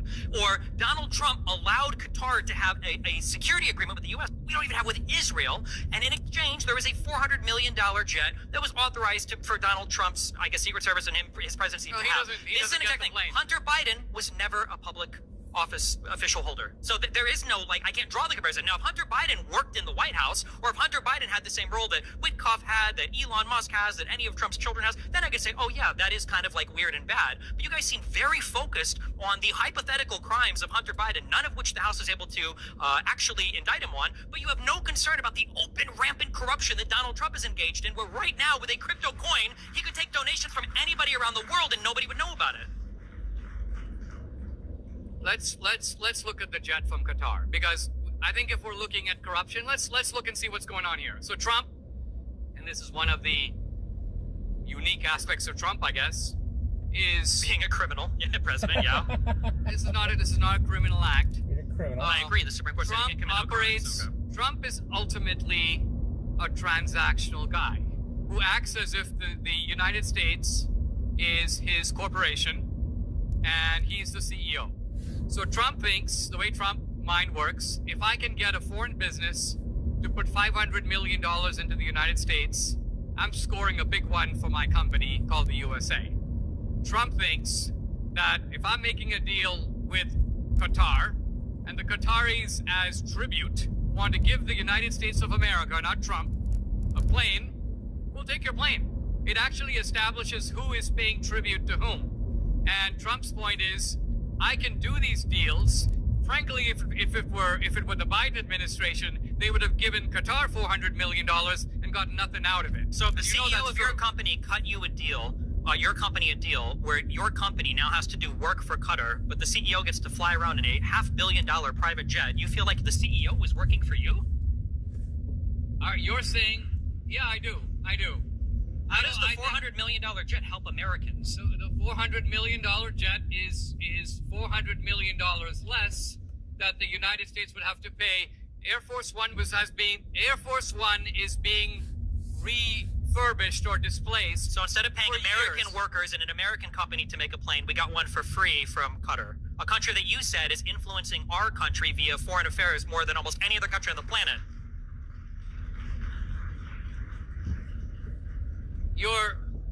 I think you think you're making gotchas on me, but you're not. Qatar. I'm just pointing out what you're saying. I think gotchas are coming out. Let me spell it out. Go ahead. Good. The nation of Qatar is extremely cunning. They understand that you've got the radical jihadis over here, me, but you're not. And you've got Israel over here. And the Qataris realize that there is a very important middleman role to be played by a broker who has access to the terrorists, but at the same time is willing to make deals with America. And so, for example, if you want to get the hostages out, it's not easy to deal with Hamas. And so Qatar goes, listen, the guys in Hamas, they live in Qatar. We'll talk to them. We'll get some sense out of them. Now, this is the reality of the dirty world we live in. You have to work with these kinds of people. Are they duplicitous? Yes. Do they make promises? Yes. They go, listen, we want to run some joint air exercises with you at one of your military bases. But we are the good Muslims. We preach the Quran, but we don't want to bomb your buildings. And so you need to encourage the good Muslims to undermine the power of the bad Muslims. And so this is Qatar's sales pitch. Why do you think Georgetown took their money? Why do you think they own political science departments around the United States? They have a pitch. Now, what I'm saying with Trump understands what their pitch is. But Trump is operating, I think, as no president that I've seen before him in the transactional world is something he is better at than almost anybody else I've seen in 40 years of American politics. The Biden people were so bad at this that they were giving away everything and getting nothing in return. Why is it that Donald Trump is able to create all these crafty deals with people like Qatar?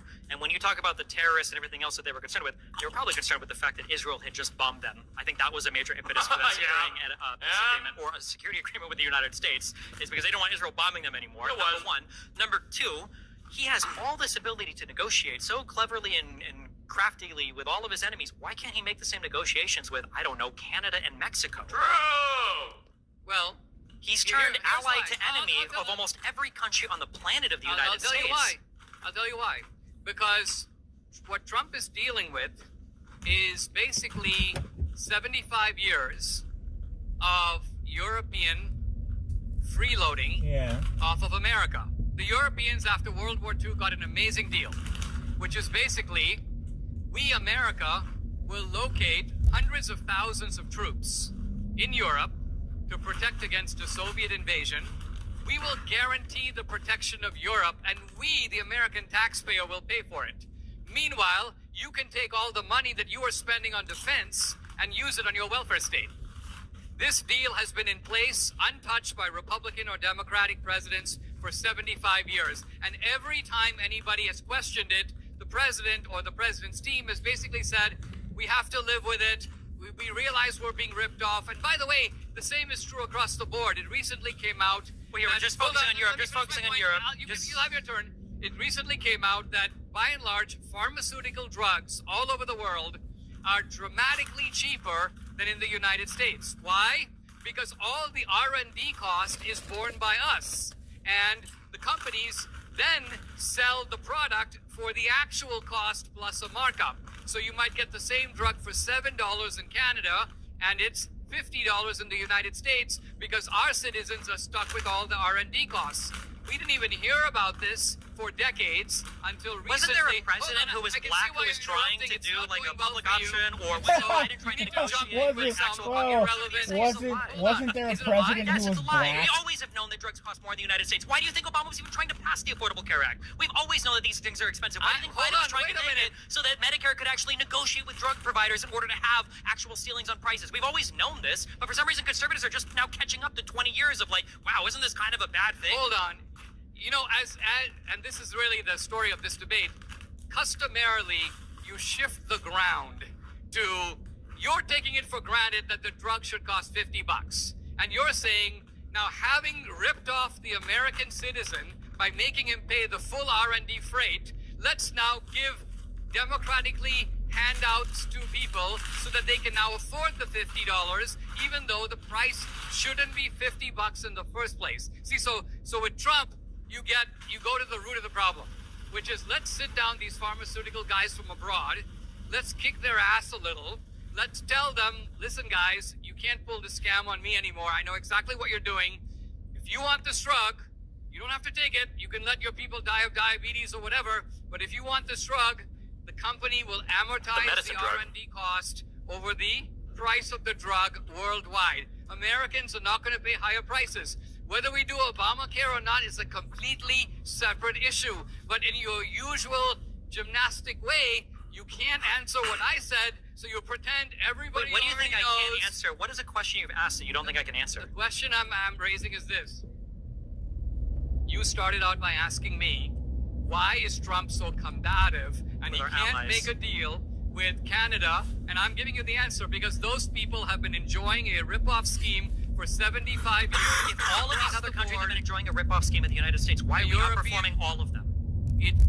He's not fighting with all of them. He's made some. No, why are we outperforming all of them? Which European countries benefited so much from their one-sided, lopsided deal with the United States that they're doing so much better than us? Who's outperforming the U.S. right now worldwide? 75 years. That is what is known as a non sequitur. I'm sorry. What is the damage? You said that they were all leeching off of us, taking advantage of a state of affairs. How? They're taking advantage of the state of affairs. Let's just start with Europe, okay? The truth of it is, not only does America pay a large portion of European defense costs, but they don't even pay their freight in NATO. They were getting away, by and large, with paying about 1% of their GDP to NATO. Under Trump, they've agreed to raise it to 5%. Now, I can see why they're pissed about that.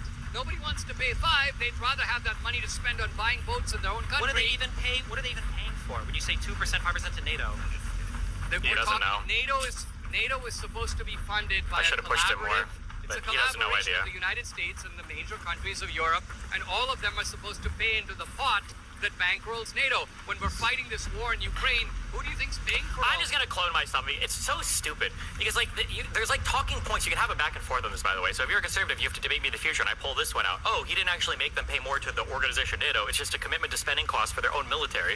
Your counter retort should be, well, Destiny, where do you think NATO people buy most of their military stuff from? It's a commitment for them to buy military stuff from the United States. So in a way, it does help us more directly. Like that would be the response. I don't know why these people haven't thought about like literally any of these topics ever, but. So the United States has been reticent to under the Republican leadership, but this is a percentage agreement that they agreed to put into their own military forces. It's not like we get that. It's not like NATO even directly gets that. And Trump is trying to separate himself from the security provider from Europe for the entirety of his presidency. But you keep saying these other countries are taking advantage of us. Has America not gotten in exchange for the security agreement with Europe, the strongest military on the planet, the ability to have so much precision that we can murder random Venezuelans in the ocean and get camera footage of it for Donald Trump and Christine to show off to the American public? Like, we have like the strongest military on the planet. We've had the strongest military on the planet. Everybody's trying to steal military secrets, everything from us, the United States. You're acting like this has been a one-sided deal. I'm making the point that this is like pure sophistry here. I just saying that was not true. Does America have the strongest military on the planet? Let me zoom into what we're actually talking about, okay? You have Europe.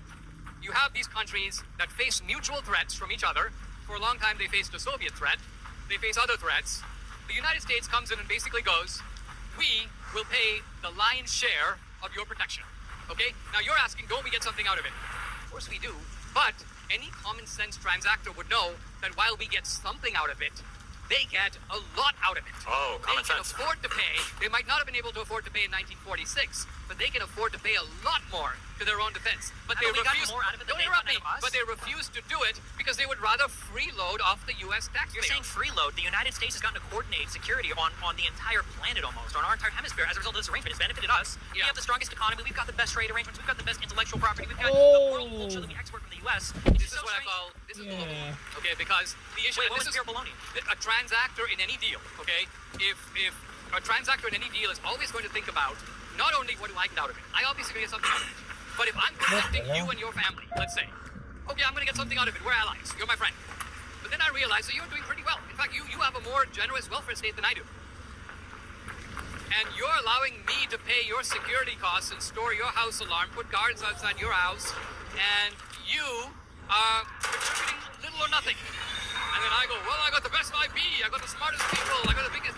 Who cares? It's not a reasonable deal. They have nothing to do with our welfare. I'm just curious. We redirected, what, $100 billion? Trump said $300 billion. It goes up every time because he's forgetful of the last he said. How much money that we didn't give to Ukraine has now gone into American welfare? Oh, no, wait. The one big beautiful bill tried to cut Medicaid for tax cuts for wealthy people. So why are we trying to pretend that the Republicans are taking away from security in Europe? You said that he got a 5% commitment from NATO guarantees, that we've done less getting extorted by other countries. Okay, great. Well, where's all my welfare now? You're as usual pivoting to an unrelated issue. Pivoting. The unrelated issue is what do we do? So now, following our train of thought, if you are able to convince your friend, look, you install the alarm. I'll provide a security guard. You pay for your own protection, which benefits you the most. It benefits me. I don't want to see you harmed, but you don't want to see you harmed even more. So you pay. Now I have some more money. And when I say some more money, what I mean is that even after the Cold War, if the United States had said, we are in a different world, the Soviet threat is over, we're not going to have German battalions coming through the Fulda Gap, and swarming across Europe, we're in a different situation. Our defense budget can now probably be cut in half, or in a third, to a third. And if we did that, we now have a lot of opportunities, which governments are not very wise in the way they spend money, but we can deploy them any which way we want, which is a separate debate. But the country would have enormous added resources. Just look at how much we've spent on the defense of Europe since World War II. It's a giant number. Now, what have we gotten for it? Have we averted any great wars? We've got the world's largest economy. We extract intelligent people from them via our institutions because of how easy it is for them to come and study here. We have foreign investment from these countries. These people invest a ton in U.S. treasuries because of all of the extra trade that we do. Oh yeah. So the Europeans take our money and invest it in our treasuries so that they can then collect interest on that, and that's how we have a $38 trillion debt. And you think it's a wonderful arrangement in which we give them money to then loan to us, Give so them we money? can then pay them the interest on We that buy shit? and go into the red. You're talking about buying $38 stuff? trillion. Sorry, as opposed to what do you call them, man? When somebody comes up to you and they say, "Oh, what's your net worth?" Well, I have $10 in my bank account. And then another guy, you like, "Oh, what's your net worth?" What do you do? It's like, "Oh, I've got like a $50 million loan out." Do you think the guy with the $50 million loan is the poor one in that circumstance? The reason why we have a $38 trillion debt, and the reason why our interest rates are still relatively low despite having so much debt, is because so many other people want to invest in the U.S. economy. Our workers get paid more across basically every single sector. Everybody wants to come to this country to live. Like, South Africa isn't begging, Germany or Britain to let them in. If you want, like, surplus export economies, you can look at places like that, like Iran, or places like North Korea, or places like the United Kingdom, which is an export economy right now. Like, I mean, these are not favorable places to live, comparatively speaking, to the standard of living of the United States. What you say is not untrue, but it's not the reason that our interest rates are low. First of all, with regard to Europeans coming to study in America, are you saying that Europeans would not come to study in America from the 40s to now? Even though the United States is leading in technology, we have very good reasons for the Europeans to come study here. Not when the current administration is deporting them for protesting against Israel. Now he switches to something else. I'm not. I'm just. What the Trump administration doing? You talking about students coming to the United States to study, and the president is attacking all of our universities, making it harder to get student visas. I try to say no, they wouldn't come. You're a hit and run man, because whenever I try to stay on a point, hit and stay, man. you I'm will, staying you on will the same flip to point. something completely Not flipping different. at all. We're on the same point. Same point. You said interest rates are low because Europeans invest a lot of money in the United States and hold a lot of our treasuries. And I think that is not even close to the seventh most important reason why interest rates are low. The real reason interest rates are low is far more insidious. And that is our government is constantly printing oceans of money. How does that even make sense? Wouldn't printing money make the interest rates go up? To print money I think I bring this and up now. dilute the money that is in your pocket. So you work hard to earn money.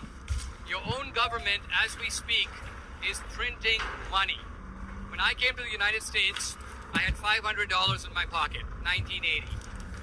If I had saved that money, spent none of it, through great frugality, and if I had it now, the purchasing power of that same $500 today would be approximately $50. Yeah, well, what if you put it in the In other fucking words, stock market, we dumbass? save money and we practice deferred gratification. And the one thing we want is for our money to hold its value. We would rather it go up in value because we've worked so hard to get it.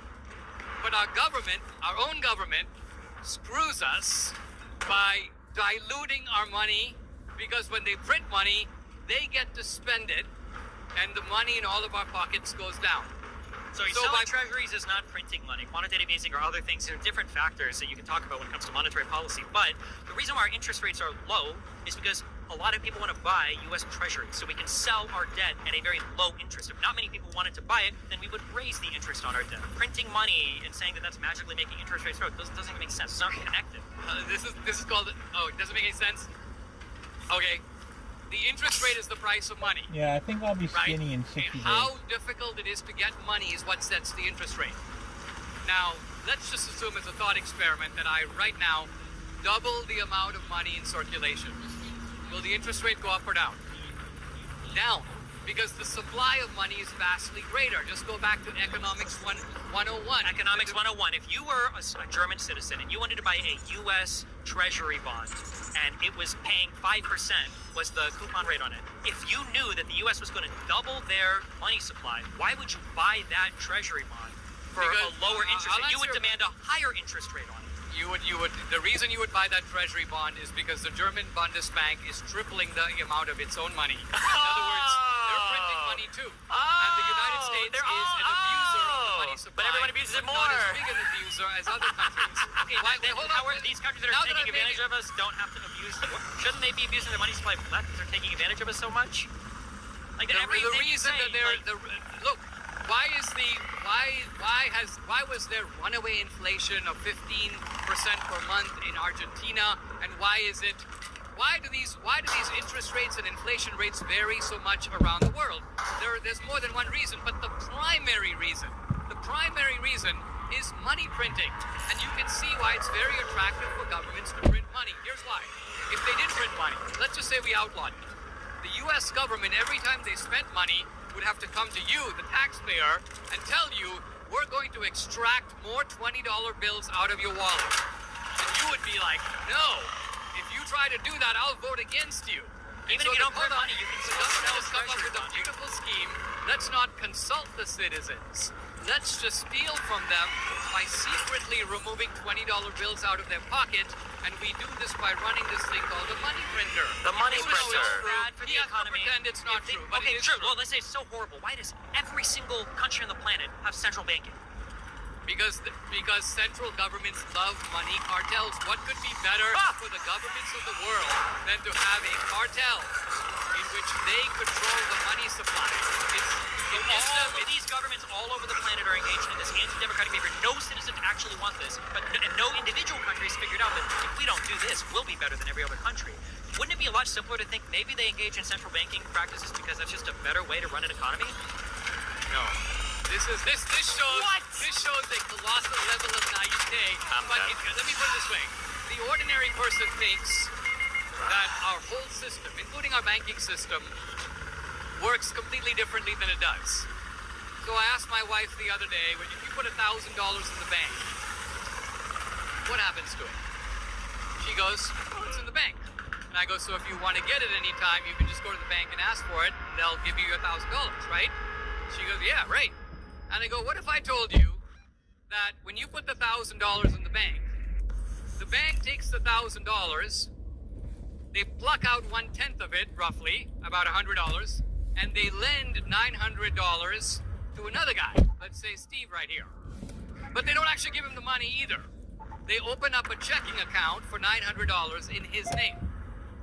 So now you have two guys who both think that they've got the same $900 in the bank, but it doesn't even end there. Let's say that Steve has a deposit in another bank. He goes to the other bank, let's call it Wells Fargo. He deposits his $900. What does that bank do? They take the $900, set aside $90, and loan $810 to another guy, or open up a checking account in his name. What I'm getting at is, whose $1,000 is it? And the answer is the bank, by a cartel arrangement allowed by the Federal Reserve. This would be fraud in any other area. So it wouldn't be fraud. What you're explaining, it's called fractional reserve banking. Yes, it's what every country on the planet does. But then when your wife says, can I get that $1,000, would you tell her no? I would tell her yes, I would tell her, because even though the money is fictional, it has already been lent out. If you go to the bank, let's just say all of us tomorrow decide to go to the bank and collect our money, and the bank didn't have it. What would they do? Fuck, I wasn't actually, my brain was too high on this. I just realized in two parts I was thinking at too high of a concept. When he was talking about interest rates earlier, I think he might have been correct, but I'm thinking of interest rates like what the federal funds rate is or whatever. Or no, what the loaning rate would have to be on Treasury bonds, which I think can be inverted with the federal funds rate. As it goes down, you have to offer higher interest rates. I realize now, I think that's what he was talking about earlier. And then right here, when I'm about to bring up, I think FDIC insurance, and he's talking about fictional money, I think he's just challenging all the all credit is fictional money. All credit is not real money. Is he saying that all credit is fraud? I think I should have just asked that. Do you think that all credit is fraudulent money? When I say I'll loan you money or I'll allow you to do this thing and you can pay me back at a later date, that's fraudulent or what? Answer, phone call to the Federal Reserve. Print the money. So the backstop of all of this is the unlimited ability of the federal government to prevent bank runs of the kind that occurred in the Depression. Correct. That's why some things are called FDIC insured. So like a savings account would be an FDIC insured product by the bank. Wouldn't it be better for that $1,000 deposited in the bank instead of just rotting there collecting dust to be mobilized in the economy so that people could actually do something with it, like have a mortgage for a house or invest in a business or do literally anything else besides sit there as termite food? Okay, so I don't think we need to go into this because you don't even know what you're talking about. What did I just say that was wrong? What did I just say? Explain to me the velocity of money. Explain to me why it's not good to have money sitting in a bank doing nothing than it is for it to be mobilized in an economy. Tell me. Okay. We're not disagreeing about mobilizing the money. We're disagreeing about the mechanism of doing it and who is left holding the bag. So in the 19th century, we had no Fed. The United States became the largest economy in the world. 19th century, In the 19th century, we had fractional banking. But if banks couldn't meet their obligations, they went bankrupt. And so there was free market competition among the banks. It was to prevent that free market competition that the Fed was set up. Essentially what the Fed decided to do what the year is 2025 and you want to emulate the banking system we had when there were cowboys and Indians when in the 19th 18th century. How far back do you want to go? We live in a modern world that has modern demands for our monetary system. Why does no other country on the planet employ the obviously superior form of banking that you're talking about? Because it is in the interest of every single every state has recognized for thousands of years that controlling the money supply is the key to controlling the wealth of the country. That is what, in the era of gold, what the governments used to do is take the gold coin and dilute the coin.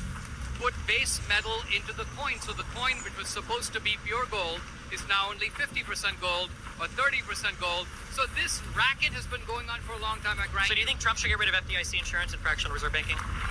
FDI insurance is a complete illusion. So we should get rid of it and go back to the gold standard? Not the gold standard per se, but we should go back to a free banking system, which would include Bitcoin, which would include all kinds of currencies. We're talking about fake money and you support Bitcoin? It doesn't really logic at all, but it was a good, that was a good one. You think that something is fake money because first of all, you give this rhapsody to modern technology, and when finally a form of money is created Bitcoin, oh my god, that has a fixed supply, and that in fact it cannot be Bitcoin has one of the wildest volatility indexes of any currency on the planet, besides maybe Zimbabwe. Do you realize that inflating a currency and volatility have nothing to do with each other?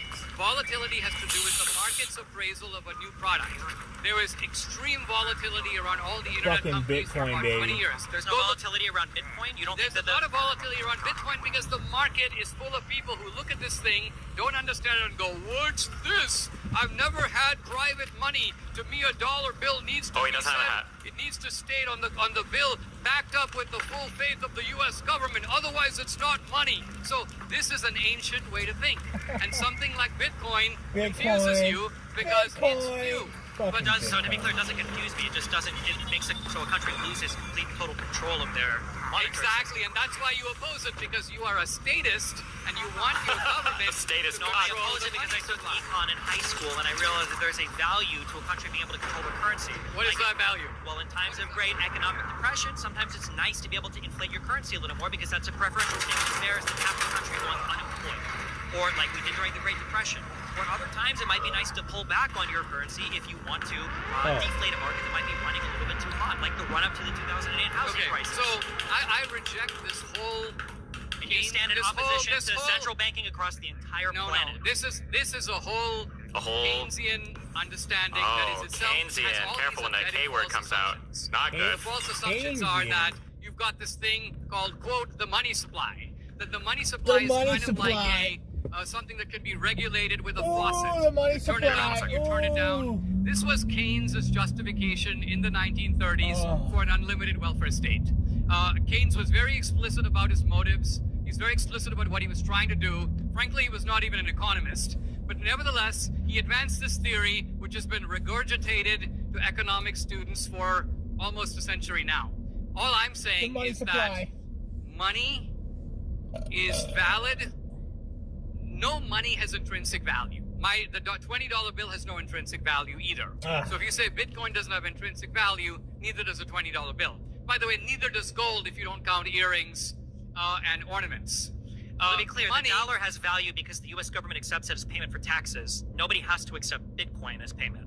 Exactly. So whoop-de-doo, I take my Bitcoin, I change it to U.S. dollars, and I pay my taxes. If somebody's willing to buy it from you, yes. But you can't pay your U.S. taxes or U.S. debt obligations in Bitcoin. So... Dinesh and Steven, we do have about 15 minutes left, just so you guys know, and I thought maybe we should touch on Trump and political violence, if you feel like it. Well, we actually haven't talked about the topic of our debate, which I took to be whether Trump on net is a good thing or a bad thing for America. And so I'd like to say a word about why I think a little bit about Trump, the man, and a little bit about what I think he's done for the country. And then maybe you can say the same, and we can kind of get to the heart of what we're talking about. So to me, Trump's first term was very positive for the most part, but kind of blasé. He was stopped in his tracks by 2 years of Russia collusion hoax, but he got a lot of things done. And the economy was in better shape, manifestly pre-COVID, in March of 2020, leading up to the election. Quite frankly, had it not been for COVID, I don't even think election fraud could have helped Joe Biden. But Trump was hit by this, was sideswiped by COVID. But, and that's a fact, Jane Fonda basically said COVID is God's gift to the left. So if you can't see the truth of that, I don't know what to say to you. The years of Biden were essentially the years of taking the American bus and driving it straight to the cliff.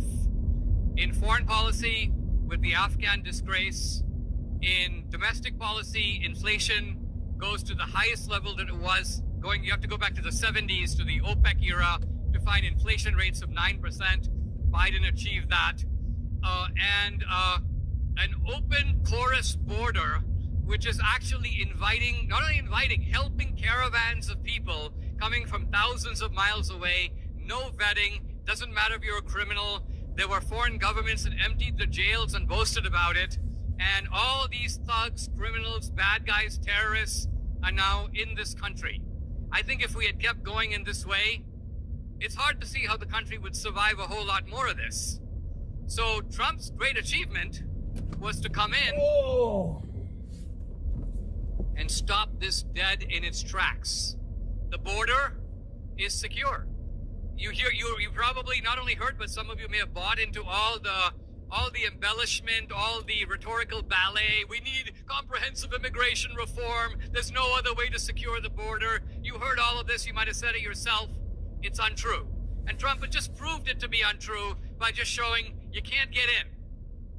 However, we have somewhere between 8, maybe 10 million illegals who are already here. What do you do with them? Trump is doing the most humane thing he could do. If it were me, I would ask all 8 to 10 million to leave.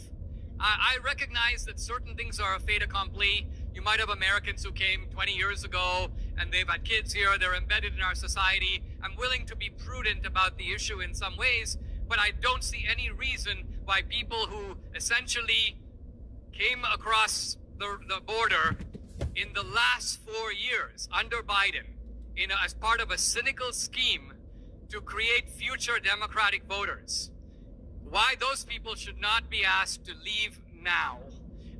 So I would go much further than Trump and try to get these people to self-deport. If they would not deport, I would try to think of sensible, pragmatic ways to get them out. But they have broken the law and they need to pay a price for it. Now, on the foreign policy front, Trump's view is really simple. I'm not going to get involved in expensive foreign wars, but there are many bad guys in the world, and I will not hesitate to pulverize them. This applies to Soleimani. It applies to Baghdadi. If I have one criticism of Trump, I think he didn't go far enough with Iran. I think that Israel was pretty close to toppling the Iranian regime. That would have been excellent regime change. Many people who think regime change doesn't work don't realize that you're operating off basically two examples, Iraq and maybe Afghanistan, where it actually worked for a while, but was handled very badly in the overall. But regime change, if you look at the examples of the last 100 years, has mostly worked and worked for the better. And I think it would work for the better in Venezuela. I think it would work for the better in Iran. And I think Trump stopped it in Iran, which I oppose. I think he is trying to get rid of Maduro in Venezuela. My wife is Venezuelan. Pretty much any living Venezuelan who's outside of Venezuela will tell you they fled the country. Maduro is a one-party dictator. The reason Maduro loves Democrats is because he sees them as his allies. The question of displacing him under Biden never even arose. But I think his days are numbered, as Trump says. Trump will probably get him out. And then you look at the economic front, and Trump is doing two things. One is he is creating a kind of, he's essentially unleashing American energy. American energy, the United States, as it turns out, has giant energy resources, probably more than enough for the next 100 years. Our main obstacle is we just don't go get it. And all kinds of reasons, environmental reasons, obviously people who are in the business have reasons to block it. Trump's point is, why don't we unleash energy? And so if we unleash energy, we unleash AI, we unleash robotics, we are looking at a potential era of abundance. By the way, Bitcoin is a big part of that. So Trump is turning the levers of creating massive abundance in the United States. It may even be that some of our problems like the debt can be washed away in this abundance. You don't have to scrounge on Social Security. You don't have to screw the Gen Zs or screw the boomers. We will actually have the wealth to do this. Do you know that the Biden people were basically blocking AI under the pretext that we'll only allow it if we control it? This is what the Biden people were telling the high-tech guys. We'll only play ball with you if you basically turn over the levers to us. Otherwise, we're not going to allow it. So what we're seeing under Trump, I think, is something that's quite epical. It might take us years to be able to look and see what was unleashed. It's kind of like in the 1980s under Reagan. We could see something big was happening. Microsoft was starting. I ran into a conference. There was Michael Dell. The tech revolution was getting going. And it's done a lot for the world. So my case for Trump is that this guy, being transactional, actually understands very well how the world works, is not unwilling to use U.S. muscle in trade deals or in the leverage of foreign policy power. And the best that his critics have are these kind of whiny, let's go back to the Mar-a-Lago case and look at it in excruciating detail because we really could have gotten him then. This is a pathetic way to go after a guy. Okay, let's go back. Let's go back from the last thing you mentioned to the first. So what is Trump trying to do with tariffs? What Trump is trying to do with tariffs is this. Oh,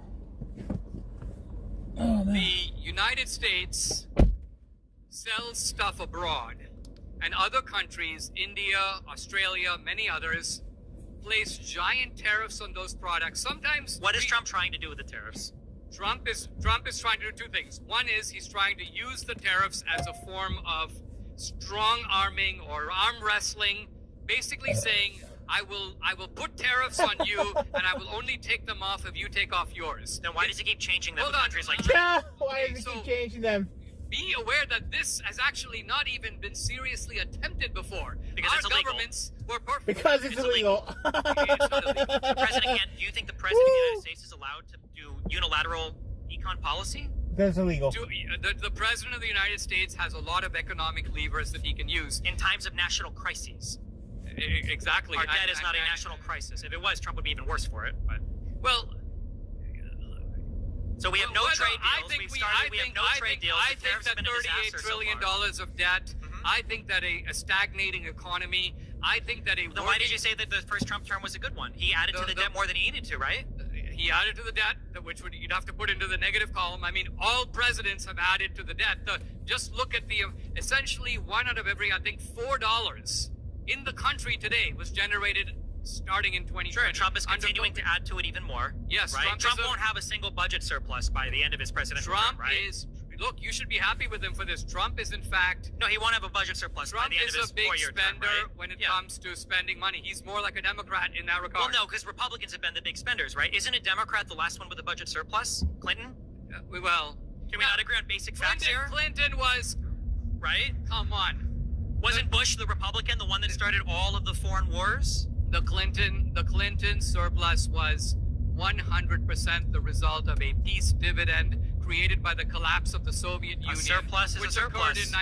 A surplus is a surplus, but this I is thought like, Donald Trump used to collapse the Soviet. Doesn't Donald Trump have like 9 country wars that he's ended? So we should have tons of surplus then, right? Do you agree? You acknowledge that by the end of Trump's 4 years, we will not be at a budget surplus, right? I agree. Okay, so the debt talking point you're is missing the worthless. argument I made. You just said he might solve the $30 trillion of debt, and now you're saying he's not going to take away from the budget deficit. Well, you weren't listening to me. What I was saying was one way to solve the debt is to start paying it off.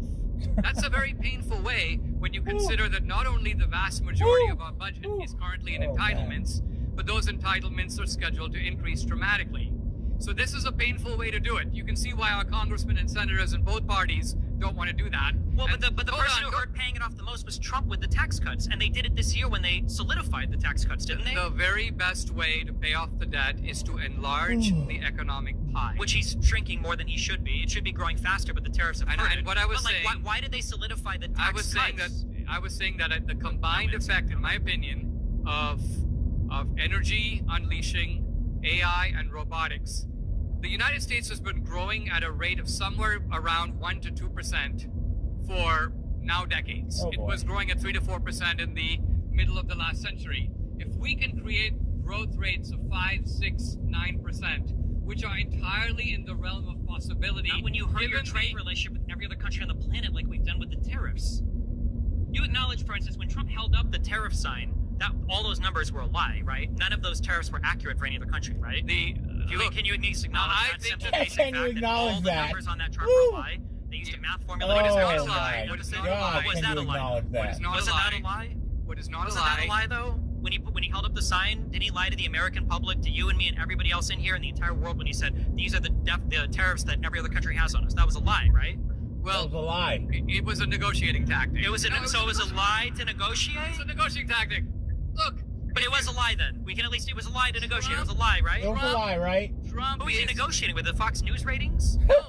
His YouTube views? It was a lie, right? It was a lie. Are you saying that I'm saying it was a lie. Can we just say it was a lie, please? If I'm negotiating with you, yeah, and you lied to me, I Yeah, would can we just negotiate. say it But was a the lies fucking were a lie? right? Oh my god. If I'm negotiating with you and an NPR reporter comes to me and asks me something and I say this is going to be the result, I'm actually speaking to you. But if I were to tell the NPR, oh, guess what? Let me give you my actual negotiating position, okay? Because you can then put it on NPR and the Chinese will figure it out by tomorrow morning. I think I would probably use the massive governmental apparatus I have to negotiate to do that, because that seems like a more No, because appropriate the and massive mature governmental way to apparatus do that we negotiations. have is proven to be completely and utterly Gotcha. incompetent. So then everything that comes from the Trump administration I should interpret as being potentially fallacious. It could all be a lie because he's trying to negotiate with other people. Then I can't trust anything he I'm says. saying negotiation is a moving ball.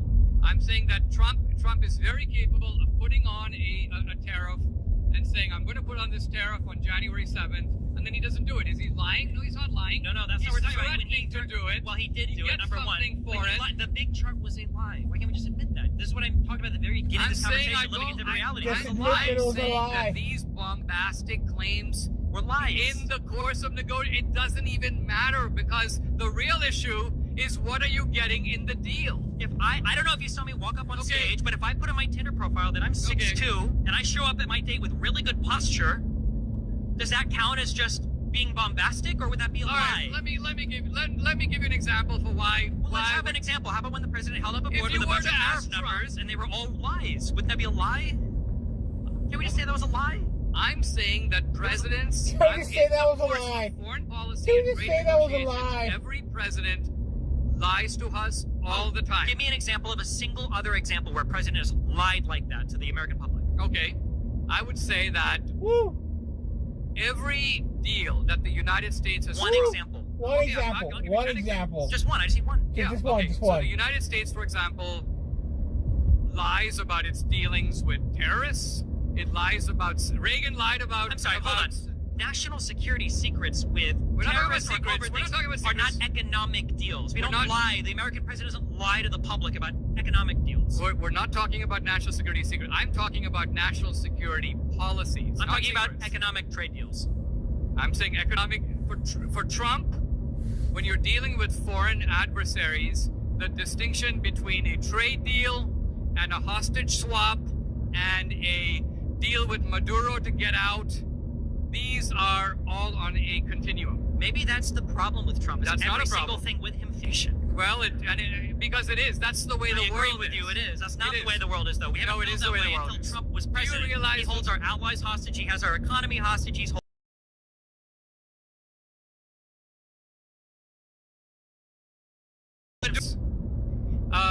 Let me stick in there for a few months. Let my handpicked deputy Delcy Rodriguez run, and I will actually have a free election. This is Maduro in the phone call to Trump. Trump says nothing about any of this. Trump comes and says something completely unrelated, which on the face You notice of how it, we're not talking about the lie about the tariffs at all.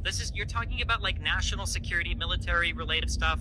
I'm just saying Donald Trump lied with the tariffs. It's very obvious that he lied. We have 0 trade deals right now, even though we say we'd have 100 deals in 100 days or 90 deals in 90 days. Are you saying, okay, let me ask you this. I'm saying he lied about the tariffs. What amount of money can do it? Well, I know it's in the ballpark. And- I think and so some what people I'm have like getting at 100 is bill. Well, what is the your- number? Wait, your what is the number? your I more- guess isn't it about It's 100? a giant number, right? So the number. Wait, you have no idea. You're trying to say I don't have an idea. Ah, you have no idea. You're trying to say I have no idea. Woo! You have no idea. You're number- trying to say I have no I idea. think our having no ideas are very different. My understanding's in the We're ballpark talking- of like 200 billion-ish. Okay, I can estimate the number because we're talking about a number. You have no We're idea. talking You're about trying to say I have no idea. $2,000 Woo. rebate to all Americans who No, we're make not. under $100,000. That's not happening. That's not going to happen. Okay, all right. It's not. I'll bet you. I'll give you 10 to 1 odds on Okay. $100 if you want. So, that'll never happen. Let's put it this way. Okay. You are less curious about the actual tariff revenue benefit than you are to scoring a gotcha on a press conference where you go, Trump misrepresented the tariffs, which is admittedly a moving target, but No, the it's not a actual moving target. benefit to He U.S. lied citizens about it. is a matter of And I'm not a complete big fan indifference of to you. import taxes. Do you admit that a tariff is an import tax? A tariff is an import tax that can be borne either by the... No, that doesn't follow. It can be borne either by the producer or the consumer. It's paid for by the consumer. Okay, economic illiteracy 101. Oh. Let's look at an example. Oh. No, false. Let's say I'm Mercedes. Okay, I'm Mercedes-Benz. And I'm charging... Let me cut hold through on. this because I already know Let the me explain explanation. it. No, because I already know the explanation is going to do it faster. You're going to say that technically the producer or the supplier of a thing can actually decrease their prices a little bit in order to make the price a little bit more bearable at home because of the import taxes that are being paid. And you would be correct in that. An economic analysis, a true one, would yield that it's about 50-50 paid for by the consumer and the producer. That's still a bad state of affairs Okay. where we're paying an import tax and now we have the ability to import less and the foreign suppliers are supplying us Okay, less but- as a result of that. If you want to go with the actual Do you economic need a economics, partner? that's fine. These are the same economists, by the way, that all support central banking and currency controls and everything else, by the way. Hold They're on, happy hold to cite here, and they're all opposed to tariffs as a No. form of economic policy as well. Okay, guess not. All I'm saying is that a minute ago you said that tariffs were borne by the consumer, and then you suddenly realized that that's not true, and that Mercedes, if they are going to increase the cost of a Mercedes, let's just say by $40,000, now going to realize that many people would rather buy other types of cars or American-made cars, and so Mercedes decides, listen, we're making 40 grand on a car. We can't afford to eat the entire tariff, but maybe we can afford to eat 30K. Oh my and God, we'll only wait, make I $10,000 could just like on a use car. this And platform businesses make these to decisions my all the to my time. I didn't and even you know actually this. know it Too high. because I you do just know it. admitted it. I didn't but admit it. I earlier was you were giving trying to con the audience. I was giving a simplified answer to somebody who found out A they just simplified preferred, answer, they which just is a found out wrong what answer. fractional reserve banking was like Oh, 10 hold on. weeks ago. It's not a simplified The answer. question is, No. at some point they will stop It's producing. not. They stop producing. It's They just not- won't make those it's not a products. simplified answer. You were lying to the audience in the hope that you could get away with it. I called you on it. You quickly beat a Okay, yo, retreat. what's up, food and trucks? so, Because you realize I can't get away with this lie. I now have to explain the process in which prices are determined. Okay, you know what? You got me. Hold on. You got me completely in a lie. Would you admit that an income tax isn't borne completely by a worker then? That companies are forced to offer higher wages as a result of potentially higher income taxes? Companies are not forced to do anything. Oh my god. So Steven and Dinesh, final thoughts, guys. We gotta do final thoughts. I'll finish my thought. I have worked all my life in companies. Our tax rates, the tax rate when I started working in the early 90s, this is as a result of the Reagan tax cuts, by the way, the top marginal tax rate had dropped from 70% to 28%. It's now up to about 39. What the fuck? So all my adult life, I've seen taxes go up from 28 to 39%. I have never been in a job, and I've been in many of them, where my employer said, "Oh, the government raised your taxes, we're going to raise your pay." The company might be nice and do that.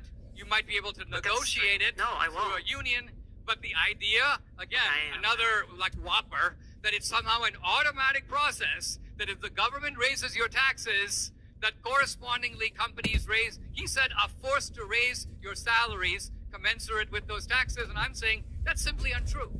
But so for some reason, producers will lower their sales price. I'm saying that producers will, realize you guys because can of the competitiveness of the market, there's no competitiveness in the labor market in the United States? Exactly, there is competitiveness in the labor market. So if the government raises your taxes, companies, by the way, are not in any position where they have to do anything because the taxes are being raised uniformly. Not always. There are state taxes that are higher in some states than there are others. And guess what? The companies chat offer is like more compensation moving in those states than way they do too in other fast. states. Because they have to, in that case, yes, they have to attract labor from Texas to come and work in New York. I can't even read a single hate But I was talking about a federal tax which applies uniformly where those pressures Well, that's interesting. You bring up that different markets might engage in different tax behavior. Wouldn't it be harmful for U.S. markets if the U.S. was the only country that was levying these massive tariffs on other countries who were bilaterally tariffing us? Doesn't that make mine our own consumers? And I would take up the challenge, and I think it's been really interesting and really good. So I'm glad we had a chance to do the sparring.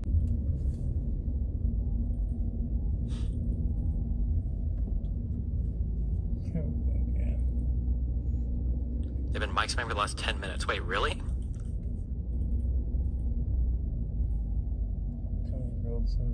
There were no questions from the audience? Fuck no. I don't like questions from the audience. I want to be able to just talk to the person.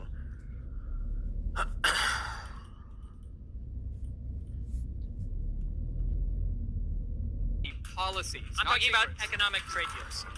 I'm saying economic for Trump. When you're dealing with foreign adversaries, the distinction between a trade deal and a hostage swap. Oh, this is a good line. This is a good line. This is a good one right here. Maduro to get out.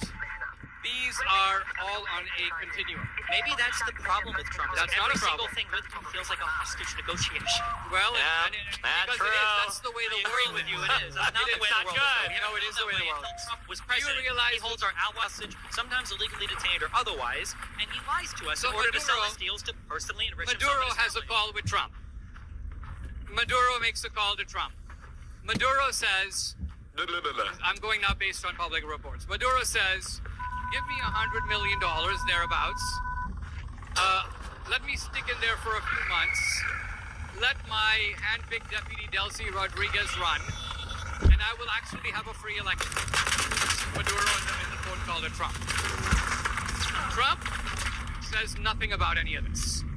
Wow, master. Trump comes and says something completely unrelated, which on the face Notice how we're not talking about the lie about the tariffs at all. You're talking about like national security, military related stuff. I'm just saying Donald Trump lied with the tariff. Very obviously he lied. We have 0 trade deals. Oh my God. Let me say we'd have 100 deals in 100 days or 90 deals in 90 days. Are you saying, okay, let me ask you this. I'm saying he lied about the tariffs. What amount of money does the U.S. Treasury have as a result of tariffs that it wouldn't otherwise have? What is that number? Was it like 200 billion? Something I don't remember. You don't know. No, because you it's have way no idea. less. Well, it's way less than what we would have. Why? I cannot believe that after the absolute shellacking he got in this debate, that he was going to try to pull a knowledge gotcha on me. Like, you don't know the exact amount of money we've made in tariffs? Really? That's the one you're going for? Those aren't going to come down, right? Oh. Did I get moving banned? target, but the actual benefit to U.S. citizens is a matter of.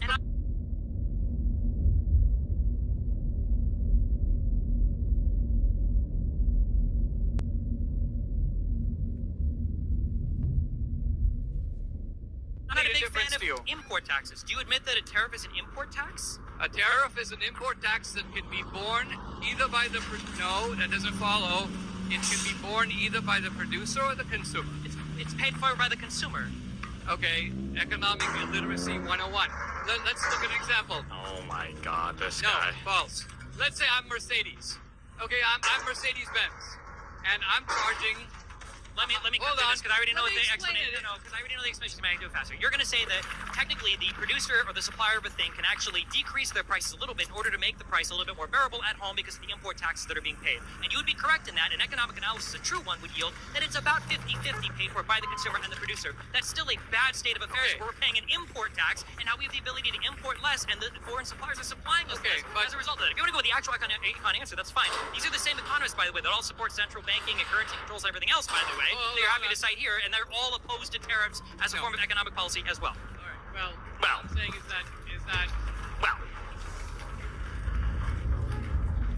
A minute Oh, ago, man. you said that tariffs were borne by the consumer, and then you suddenly realized that that's not true, and that Mercedes That's not true. increase the cost of. Do you think it would be effective to just call out the person on their stupidity and on the subject and emphasize it, like how they attack you with ad homs? Well, Mercedes, let's just say by 40,000. So this is my meanest, like, mainstreamish conservative debate for sure. But I'll still match energy. Like, I'm not gonna start calling the person an idiot or be, like, I'm not gonna do that if the other person's not doing that.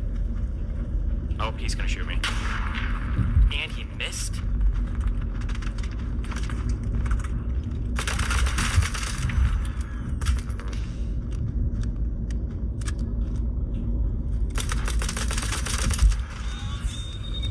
Oh my God.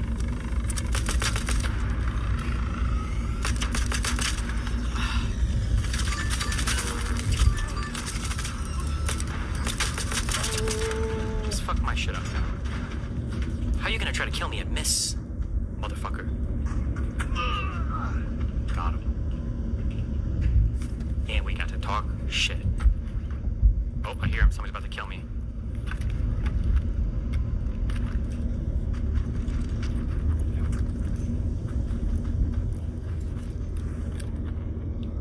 Clav online? Let me check Clav. Also, for anybody who is like, oh my God, like, is Dinesh, like, so stupid? Is he, like, the dumbest, blah, blah, blah, blah, blah? This debate is exactly how it would have sounded with, Ben Shapiro even, or Jordan Peterson, if I would have leaned into the points as hard as I did with him. The only reason why Dinesh sounds exceptionally... Oh, this is a 3. Exceptionally bad or dumb or whatever here is because I'm deciding to lean. I said this is going to be like a really hardcore, brutal, like, debate, you know, like I was had a goal coming in here. That doesn't mean calling him names, but it means like we are going to sit. Is that a person? No, that's a tree. We're going to sit on some uncomfortable. Is Clav live?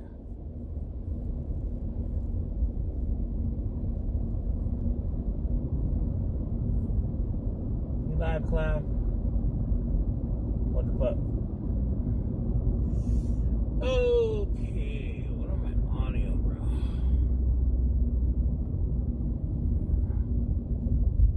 Fuck, are you live, Clav? No, he's offline, bro.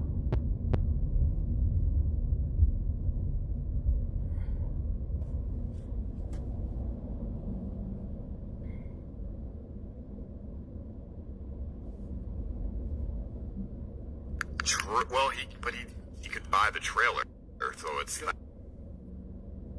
that's worth. You don't want to lose that. It's been a lot of fun. I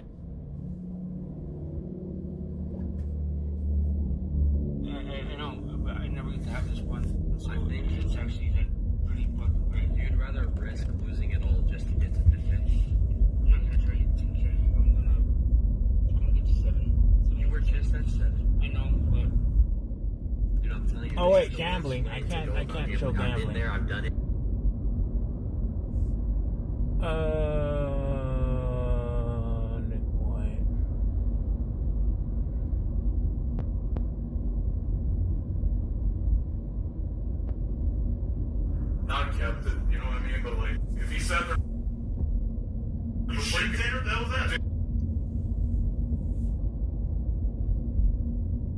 sat there for Plinko for 10 minutes, I'd be like, bro, what are you doing? I mean, I don't know how Plinko really works like that, though. This motherfucker spam that shit and it hits Take the money if you're homeless. I think they'll never. Yeah, but 5 G's is like, you know what I mean? What are they throwing? 50 a ball or 150? Yeah, see, you can kind of. You can kind of throw a couple balls. I mean, 2K is a lot to anybody. Yeah, sure.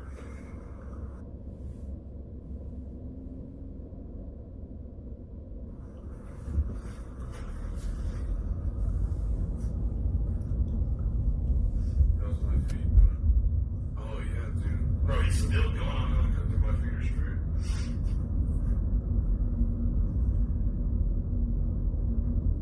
I know 4.1. What an idiot, bro. Oh! $3,000. How do I TTS? $3,000 got to get off. $3,500. Somebody TTS this guy to get off.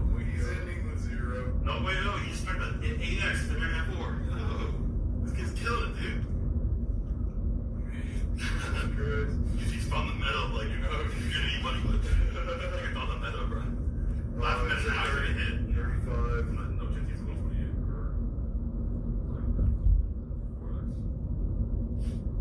Probably back at 2,000. That's not good, kid. 4.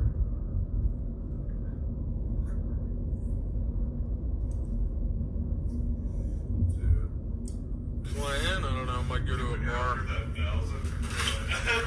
Like he's not thinking about it. He's just thinking, yeah. But when you're actually That's down. Yeah, I'm down. Start playing totally different. Holy fuck. Dude, how is he still doing that? He went from 7K to 2K. Oh, Oh, man. Oh no. Right now I go all in twice on background. Dang it. Oh no, dude. It's like a $13 Uber. For what? More than he said. Spamming us to come. Oh yeah, we can't even get Ubers though. I got one when I left the gas. You'll be able to get one right here. I'll go this one in like fucking 10 seconds. No, we just stay back to 4 G's. Get it. Make Paul cash you out.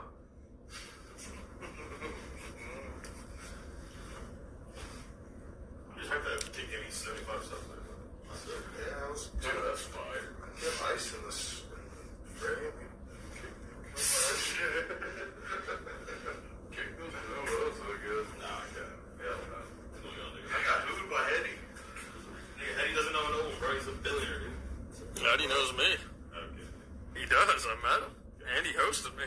Yo, you're clown real, dude. Yo. Wait, by the way, like you like something.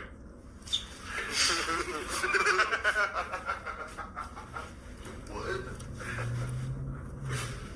Oh, you do that to Eddie. Disregard, shut up. Nah, disregard, baby. Stop touching Eddie's friend.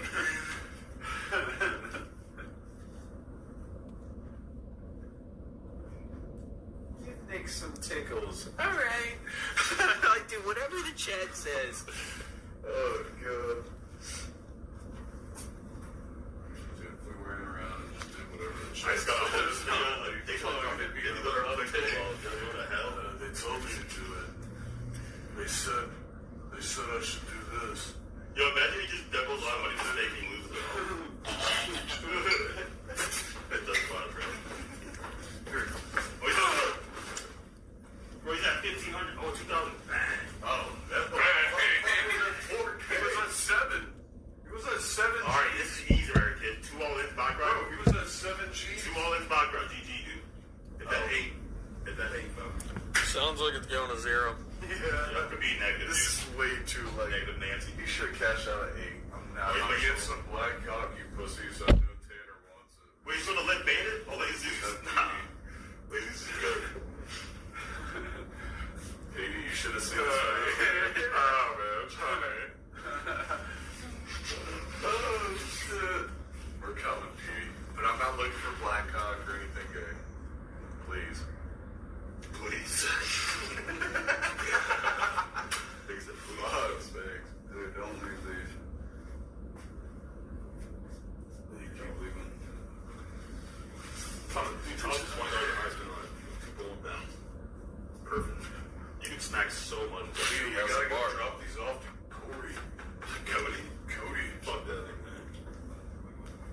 Mizkif said his first month on Kick, he's just gonna watch Christmas movies? Bro. Yeah. That's why he's not there, bud.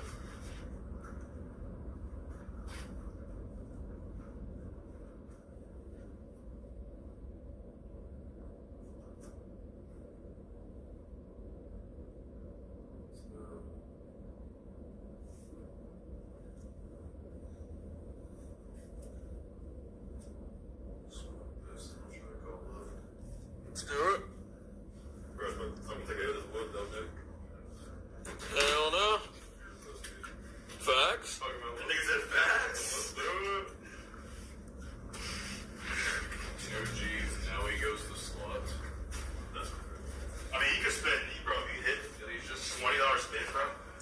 That could be like a fucking, what, $17,000 bonus?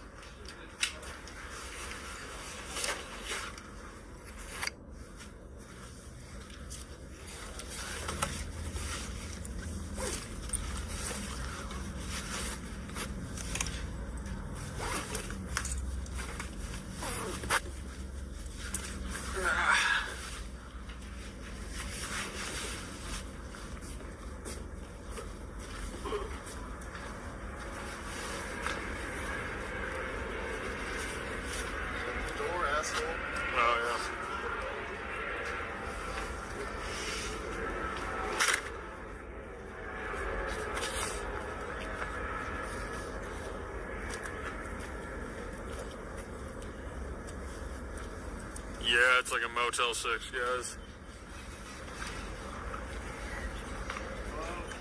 Definitely not my favorite.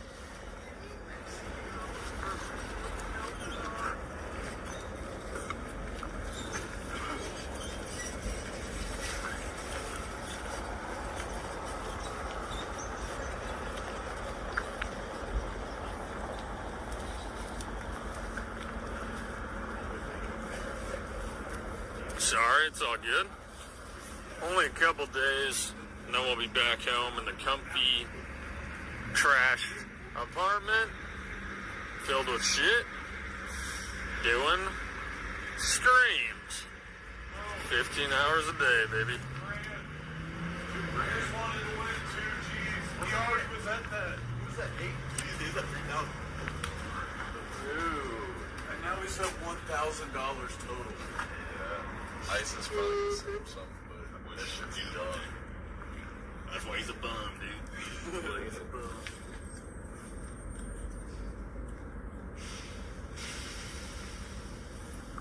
Bed bugs? Yeah, I know. Good. That'd be disgusting. Thought I felt something crawling on me last night. Oh, hell no. If he said a cockroach was fucking bad.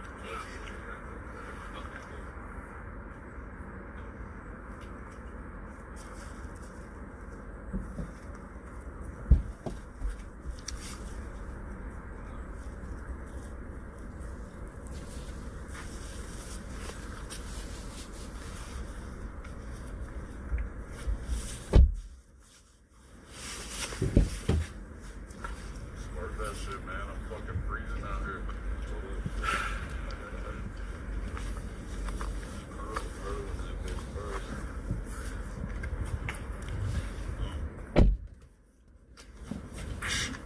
Suspects. I want to hear that fucking phone call, man. Bitch ass dude, bro. You're gonna see the clip of walking up on me asking. It's a guy all blue in an alley. Bro. And they're saying he's got a. They say he's got a firearm. He said something about it. They said that you were threatening people. He's threatening people with firearms.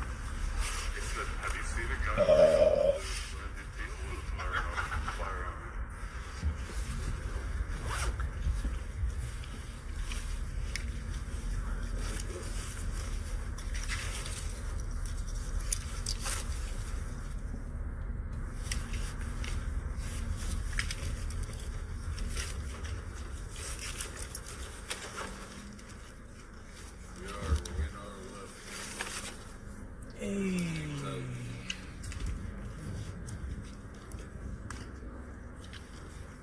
Is it like a gay bar, actually?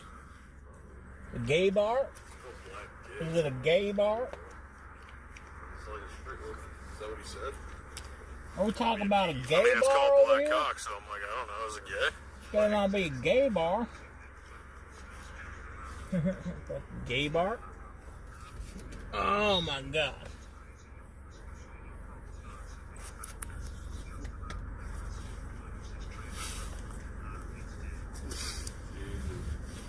Got nothing to do with I got a Mountain Dew and a monster. And two and a dog. Go from there. Hey, but that shit said AK. He was supposed to say, yep, I'm done. He was really dude. He was What the fuck is up with... okay. He was up to Probably. Dude, he probably thinks this is like a miracle from God that like random people come up to him and are offering him thousands. I wonder like if they like actually pray for that shit. It's like, damn, I wish somebody just blessed me. Dude, if you're homeless with no legs and fucking some guy comes up, max out your blessing for a max win. Like, just take your blessing. But don't you guys, when you gamble, don't you sometimes feel like, oh, I'm in the like I'm having good luck today? So, dude, imagine that when you're homeless with no legs and people come up and offer you like that. It's like that times like 100. He's like, dude, this is like a fucking miracle. Wait, so he actually lost it all.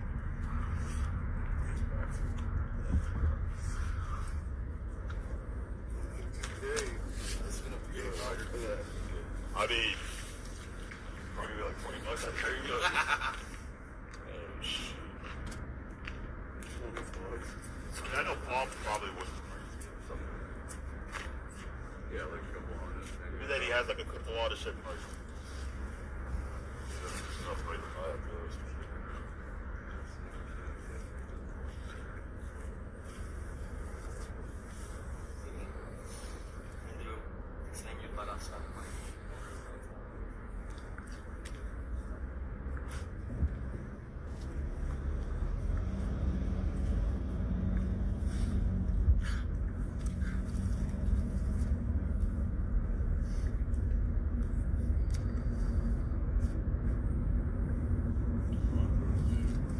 Where'd you get those slippers?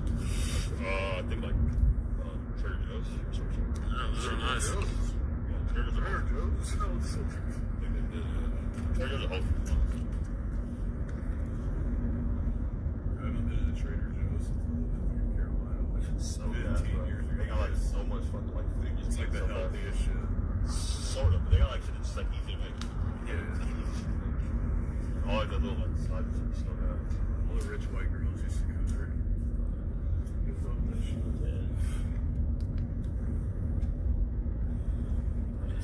All right. Oh, man. Shit.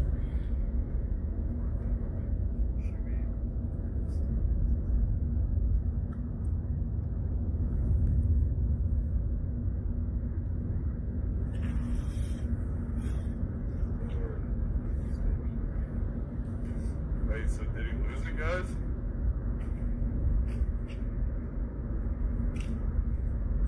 I think they're on like the last amount.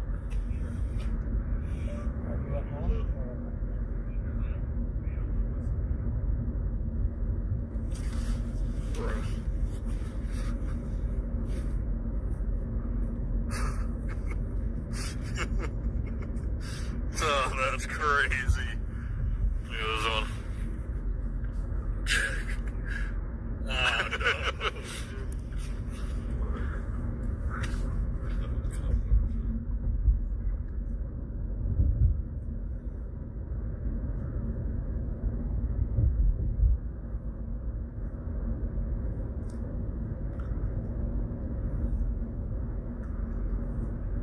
If this kid's getting paid for Christmas movies, dude, I'm probably still watching the fucking Christmas movies.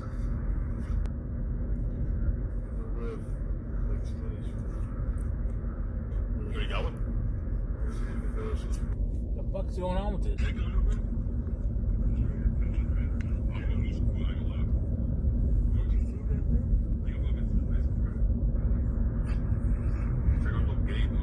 That's it? Dude, it's a gay bar? I mean, Black Cock. It's a gay bar, gay bar. I wouldn't get one at least.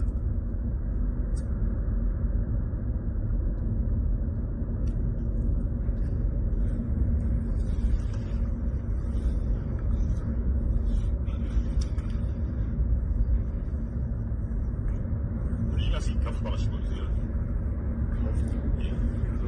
Fala chicoteira. What? Like having food? Yeah. She's like going to buy everything.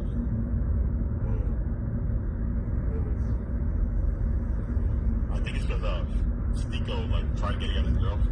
Or like actually some shit. Yeah. I think that's what it is.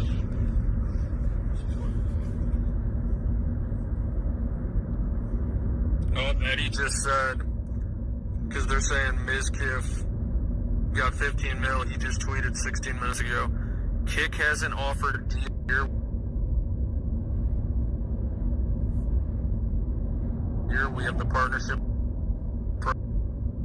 anyone can apply for.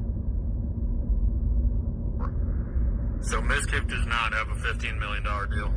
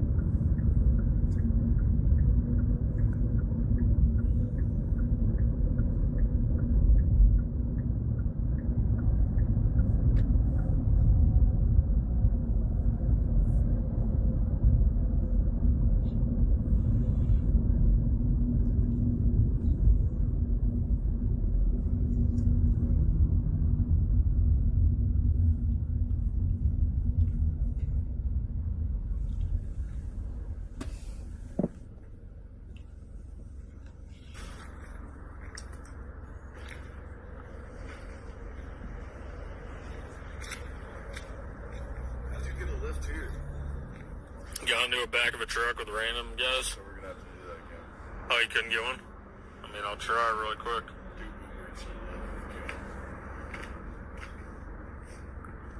I got the same 2 Uber drivers all day, like 6 times. So I think there's only 2. The Black Dick? Black cock, brother. Is that what it's called? Probably. It doesn't even pop up. Move it on Black Google. Black. Dude, I'm Googling black cock.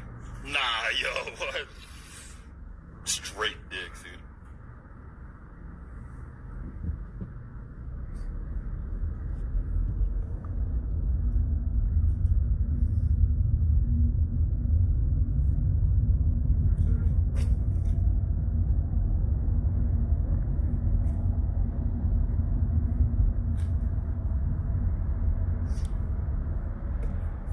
It doesn't come up on Google, are you sure?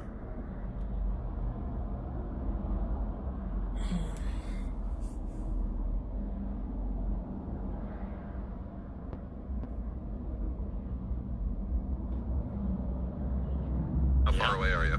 How many more shekels do you need? I don't know. Probably like 4 million.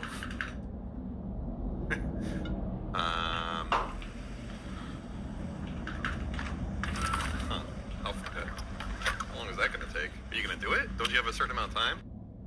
I'll have it done in 2 days.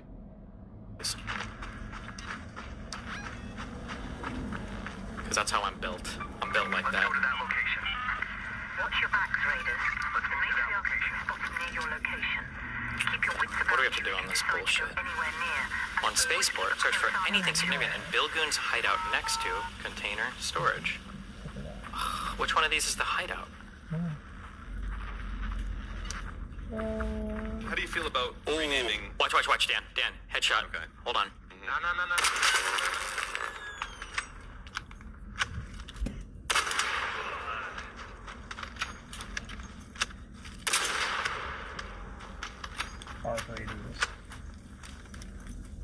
Why is this guy rolling so slow? Dude, this was a freeload. I shouldn't have killed him. Well, now I need a second gun, actually. Fuck it. Get your money up, not your funny up, cuz. I get my money up by knocking your nut out, bitch. Ooh. Oh, no! Why did he load in with that?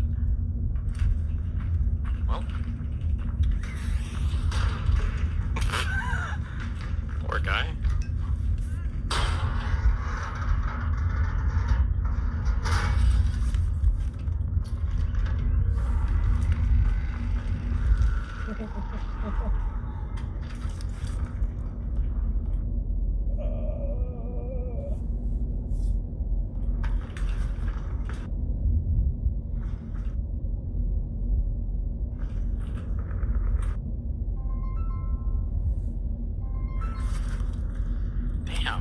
Huh?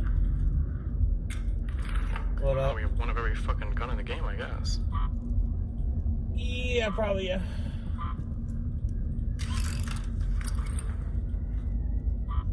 There's no way to repair this or anything in game, right? There's not. Oh, yeah. Okay, yeah.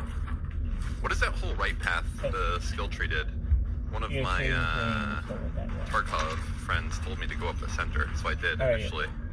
But what does the right one do? Can't you just read it? I'm not in game, so I'm asking. I don't know. I don't have them all memorized for what they do. In what's the right side? What's it for? Like crafting shit or what? I think so. Crafting and looting stuff. Okay. I can tell you, Dan. Uh-oh. Oh! Right side. Okay. For surviving. So usually it gives you stuff like weight capacity, which is probably the best skill in the game. And it gives the security breach thing, which also gives some really good loot. And I think it also gives looting speed, if I remember correctly. Not totally sure. Cool. Yeah, that's it. Right side's really good, but middle is also good early because you need that sprint speed stuff, or sprint capacity or whatever. All right. This is good for me. I'm gonna get back in. Once these guys prestige, I'm gonna get back into it. But now the thing is, these guys, they were playing off stream. That's like a bannable offense in my book. I agree. That's why you should play with me. Okay. Well. Alright, so load in, boys. We got the trio ready. This is sounding a little bit gay. Whoa! Not that there's anything wrong with that. I'm just saying. Where's this thing next to container storage, guys? Why are you answering my question with a question? I asked first. Well, I don't know. Why? No, you're about to do it again. Well, I'm wondering is that an important thing to know? Okay, just say that I'm not going to answer that.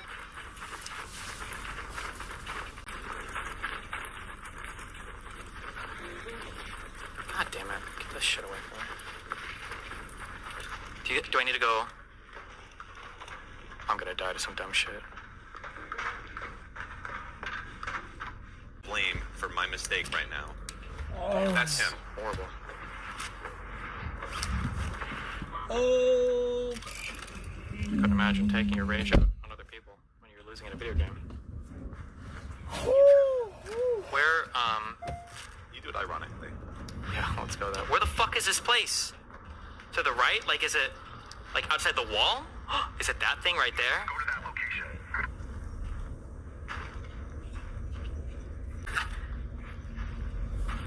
No. Is that it up there? This stupid thing? Go. Search.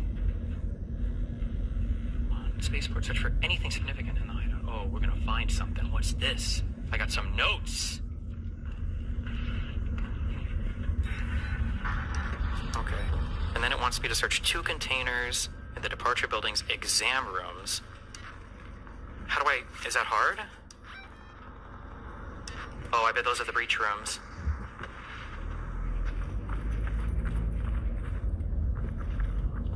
I don't see anybody in there right now.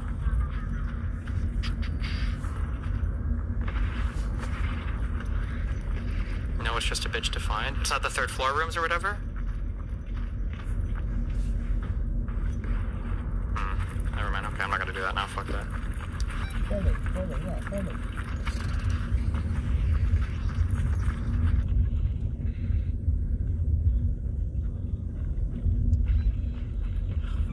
Let's head home and meet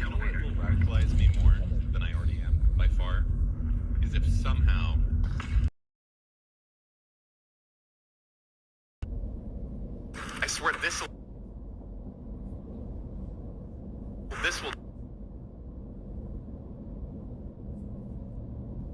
do it.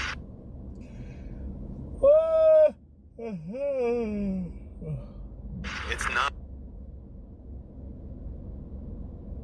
all the ice.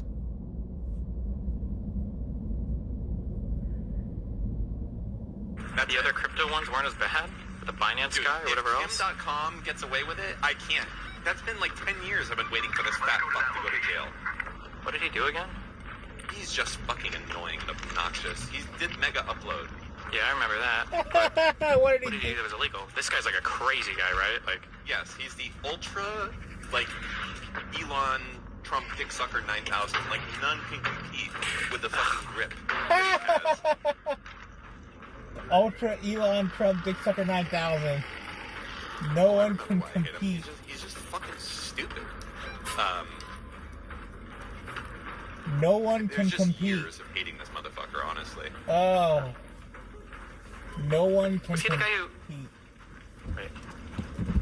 He's fat. Was he the guy who founded... Wasn't one of these guys like the guys who founded like fucking AVG or... He's fat. Thinking of...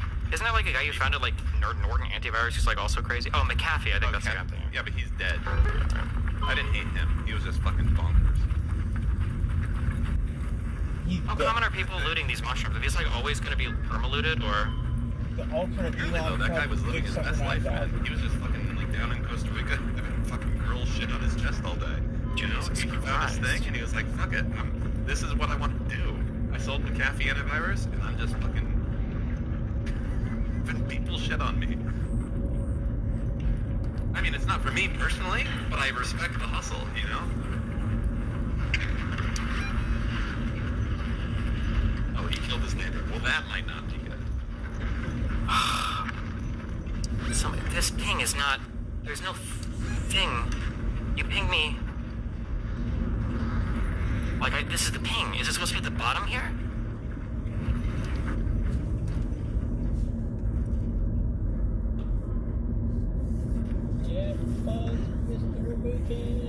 Go to the left by the trees. It's under there.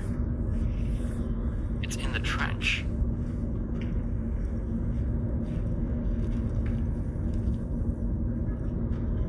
Like here?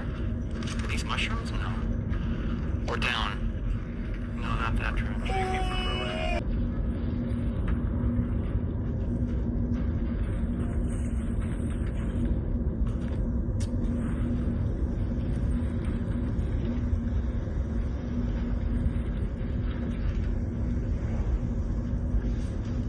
Oh my god. What the fuck is that? Is this a fucking...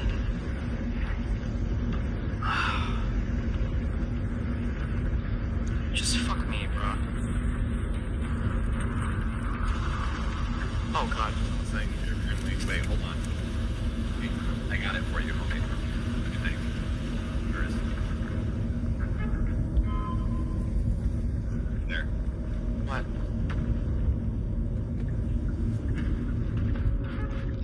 Discord message. I can't click that right now, so thank you. Oh, well, it's exactly where you need to go, and it's your screen, so... Is it over here?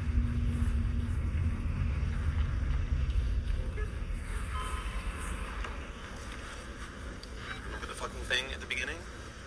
It was the tree in the southeast corner of that trench. That fucking thing you walked in at the front. Oh, the very... Oh, so the other... So when you said the opposite corner... I didn't say the opposite No, corner. the guy in chat did. Oh. Jesus. Hey, Zip Zip told me you're talking shit, Dan. What are you saying?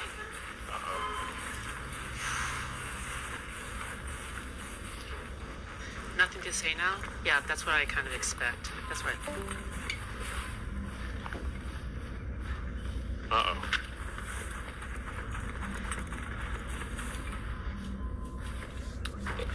Wait, it's supposed to be this tree. So there's no mushrooms. Photo, bro. There's no mushrooms then.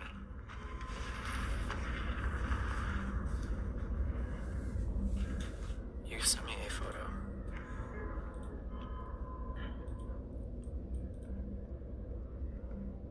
Looking at the...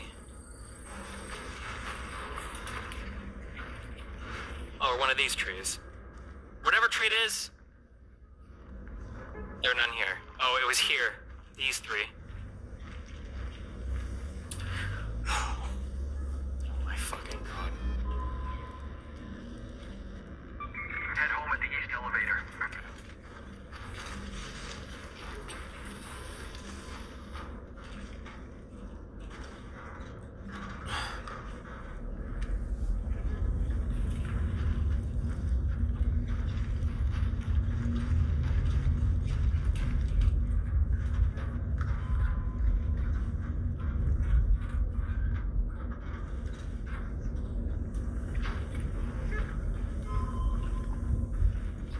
Okay, I need a way better spawn next time.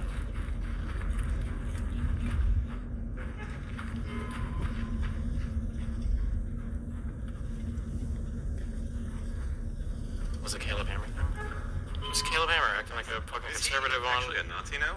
No, what? He's just like a fucking conservative. Like, Someone told me that.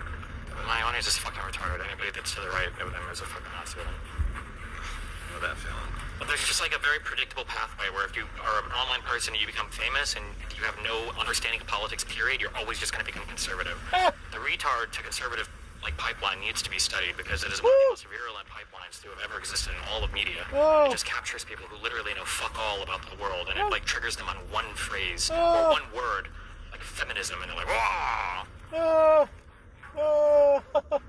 The retard to conservative pipeline. It's so true. The retard to conservative pipeline. Oh. Is he looking for? Oh no. Do you think this guy's gonna be friendly, or should I just fucking kill him, guys?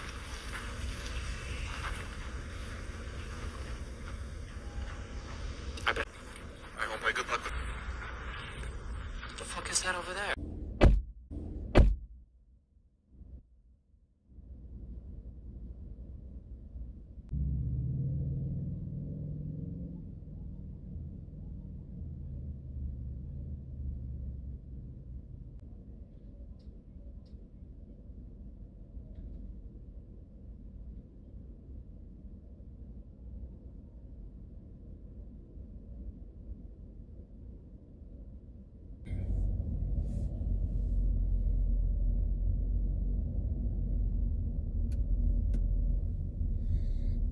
Starlink.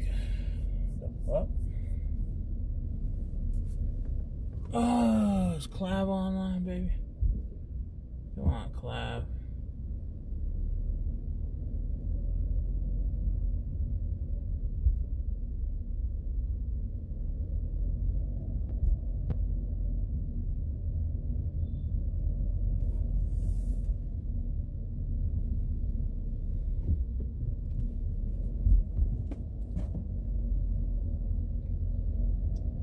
Oh, man. Oh, man.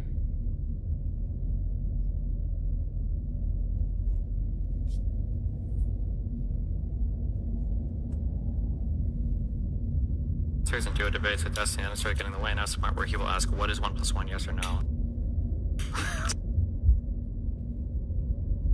My boy? What is 1 + 1, yes or no?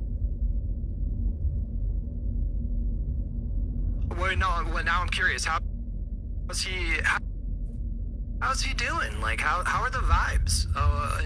It's part of his 24-hour stream, and so I gather that he's tired. But he also, I can just tell that there's some internal frustrations with how shit is going. I don't think that he would ever say like Trump was the wrong choice. He's not even close to that. And he's continuing with his like false equivalence bullshit, all that stuff. But he is willing to recognize that shit is fucked up, even from the MAGA perspective.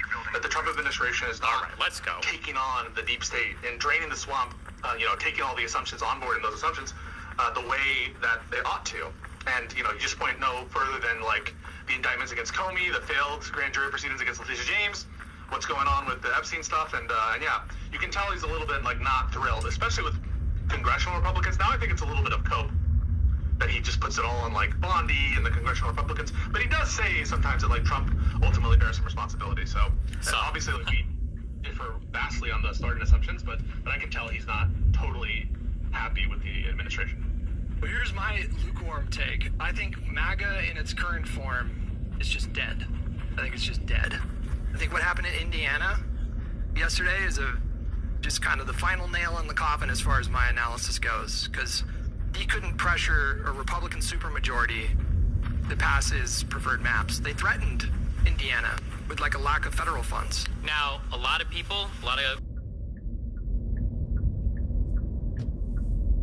content creators, I'm not saying they're wrong, by the way, okay, careful. Oh, you think you can climb a ladder on my watch? Boom! Oh, yeah? One more.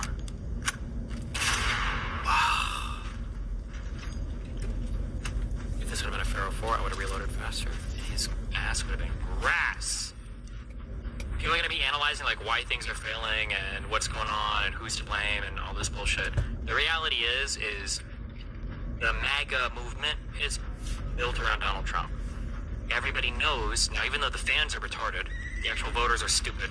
The politicians know Trump is not doing anything to build anything behind him. Once Trump is gone, none of these voters are going to give a fuck about who comes next. So that's why you're starting to see people kind of like bail. Like Marjorie Taylor Greene, no matter what happens, is never pulling the same stunt if Donald Trump was still in his first term. Or was younger, because then he just Already dead.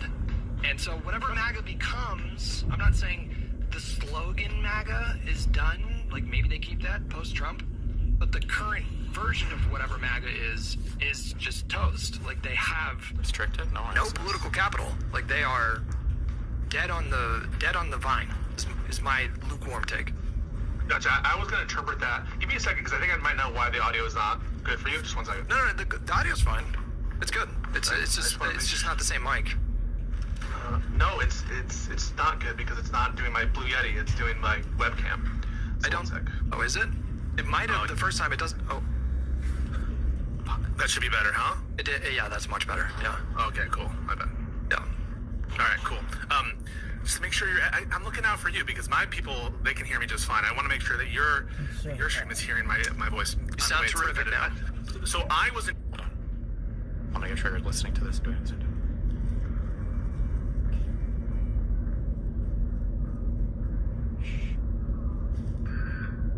Shut up. Hold on. I hear him. He's looting. We got a looter.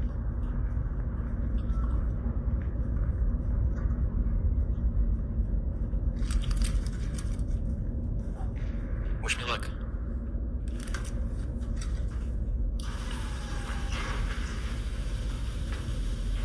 He's in here. What? Did he just talk to me and shoot at me? You dirty motherfucker.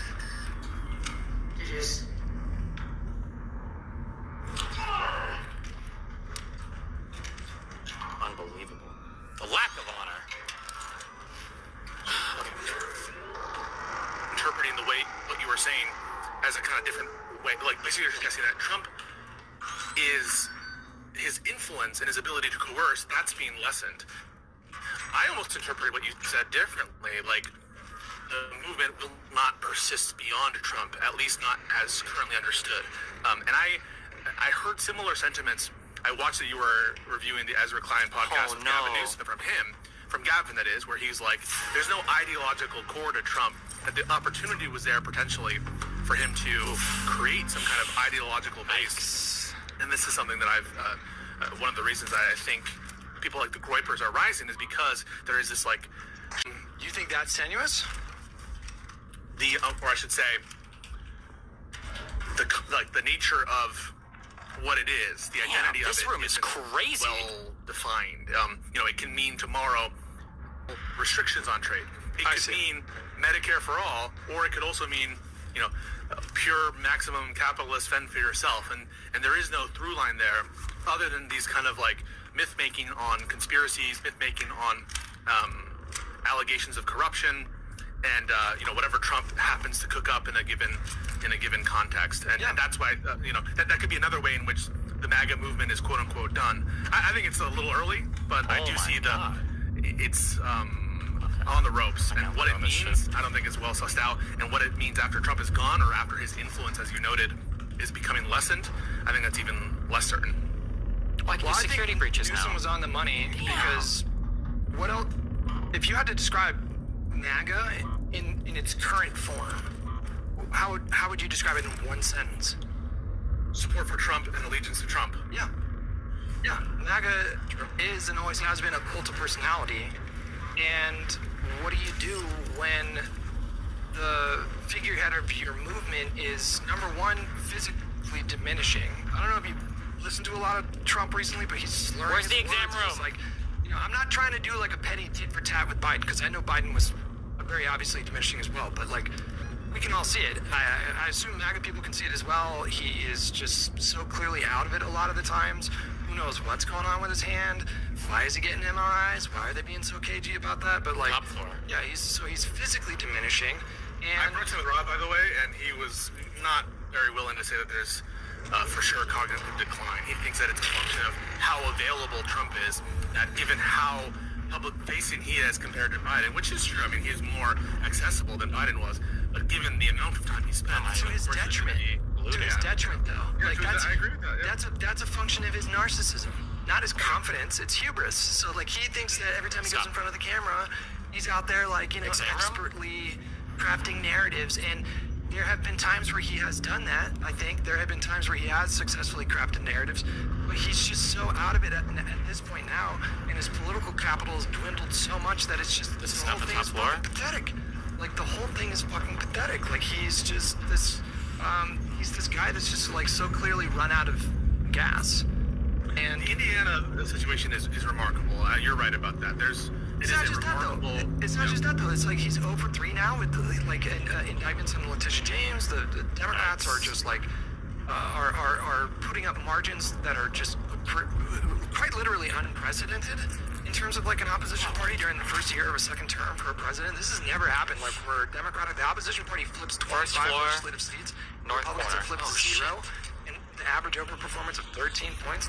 There's also he failed to stop the Congress from moving on the Epstein stuff. Like, where are examples of him successfully like exerting pressure in his capacity as leader of the party and it working out right now? And, it's just that's why I say like MAGA in its current form, which is a cult of personality around Trump, is essentially already dead. Whatever it becomes down the line, when it's no longer just a cult of personality around Trump, I'm not suggesting that the conservatives will never have a winning coalition ever again. That's not what I mean. But the current form of MAGA, I'm saying, is already dead. I think that its continued viability, to the extent that it has any, is contingent on his physical well-being and ability to exert influence on the structures of Republican control. And so I do see that being diminished, and I think that is evidenced by some of these bucking of Trump moments. These occurred in the first term, but they seemed like futile efforts that ultimately were unsuccessful, or that were like it really was a rock in a hard place, and the end result is whoever bucked him paid the consequence and was like kicked out of the party. And so even though there were attempts to kind of like hem him in and control him, he was able to, notwithstanding that, successfully take hold of the instruments of the Republican Party. And now it does seem that there is some kind of, I don't know what you would call it, like the heat death of him. Like there's a lack of energy, and that is, I think, starting to show its effects, and a lack of excitement for what's happening under the administration, a focus on things that they think they shouldn't be focusing on. But yeah, in general, I don't quite have the same confidence to write the obituary on the MAGA movement, but I do agree with a lot of your analysis there. Yeah, like the conversations we were having about the identity of the Democratic Party, that was and is a necessary conversation.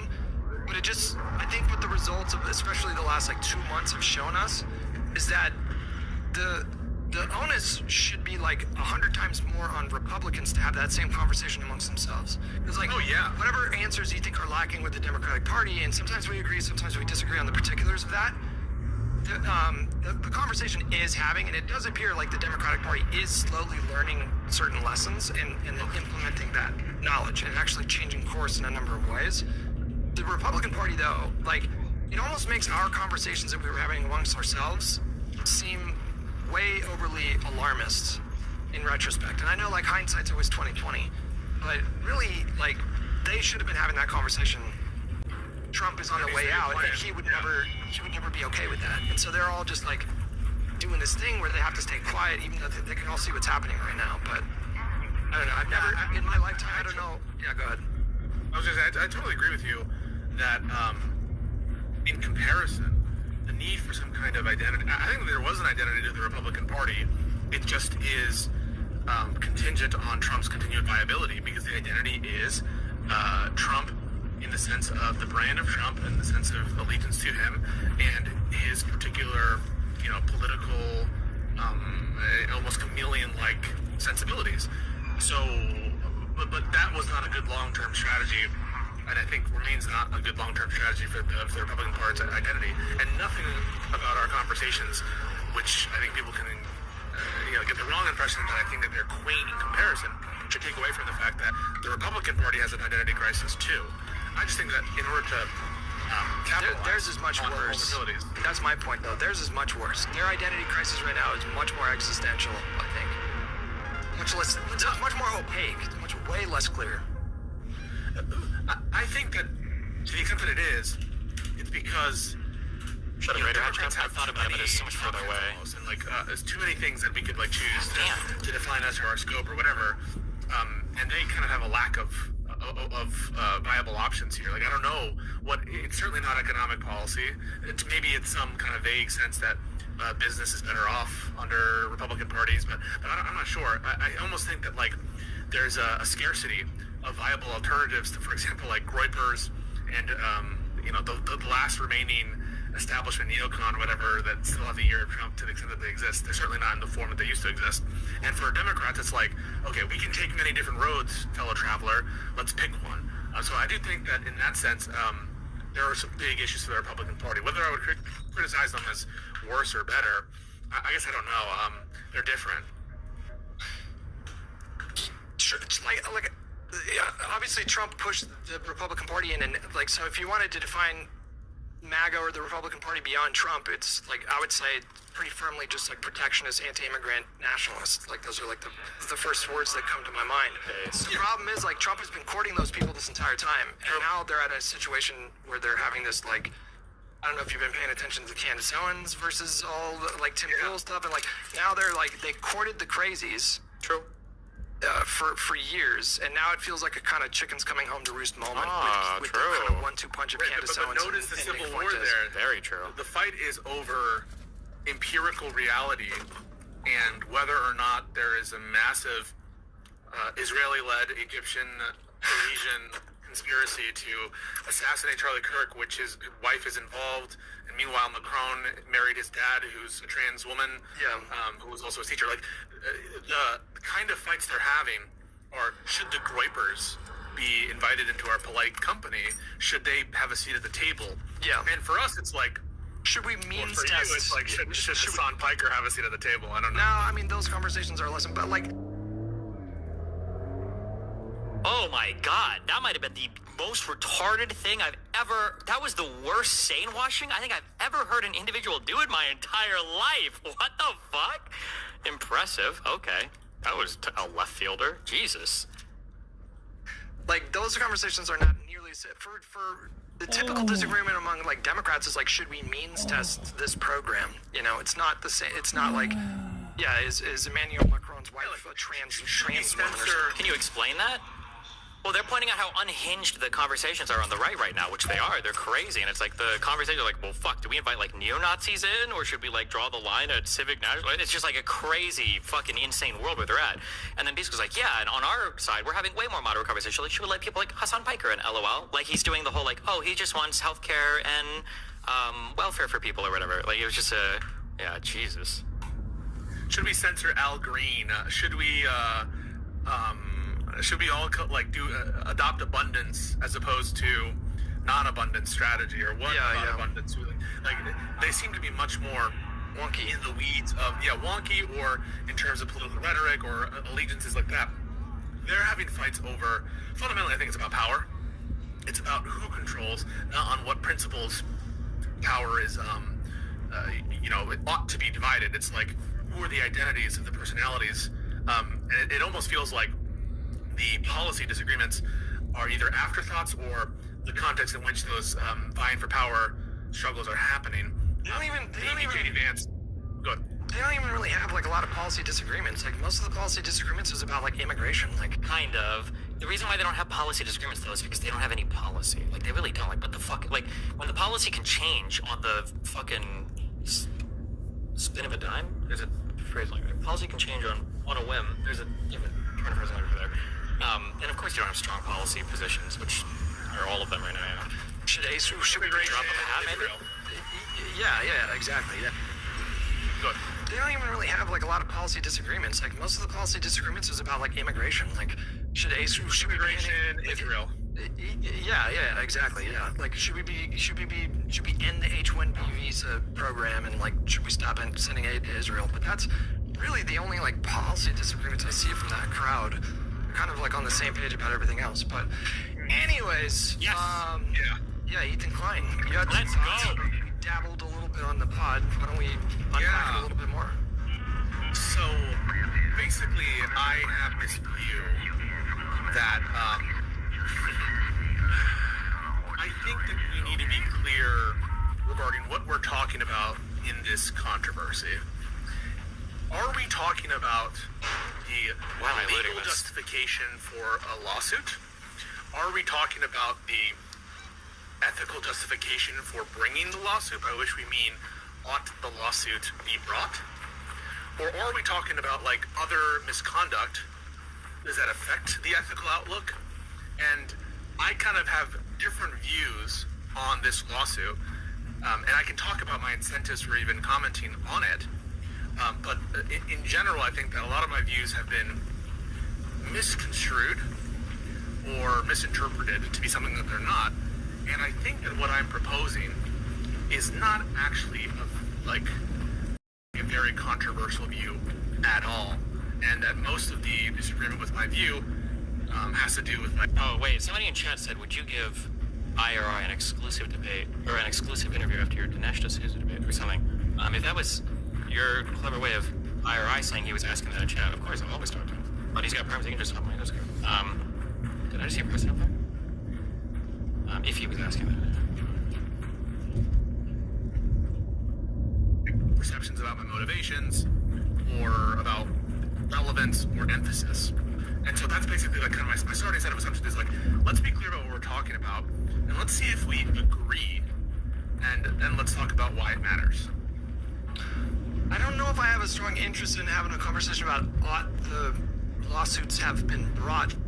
That's not really the thing that interests me too much because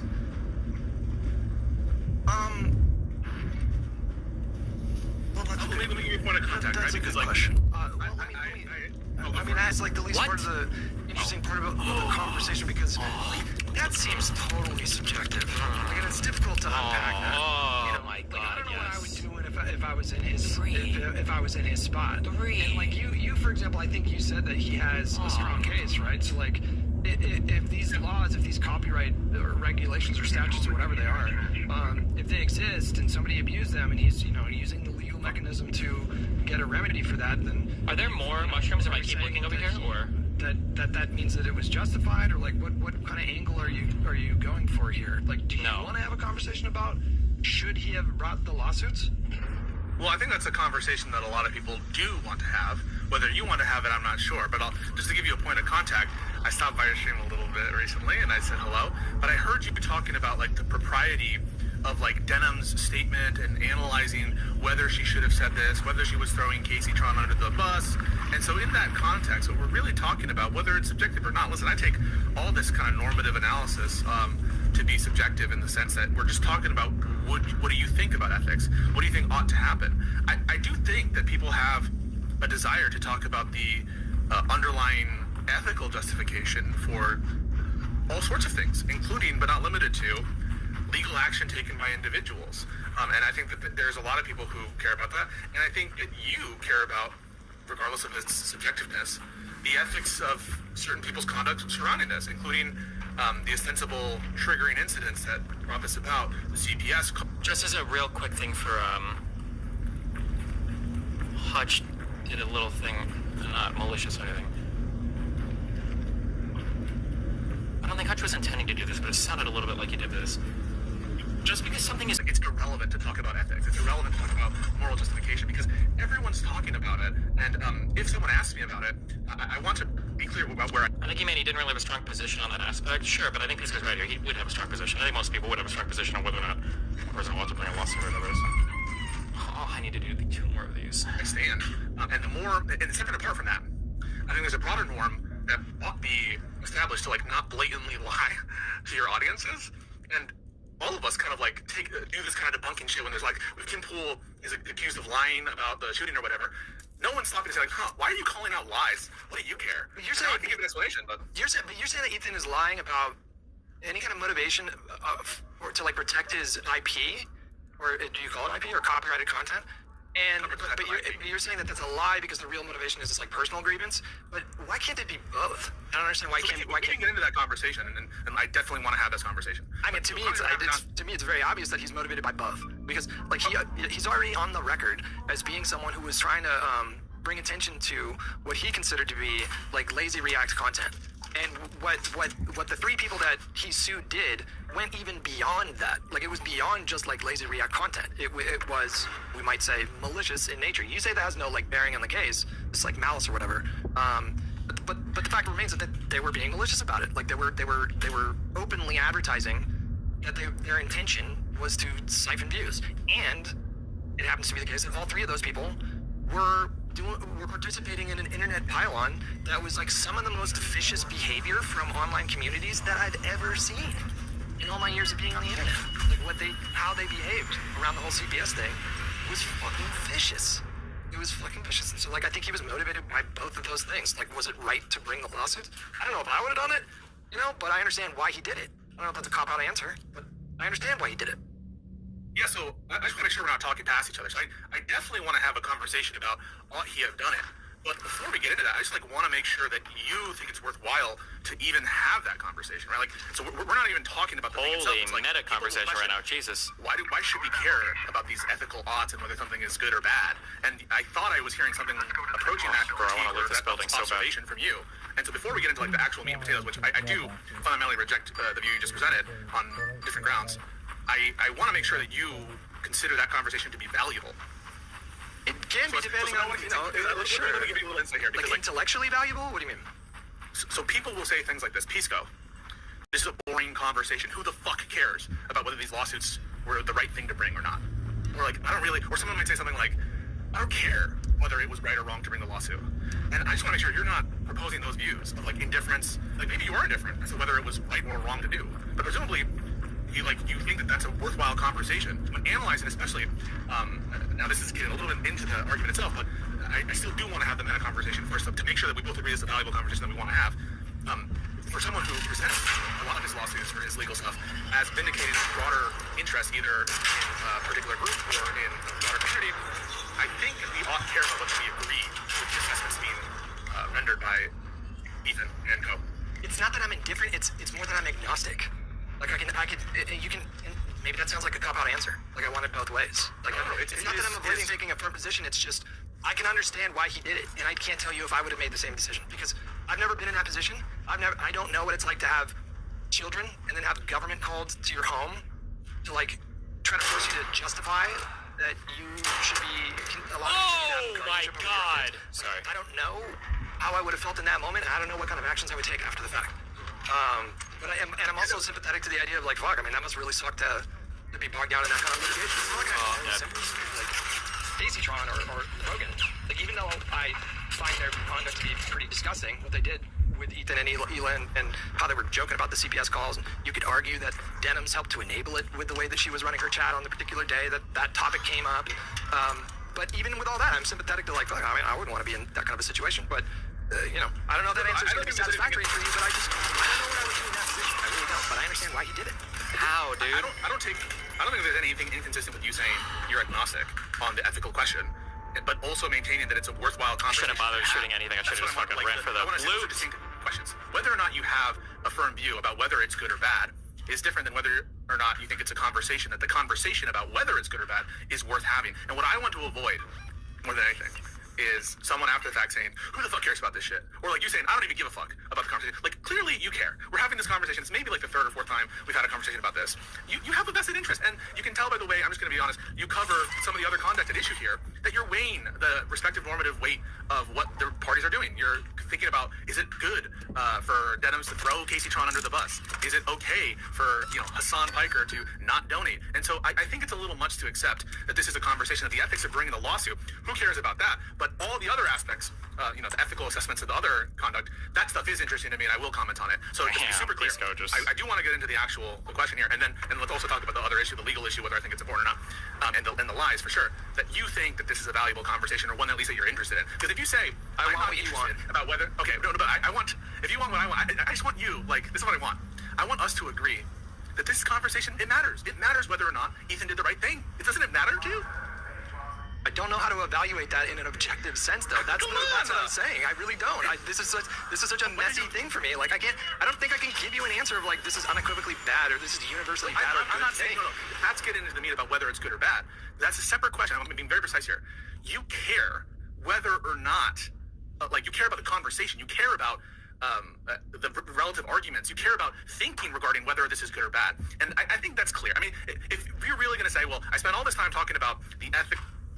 I do think Pisco definitely needs to, tighten it up. Like, he could have said this in 2 seconds. Like, I know you guys are all predisposed to hate Pisco, and I am too. But, what Pisco's bringing up is an important point. It just takes so long to get to the point, right? He's just saying that, I don't want to have this whole conversation about whether or not he should have filed these lawsuits, and then at the end you're like, well, I don't give a fuck about the conversation anyway. So I just want to make sure, and I think you do care about it, right? Because you talk about all these things so much, and you talk about the motivations a lot. So, I think it's a worthwhile thing. I feel like you've engaged in behavior that shows that you think it's a worthwhile thing, that we have a conversation about the motivations for the lawsuit starting. That's it. And then that's it. I don't know why this shouldn't be like a 20-minute back and forth. This should be that simple. I don't think Hutch can ever disagree with that. Implications of Denham's conduct, of Hassan's conduct, of the Snarker's conduct, but I'm not going to consider the ethical implications of Ethan. I'll consider it. That's fine. If you have a case to make in terms of why you think he shouldn't have made the case, then I'm genuinely open to being persuaded. Awesome. There's a universe where you could convince me that it was a wrong thing for him to do. Go for it. No, just because I get shared these people who really don't get it, and they're making comments like, who the fuck cares? Like, who asked these guys? Who the fuck asked whether this is good or bad? Like, you guys all care about this. We all care about these norms. And the proof is in the pudding. The fact that we spend any time on it, the fact that people... Wait.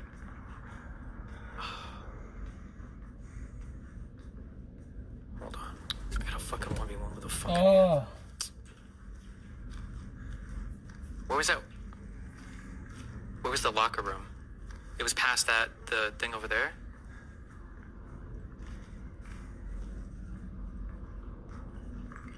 That guy's upstairs. This is the locker room. No, fuck! No.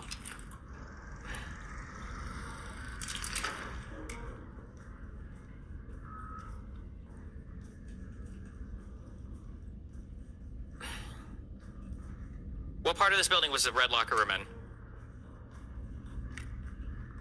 The quicker I find out, the quicker we go back to the fucking video. You're all being held hostage now.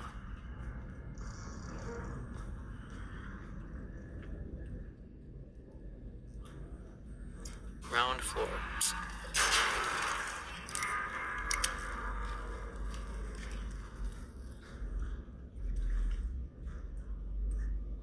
Ground floor down the middle stairs.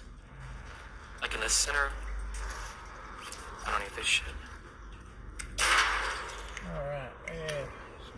It's making money, I guess. Okay. Hey.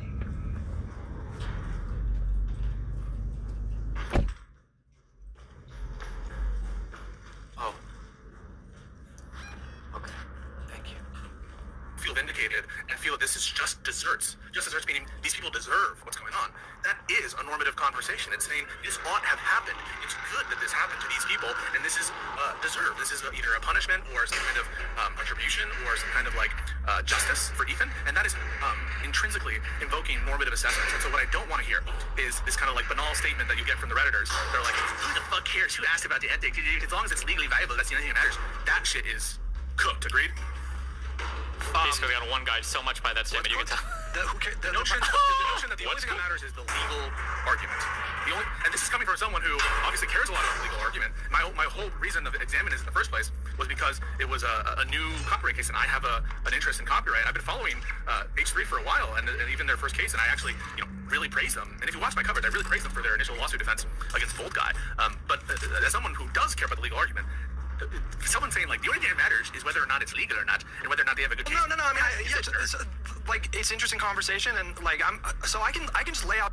Fuck, I'm sorry. Hold on.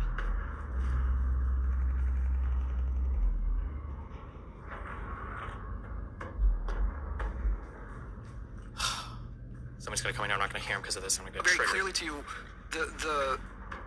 the pro case, like the bullish case, the case for this potentially being an appropriate action, and then you can tell me your case, and we can go from there. But so to be clear, this is not a view that you necessarily hold. It's no, I have it. I hold the view, but again, there is a conflict in me. I'm just being 100% transparent. Like some things on not. You think it's a good thing that he brought these lawsuits against Denims, Casey Tron, and Frogan? I think a good outcome of this happening is the possibility that creators in that space will do more to moderate their own communities. Right, but you that's the value that I see, and so that is a potential. That is an argument in favor of Ethan taking this action. Did it have to be this litigation action, or could it have been a different action? I don't know, but like that is the strongest case that I would make, is that these creators existed in a world where they were totally emboldened. They felt like they had total impunity. They demonstrated no sense of responsibility for moderating their own communities, and in some cases, they explicitly or implicitly egged on this kind of what I view to be like significant harassment. Like it is to me a really significant form of harassment to do a CPS report, and then that ends up with a government intervention. That to me is so much more significant than the litigation. A malicious CPS report that is based either on lies or distortions, things like that, right? They didn't you wouldn't say like a CPS report by itself is bad. It's when it's informed by either lies, distortions, or exaggerations, right? They had a vendetta against Ethan, and that's all motivated by bad stuff, either lies or bad motive, some kind of. So it's not just the mere calling of CPS. It's calling CPS on a basis that is improper, such as trying to hurt someone, not actually being concerned about what's going on, including lies in whatever you're telling CPS, or exaggerations, or things that can't be reasonably obtained. Yeah, okay. They crafted a narrative about him and Hila that they were these ultra-Zionist genocide supporters. It was a full-on mass psychosis event for that community, with a collective audience of hundreds of thousands or millions of people. And in that collective audience pool, they crafted a narrative about Ethan and Hila. Number one, that was just a total fucking lie.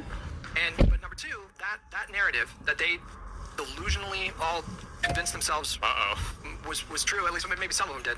But there was also an element of like bad faith to this as well. And so like I think they wanted to believe that about him. So it's possible maybe the person who made the report, like got themselves to believe this lie about Ethan. But the whole point is like it was fostered by those creators. They had active role in making a mockery of the whole situation. What do you mean?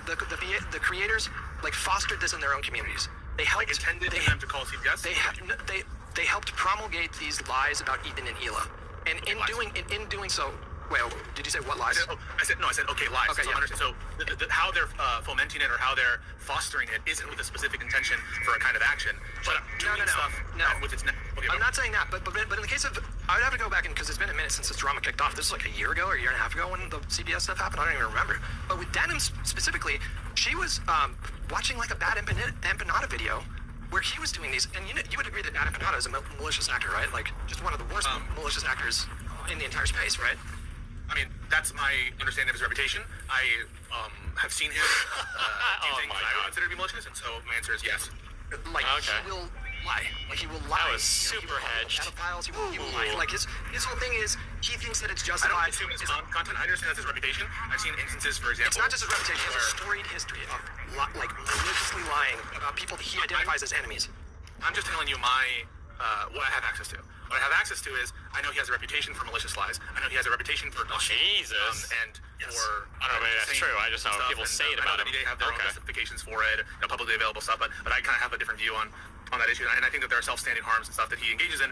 For example, regardless of whether or not it's technically publicly accessible, I think that certain kind of revelations of information, even publicly available information, can sometimes, I think, be considered norm violating.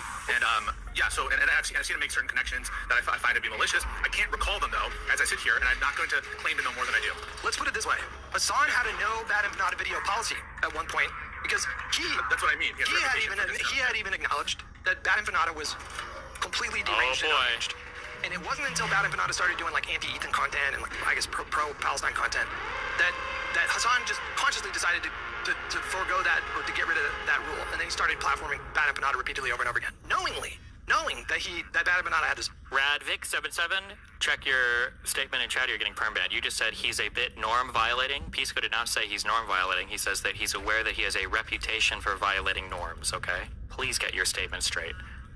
Like very unclear record of malicious behavior, and then people like Denims watch this Bad Empanada video about Ethan, and if you again, it's been like a year and a half, but like her chat on the screen that day when she was watching this video, they were all doing like CPS talk, and it was just like she was making no effort to moderate. Would you agree, for example? You feel she has an affirmative obligation to do that, right? Of course, don't you? I'm not sure what the standard is. So if people are calling for CPS calls in the screen that day when she was watching this video, they were all doing like CPS talk, and it was just like she was making no effort to moderate. Would you agree, for example? You feel she has an affirmative obligation to do that, right? Of course, don't you? I'm not sure what the standard is. So if people are calling for CPS calls in the chat, I'm not sure that I would moderate those opinions. If they have...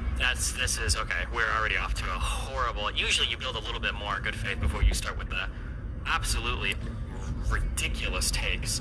The idea that you wouldn't have an affirmative obligation to chat to curb people that are doing CPS calls is crazy. But okay, that's an interesting take. All right. The opinion. Would you? Oh, 1000%. You would. You would. Come on. If you had people in your chat that were like, I don't know, Hutch seems kind of dodgy. I think he's like beating his fiance. I think we should call the cops. You feel like you don't think you'd have a responsibility to jump in and be like, no, hang on. I'm not sure. What I'm telling you is I don't have that intuition that like. Chatters take totally. Okay. Oh my God. This is my house phone. Okay. I'm about to. All right. What am I doing here? I gotta do this.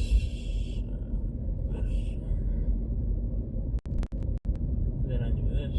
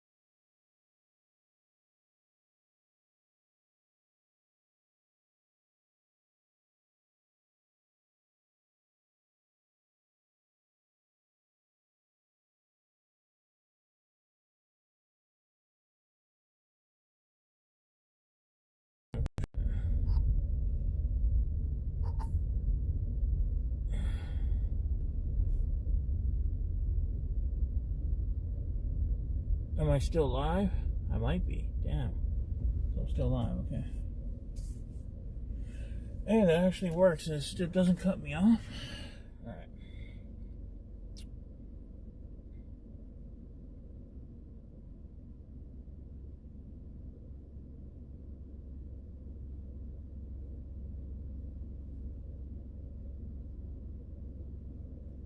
It actually doesn't disconnect me. That's interesting.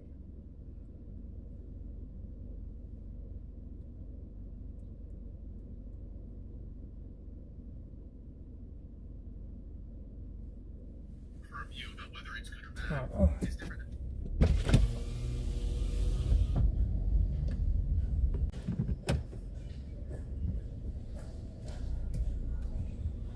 Okay.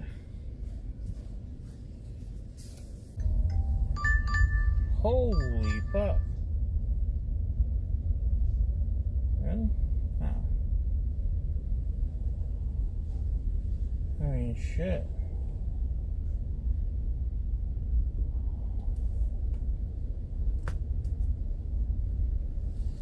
Okay, this money I'm getting, it's like, to be honest, this money is pretty good. Like,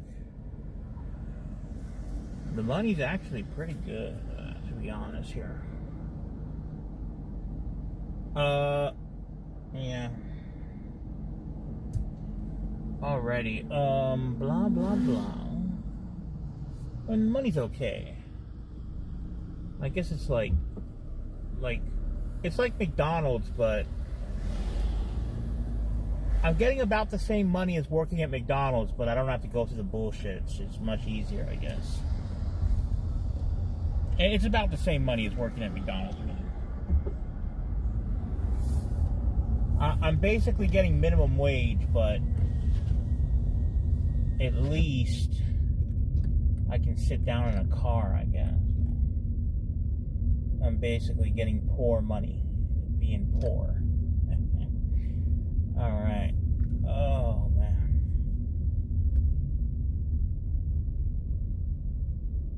Network.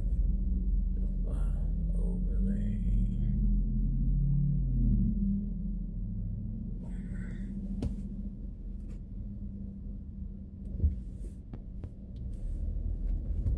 Who do you want to analyze first? Well, we can't analyze Ethan's actions in a vacuum, though. We have to evaluate the condition. What was with this lag, bro? The lagginess. Conditions that arise. The lagginess of the lag? Is that what we gotta look at? How fucking laggy it is? That led to that. Whoa, it's laggy. Yeah. But what is our dependent variable? What are we trying? What is the ultimate focus of our inquiry? Are we trying to figure out whether it's right or wrong for Ethan to bring the lawsuit, or do you want to spend some time to build that, to talk about various different actions that different people took regarding Ethan? You had asked me. I mean, I was giving you my argument for why litigation could be justified. Could be a justifiable response to what happened. Okay, that's where I'm coming from with it. So let's start with Casey Tron, right? It's justified to sue Casey Tron for copyright infringement because I would assume you would say, A, she committed copyright infringement, right? You tell me. You're the lawyer here. Well, I don't know. Presumably, you wouldn't be in favor of suing Casey Tron if you didn't think that she committed. No, if it was frivolous, no. Yeah, generally. And I want to ask you, because first of all, I don't think any of these cases are frivolous. I just want to make that 100% clear. Anyone who says it's frivolous, that's wrong.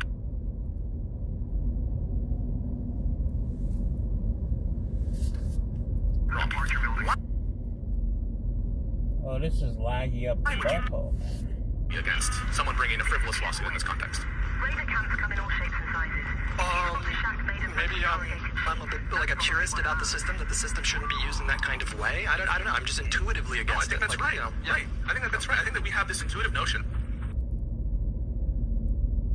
that these legal frameworks are here to represent particular things, and we just have like a structural issue with individuals who, at least in the case, and again, I want to stress, I don't believe these are frivolous cases. I don't believe they're frivolous. I don't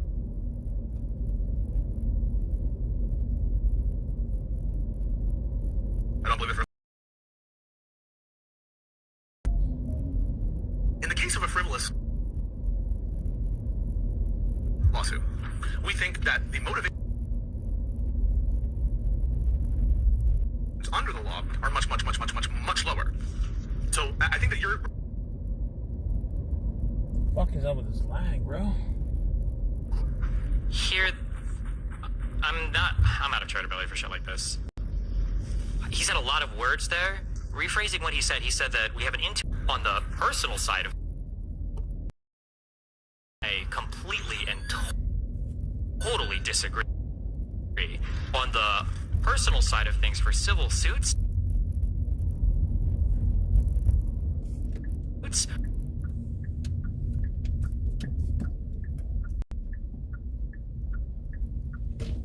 my guess is like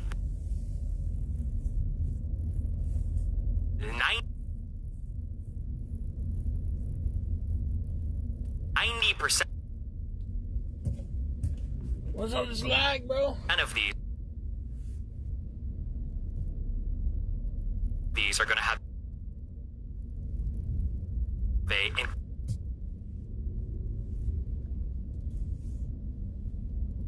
incredible. The fuck?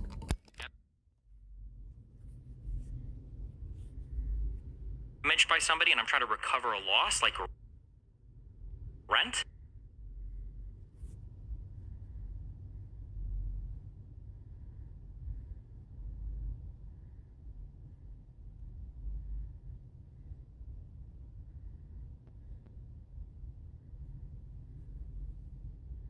Like I deserve. I need the state to step in and moderate my dispute with that person.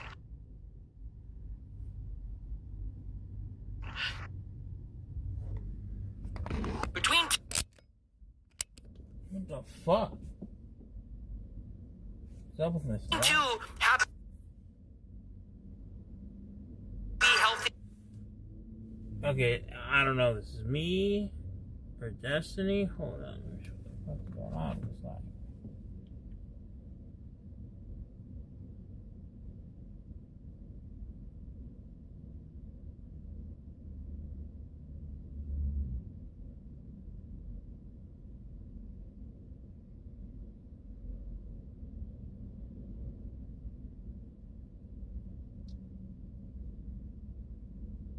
Yeah, hopefully I can get famous and make money on YouTube, I guess. But yeah, for now, at least DoorDash is better than McDonald's.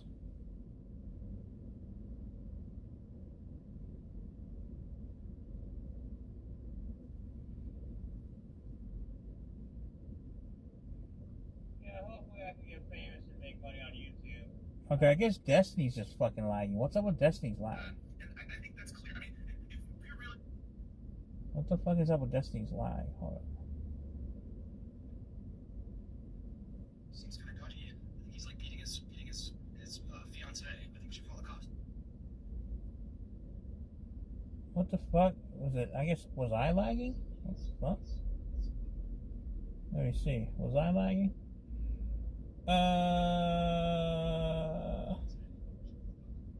I guess the DoorDash ain't that bad because people are just chilling at their house doing fucking whatever, and then like as in you're playing video games or something, so you're just playing video games and what you put me on the background or whatever. Are we trying to figure out whether it's right or wrong for Ethan to bring the lawsuit, or do you want to spend some time to build that to talk about various different actions that different people took regarding Ethan? You had asked me. I mean, I was giving you my argument for why litigation could be justified. Could be a justifiable response to what happened. Wait, was I lagging? It's justified to sue Casey Tron for copyright infringement because I would assume you. What the fuck?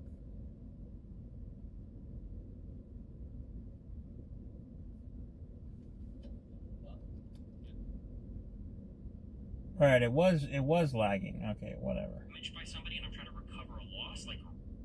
Okay, I guess it was Destiny lagging. I don't fucking know. Anyway, okay. Time to go get this money. Alright, yeah. Alright, yeah. Hey, let me, network. 1.4. I guess it's good enough. Maybe I'll even film the front a little bit. Okay. Maybe Clav's online. Is Clav online, bro? Clav. Overlay. Display. Overlay. Clav. fucking here, bro. Really? You're not online, Clive? Whatever. Okay. Well, anyway. Is Ice Poseidon online? Shit.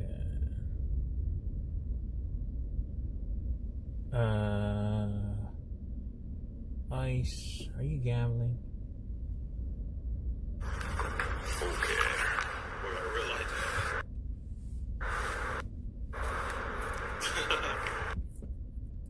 What is that? Is it my fucking... Wait. Now I'm lagging on Ice too? Wait. I don't know. Am I lagging on Ice too? Did I do in Chicago? Wait to see this. So Oh yeah, that makes sense. All right. Have you heard about the bottomless lake with dead bodies? Bottomless lake? He was talking about you bring us to a bottomless lake and dead bodies float down to Carlsbad. Ever heard of that? Well, you should mute it. I know. I'm muted, I guess.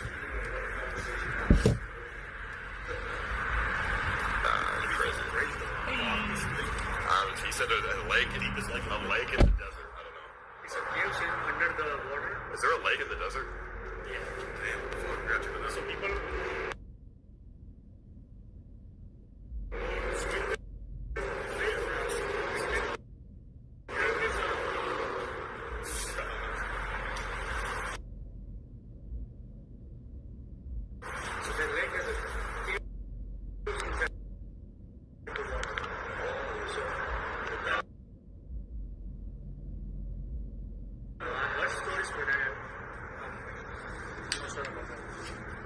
There's like chemicals in the water. They keep it down. Okay, that's why there's bodies in the water.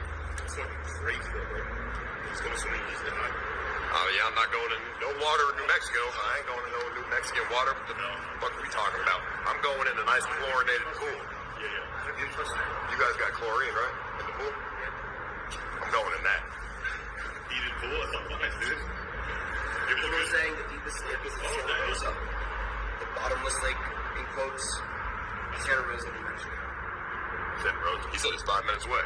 That's great. I don't know where Santa Rosa is.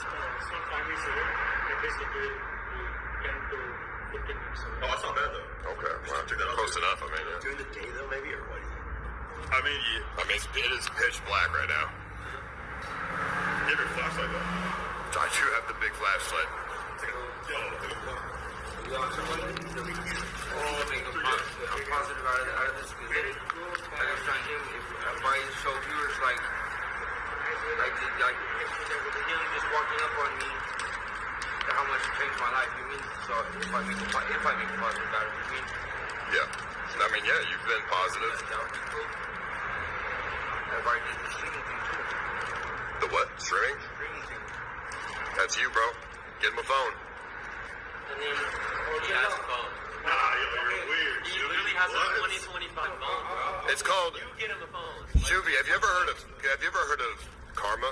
Good karma will come your way. Bro, I started a fundraiser for it, bro. I raised $400. if my phone will work and do it, won't do my phone. But if not, if someone does buy me a phone, that's the first thing they'll get paid for if I make money out of it. All right, Mr. Shaw, you're up. I'm buying him a phone.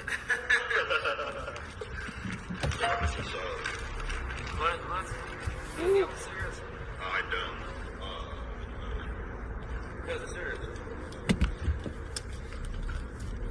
I don't have that cigarettes.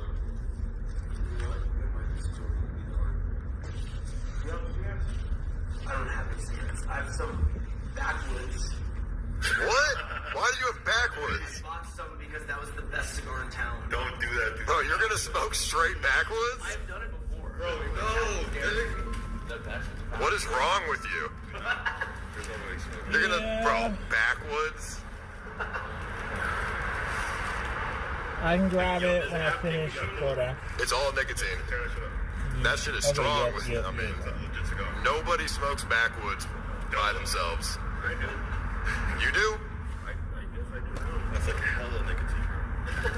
Hella tobacco. I think, I mean, alright, you might, I mean, yeah. Yeah,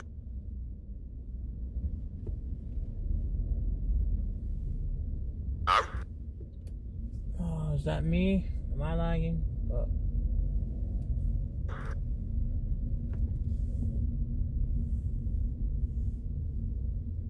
Throw.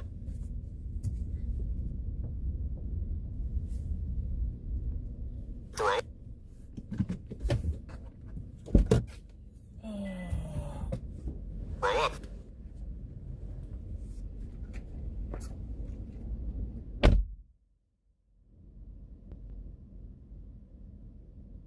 Up.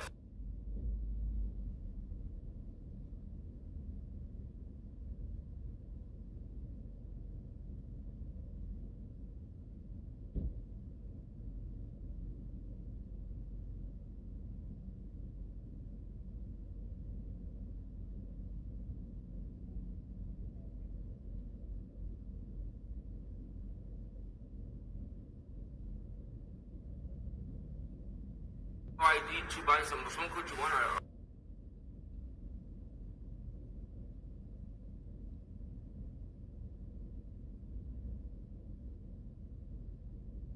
What's here? Like, you have a truck? What, like, just park in the fifth on the floor? No? That's cool, something attached to the truck. No, it's gonna be at a park. Wait, you're putting it on center blocks or like? It's gonna be attached to something. No, it's a fifth wall. It's not. Yeah, fifth wheel attached to the center of the truck. Yeah, the center of the truck. Yeah. Yeah. Are you putting it on center blocks or how are you? It levels it. You get there and you push a button and it levels itself out and everything, bro. Right.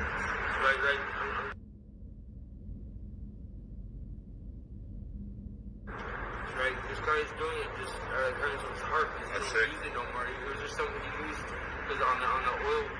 He had the oil for 4 months because he didn't need the job site. So now he don't need it because he moved down here from Texas. Yeah. So are we going to the lake or? Oh, you want to shower?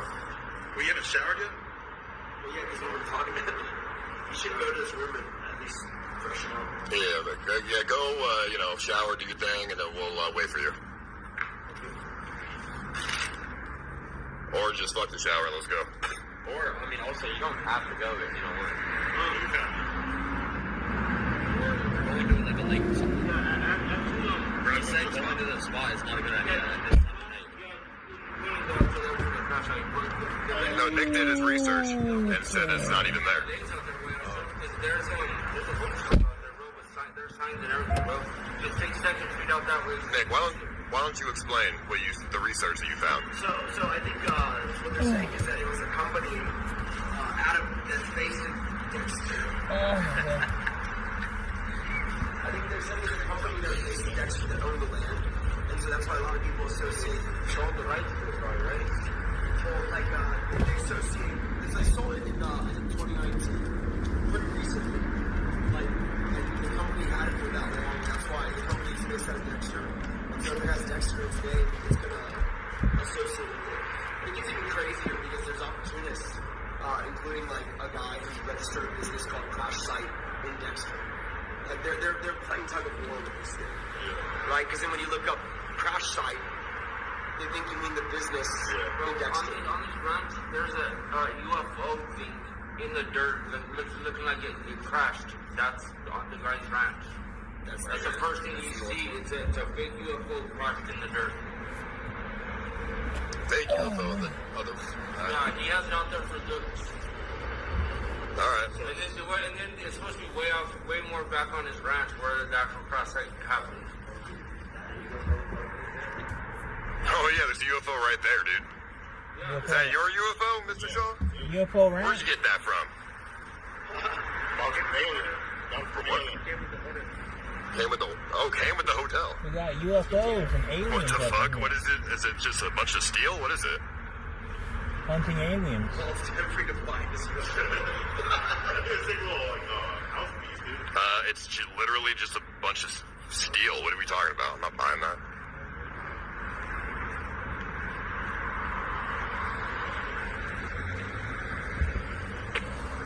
Where do I even put this fucking thing?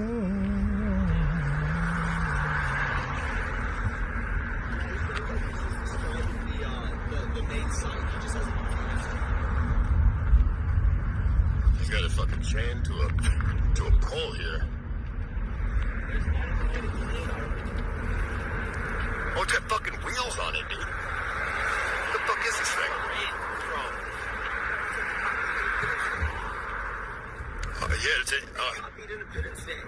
This is like Star Wars or is it Independence Day? I think so. It looks like the mini fighters of Independence Day. That's a train? Yeah. They just like pull it around maybe for like parade or something. Yeah, I don't know. Maybe this is the road UFO. Let me go get my laptop. Oh, yeah, it's right here. Oh, alright. Thank you. You guys put that trash in there? What? You guys put the trash in there? No, not yet. I don't think he's ever gonna shower because he's still talking to Mr. Shaw right now. Maybe he just doesn't. I don't think he wants to. Lake? I don't think he wants. Well, let's just find the lake address because I don't think he wants to go and he's gonna take 4 hours to shower probably. Yeah, we don't really get to the show. Let's go get the van. All right. It's right here. Yeah. I didn't leave nothing in there, right? Just brought this, right? Yeah. Oh, yeah, I got my charger, yeah. Well, let's, here, grab the van, pull it. I'm gonna tell him that we're gonna go to the lake. Okay. I feel like Nana. I'm gonna sat on my What's she doing, bro? ball, She's just been like hiding in corners all day. Nana, you good? You good? Why stand and hide? Okay. Having fun? Okay. What's up? Yeah, we're gonna go to the bottomless lakes. So you just, you go do your thing, take a shower, whatever, and then Oh yeah, that's fine. Go to bed, do your thing. We'll go to the lakes, and then tomorrow we'll buy the trailer.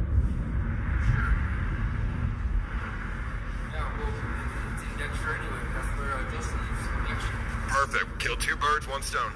She said she's shy. No, Xena ruined her. First homeless ruined her, now Xena ruined her. I mean, yeah, you actually might be wrong. I don't know. What's up? Yeah, she is cool. Any green people? What do you say to green people over here? Right, what do you say? Greeting. No. Example. Demonstrate. See, he's the one teaching her.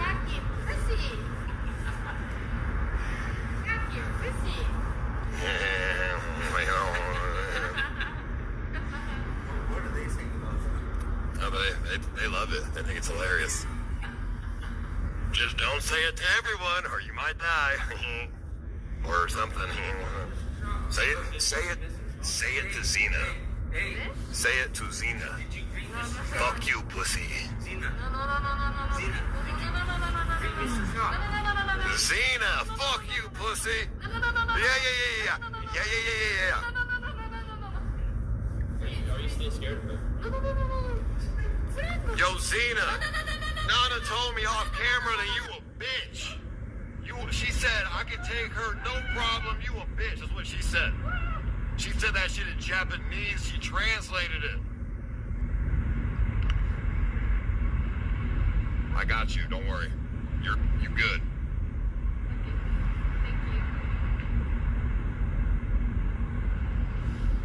All right. Well, they're pulling the van up, so yeah.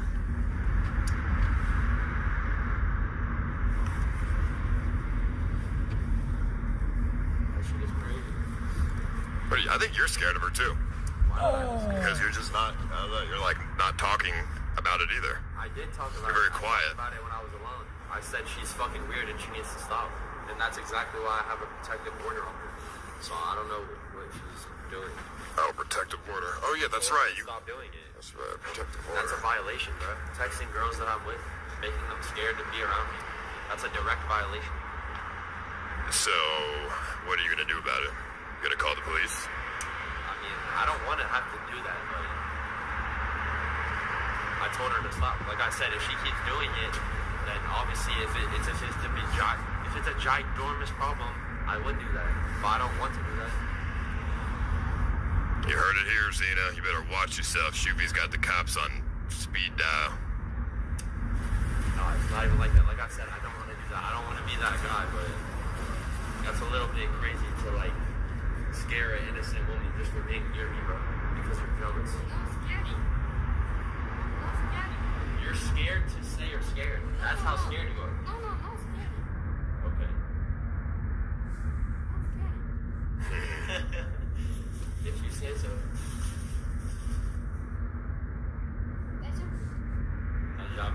Alright, well, she texted me and said that she never said any of that. Never said what? Like, was never threatening. Well, maybe you're the one putting ideas in Nana's head. Why the fuck would I do that? Why would I say? I don't know. Why'd you have your TTS plan when he was, losing all the money? Bro. Who knows? You're a fucking psychopath. Shut the fuck up, dude. You fucking hypocrite. How am I a hypocrite? Because you're also one. Yeah, but I pick and choose my psychopathy So do I. ways.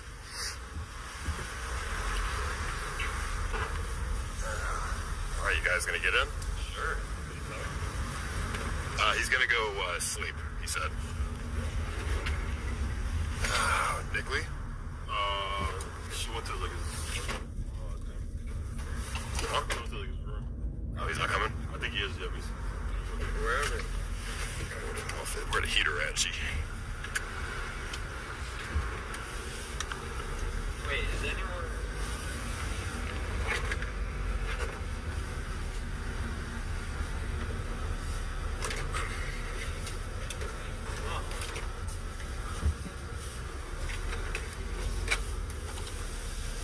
What's up?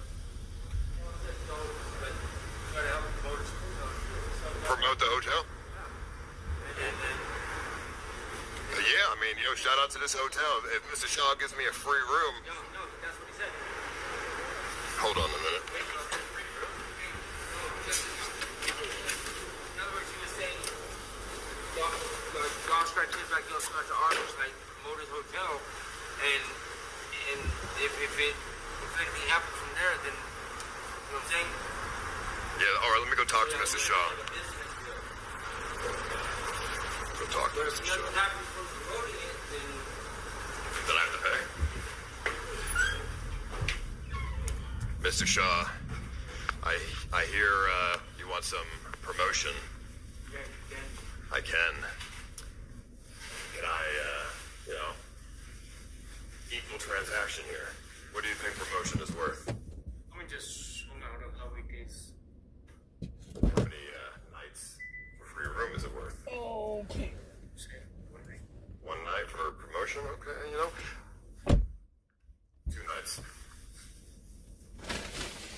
Not 3 nights. 1 week.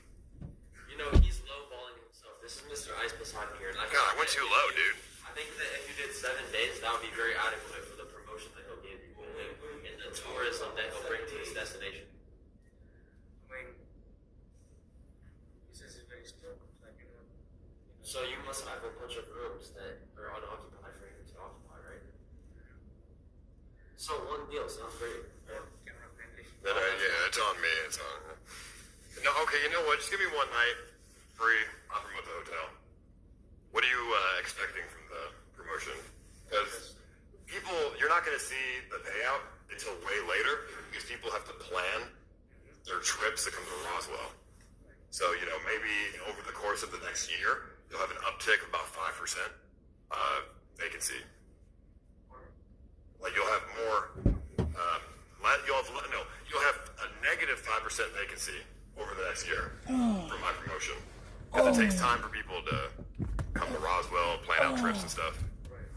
So, if you're expecting like overnight success, be like a yearly, like a 1 year thing, Right. Well, what's the name of the hotel? Santrio? What's the name of the hotel? Hey, come to the Clarion in Roswell. Why don't you do like some referral thing where he gets 5% of all the customers that use his code? You have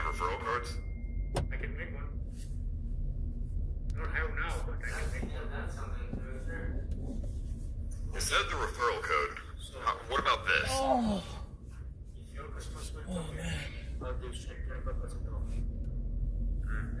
I'll generate the unique link that your viewers can use it. So they get 25% off. And then I get 5%? I don't need 5. It's fine. I don't need 5%, bro. It's all yours. All right. The code, they come here, they get 25% off. What's the code? I have it already.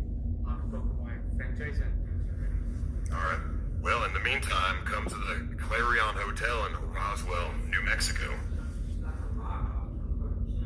Yeah, that's a good deal right there. Maybe make the code ICE. ICE? Because that's my name. Okay. ICE, ICE. Icy ice. Or actually, no, make the code CX. Because that's my brand, so CX. That's it. Very simple. I get a 26% off code. It's a scam if you sign anything with him. Because they're just my viewers, so I'm just... not even gonna take a percentage, right? Okay, let's talk in the morning. Sounds great. So I'm at that. What? Fuck that hotel. That hotel sucks. So I get a free room tonight? And then I'll just take all my shit from that hotel to here. Yeah. Because this is way better. You got like a penthouse or something? Alright, I'll take just a king room. King bed? Alright, cool. Yeah, I also potentially get a room. I'm also at that hotel right now, bro.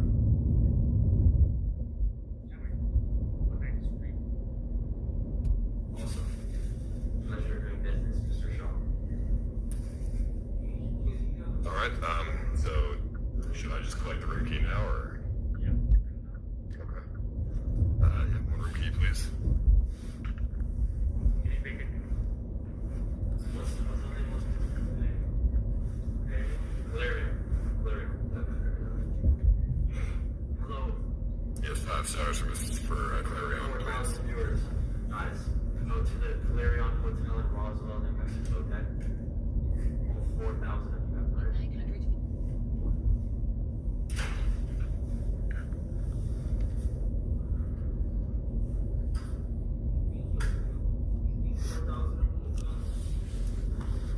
Yeah, you got to go.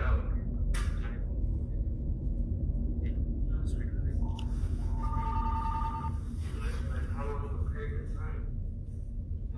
You'll probably all show up overnight.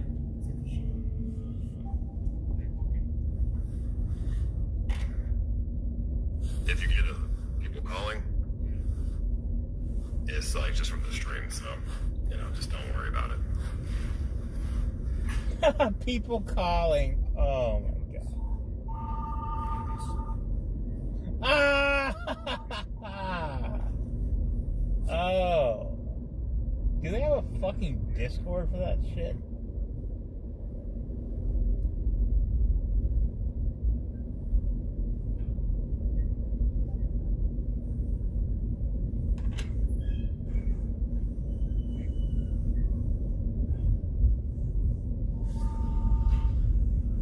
Oh my god, the callers. I mean, technically it is promotion. How may I help you? This is Claire.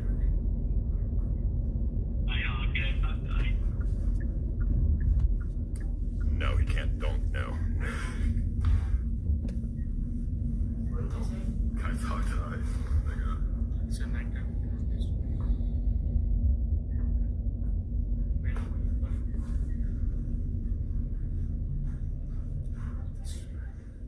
Cocksucker. Can I have your ID? I don't have it. It's in the other hotel. Can I have your last name? Yeah. Danilo.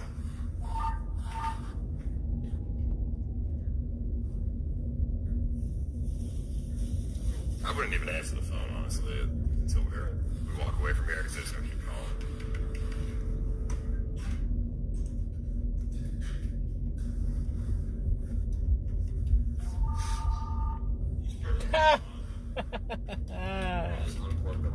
Oh my fucking god. They're calling the fuck out of this. Wait, hold on.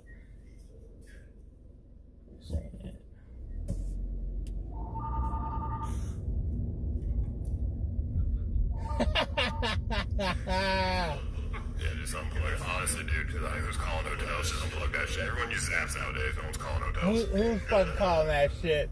Who the fuck is calling that shit? Obviously, but fucking A, bro.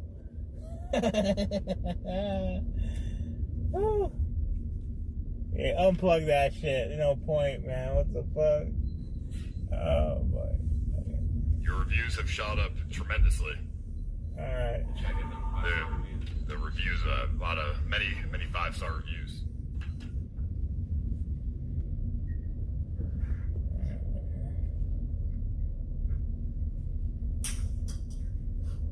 This one. They call me the pumper.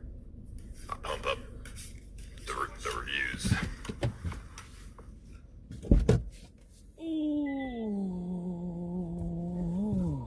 What?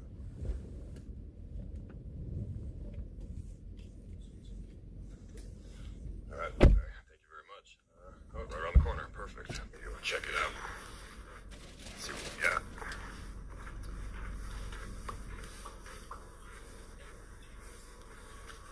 Very nice. We got vending machines in here. Very nice. We got snacks. We got lemon brisk and Dr. Pepper and stuff. Very good. Very good. There's a friend right there.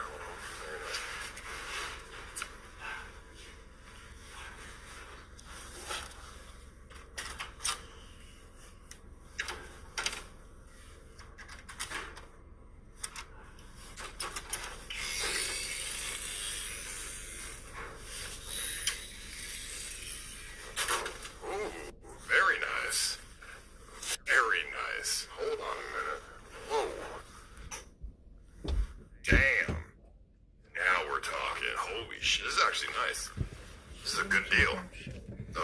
$60 a night, I think, and then if you get a 25% discount, that's what, a $40 a night hotel? You get a whole living room, dude. Very nice, very nice. You got the TV, you got a living room, you got where's the light switch? Oh, there's no light in here. Okay, they got lamps though. Boom. All right, very good. Very nice bed. How do I get out of here? There you go. Very good. And what's the view look like? Oh. It's the inside area where the pool is. Oh, very good. Very good. Very nice. Hell yeah, bro. Hell yeah.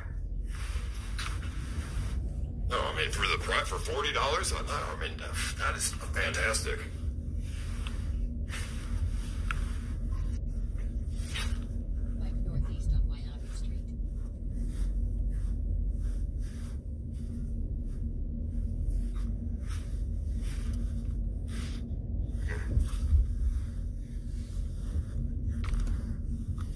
What is that?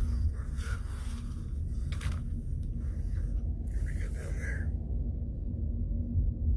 Nice. Fuck it. Ooh, it comes with free money. Yeah, I'm gonna touch it. It comes with free money, though. It comes with free money. Yep. That's what we're fucking talking about.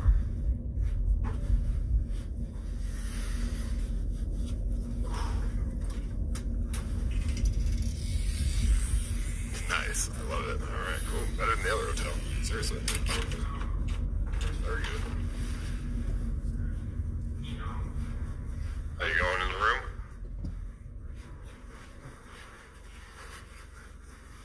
Smell hot dogs.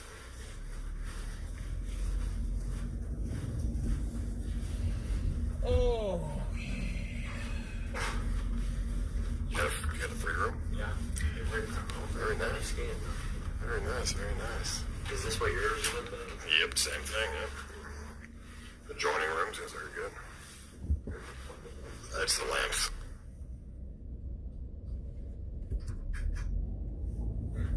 Nice. I wonder how much this costs a night. Like $60 a night. So with the discount, it's like $40. My hotel costs $150. Yeah, the one across the street that's complete shit was $140. There's no way this is 60, bro. It is. Let's see this one.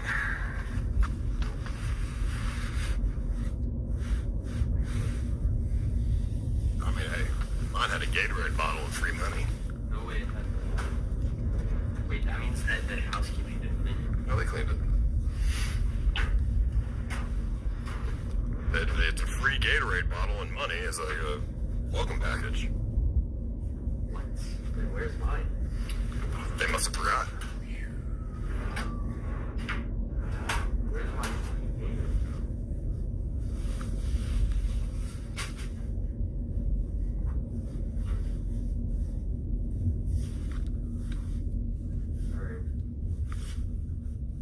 Yeah, cool. All right, yeah, I love it.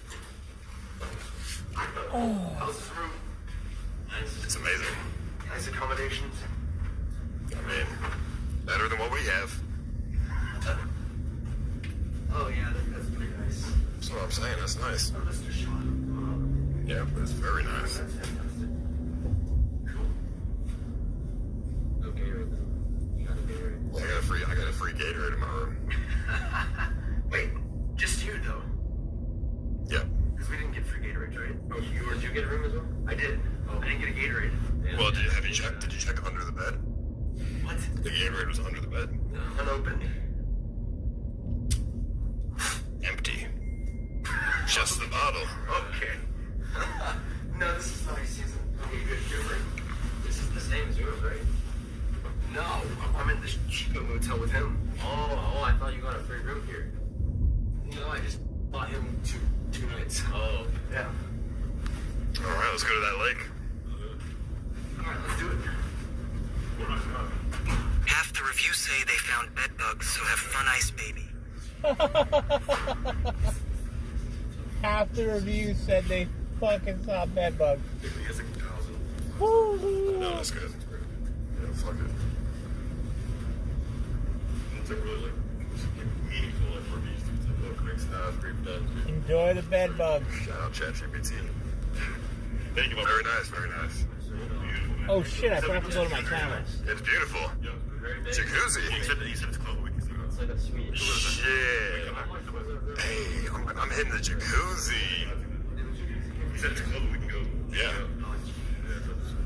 Where do you go? Oh, the guy. Oh, okay. I went to sleep. No shower.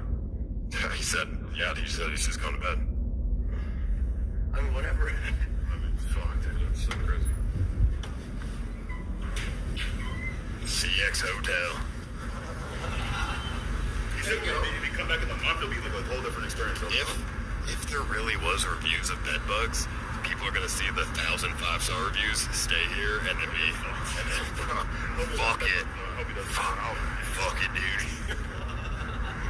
You pump those reviews up, boys. I don't know.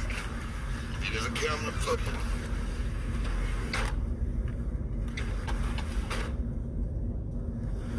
The CX Effect Hotel.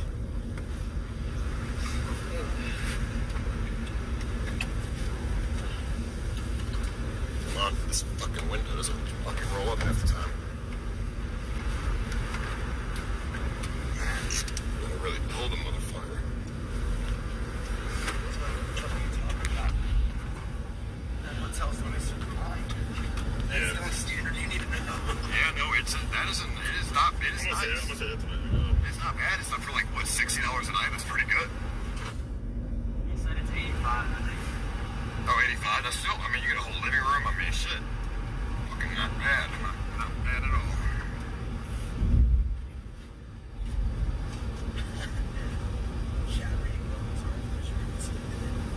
I don't know where Nana is. No, she's in there. Oh, she's just, I don't know. She's hiding, bro. I didn't even know she was back there, bro. No, there is. It's from up here. What the fuck is she doing? She like the Grudge or something, man. What the fuck is she doing? Shit, no. It's a light. Remember, there's a button. Oh, here we go. Good. Okay.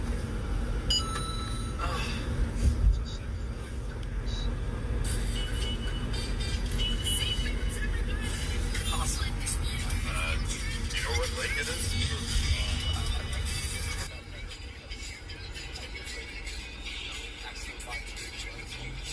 Someone was saying that, like, probably I can't agree. If I sent him $2,800, Yeah. I I think he would have just kept gambling on his own stake account. Yep. Because he was addicted, bro. I can't believe when he came back from the cigarette, he was like, all right, I'll stop. I can't believe that. He was so fucking addicted. Because he came down a little bit. Yeah, he gave him some separation. Yeah. Just goddamn, man. I knew that it was just bad, but once he said I'll stop at 6K, and then he just went right past it, right? Yeah, that was I crazy. just saw it coming, bro. Like, he was just a little bit too optimistic. So it is better, yeah. State park. So I think it might be closed. He might, or buy, who knows, if he's easily addicted to shit, I don't know. Like, I mean, look, buy whatever, $400 a month hurdle is the lowest win he's going to ever get. It's his best shot. If we get him this trailer, if it's real. Yeah, I'm really interested to see how this trailer thing goes tomorrow. I'm hedging 60-40%. There is no trailer. You're more optimistic than I am.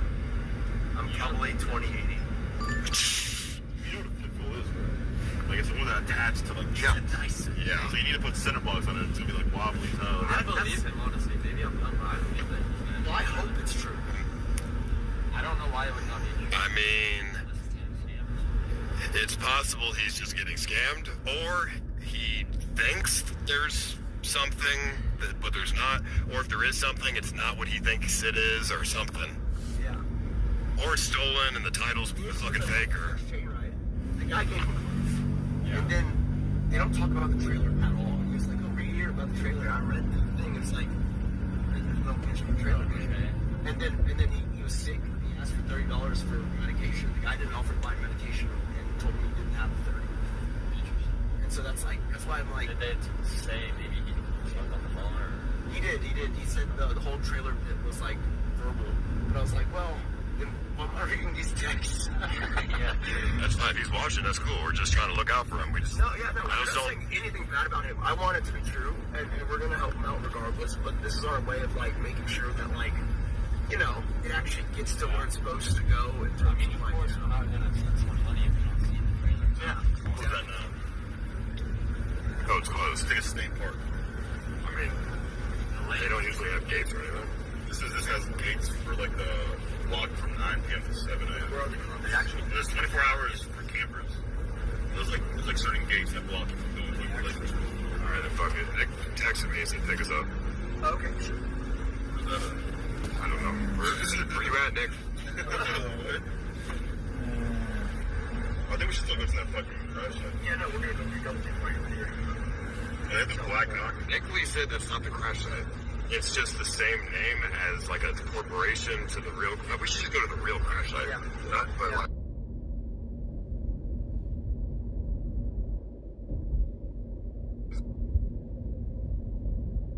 Driving, fuck that shit. You want to just go like look at the fucking something?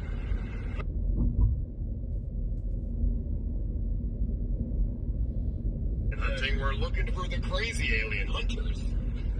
But we don't have, there's not even crazy alien hunters. I think there's just crazies. Finding Bigfoot hunters for the alien.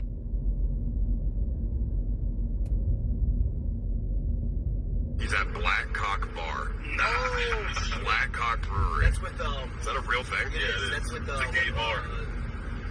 Yeah, BD and he said he got a recommendation for a bar. Black Cock Brewery? Yeah. What kind of name is that? He said he was gay and wanted looking for a cool bar. Yeah, but who names their bar Black Cock? It's a gay bar, dude. Yeah, but Black Cock, dude. Yeah, but it's referencing to like what's it called? To what?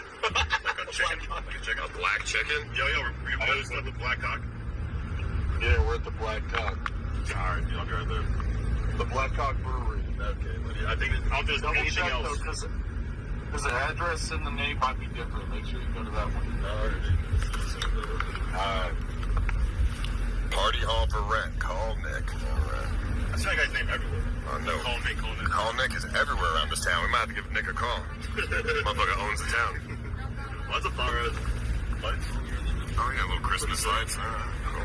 Fucking whatever, dude. Coolest thing in town. Shit. Even the Little Caesars don't have working lights, dude. What's going on here, man?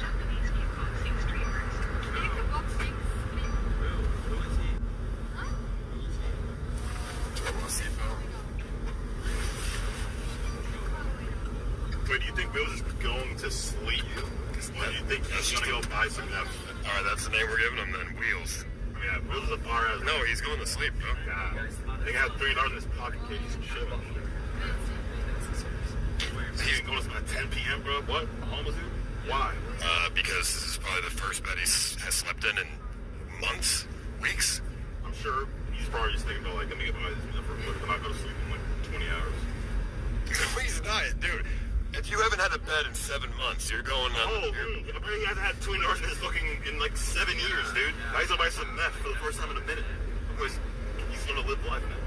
Dude, he's going to bed. This is the first time he's had a bed in I guarantee months. he's gonna be nowhere to be found tomorrow. Dude, God, dude. I mean, He's gonna be fucking. if Wheels ain't in the room tomorrow, then that's not good. But I guarantee I you. love the name Wheels is sticking. I love Wheels. it. I mean, fuck it. I guarantee you he's in the room, dude. Wheels. What the fuck is his door? I mean, I guarantee you he's gonna stay. Like, he's gonna go to bed. Like, I'm not gonna know when we come back. no, he's sleeping, dude. He said he was I sleeping. bet that nigga's gone. I bet that nigga's gone. Okay, but if he doesn't answer the door, he could be sleeping or gone. We don't know. Maybe. Or we can already just ask Mr. Shaw for his keys.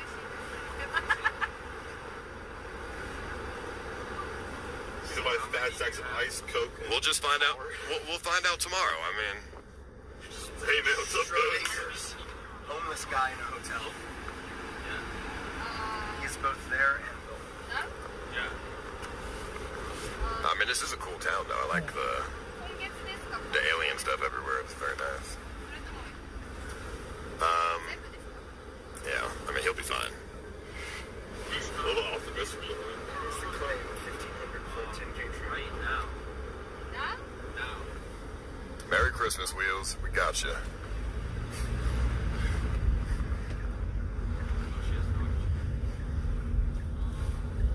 Lemon Emerson talking, fuck you. Motherfucker said Timmy. Automos Lake State Park. Yep, that is close. He said, alright.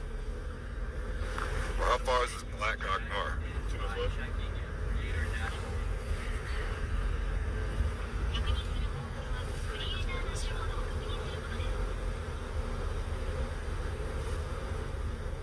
Had a bunch of people in the chat being like they just like who came in late to the stream, and they were like, why is he? And then and then I would slowly read, and they like slowly realize that, you know what I mean? They're like, yo, why is he? Oh. They'd be like, oh. That is so funny. Southwest. Oh. So I like analyze his feet. Just weren't there. There's missile silos we can explore. Where? Put an apple.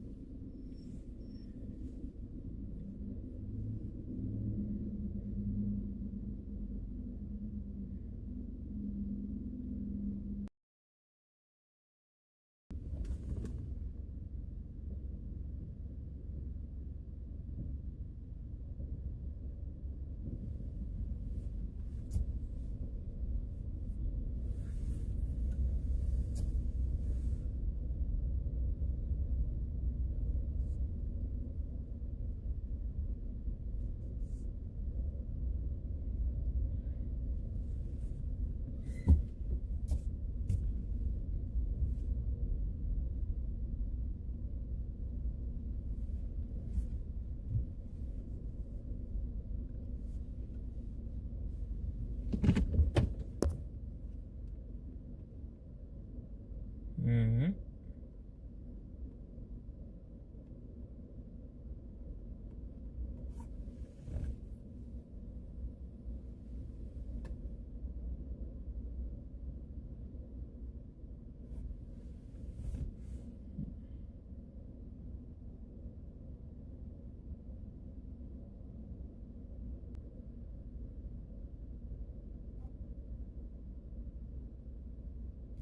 Zero? I don't fucking know. Okay.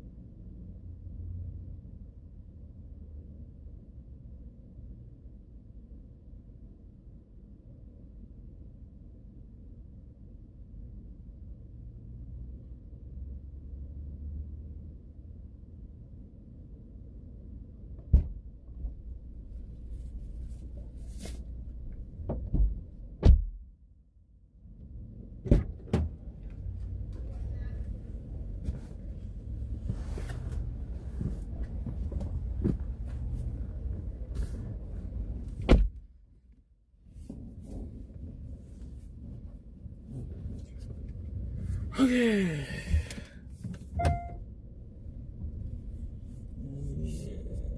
I'll put on something in a minute. What's going on with ice, dude?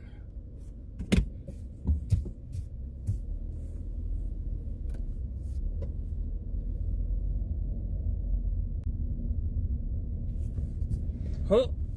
Huh?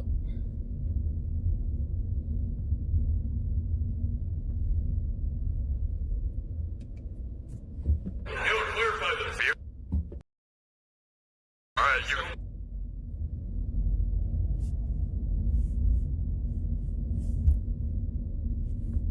you see what, I mean, alright. You meant like Tuesday night as well, right? What? Tuesday night as well? Well, it was Tuesday night, yeah. In the hotel. So Wednesday night. Yeah. Leave Wednesday morning. Yeah. Okay, they didn't know that. Oh yeah, use code CX at Clarion Hotel, you get 25% off. Okay, I don't fucking I'm serious. Seriously. He gave us a code. At the hotel we're at? No, at the across the street. And free jacuzzi.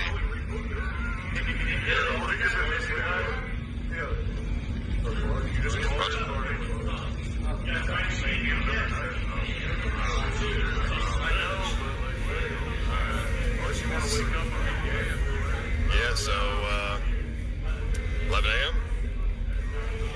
I mean, yeah, let's just go to the Marriott. What Marriott? There's a Marriott. Oh, yeah, I'm down. Yeah, let's fucking swing. Let's go to the Clarion. Let's go anywhere, dude. It's a Motel 6. No, Fuck that. it's an alien hotel. It smells like shit. There's fucking flies. I'm brushing my teeth. A fly is on my fucking toothbrush. No, you're not. Yes. There's a fly on your toothbrush? Disgusting. Then clean off the toothbrush. Dude, but like, yeah, bro, let's go to a better hotel. Fuck that shit. Okay, let's get out of here, We right? have a date, another date.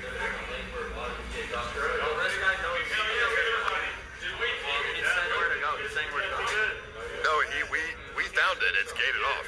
Well, he's talking about places to find aliens. Oh, okay. Where should we go? About 15 miles that way out of town. There's a place called when you cross the payload. If you overpass and turn right. Yeah. What is it called? Run up. I don't know. It's just the Pecos River of the road. It's dark. You can look at it. Yeah, it's totally dark. How do we know when to stop? When you see odd shit in the sky. I mean, I guess so. Right? All right, so We have never. overpass. Yeah, so you both go that way? What? Oh, yes. Yeah, sorry. We'll wrap it up. Yeah, sorry about that. You got the info, right? No. His info? No, where he said to go. He said go to like Pinnacle Lake or whatever it's called. Some lake. Dude, I wasn't listening to what he was saying. He just said like something like go to a lake. Whatever, dude. He said go to a dark lake. He told me drive to an overpass, take a right, and just drive until you see shit. Stop at it. You too. This fucking Motel 6 shit. Let's go to the fucking Marriott. Nick. Let's thug it out at the motel. What's wrong with the hotel that we're at? It's fucking poor! All right, well, that's just in your class range. So what's the problem? He just doesn't like the towels. I have a towel for you. You know, you weren't doing so well too long ago. You want to be... And guess what? The money didn't change me. I still stay in the same hotels. Well, now you're calling your friend poor. No, you said you're poor yourself. When? No, I guess you didn't.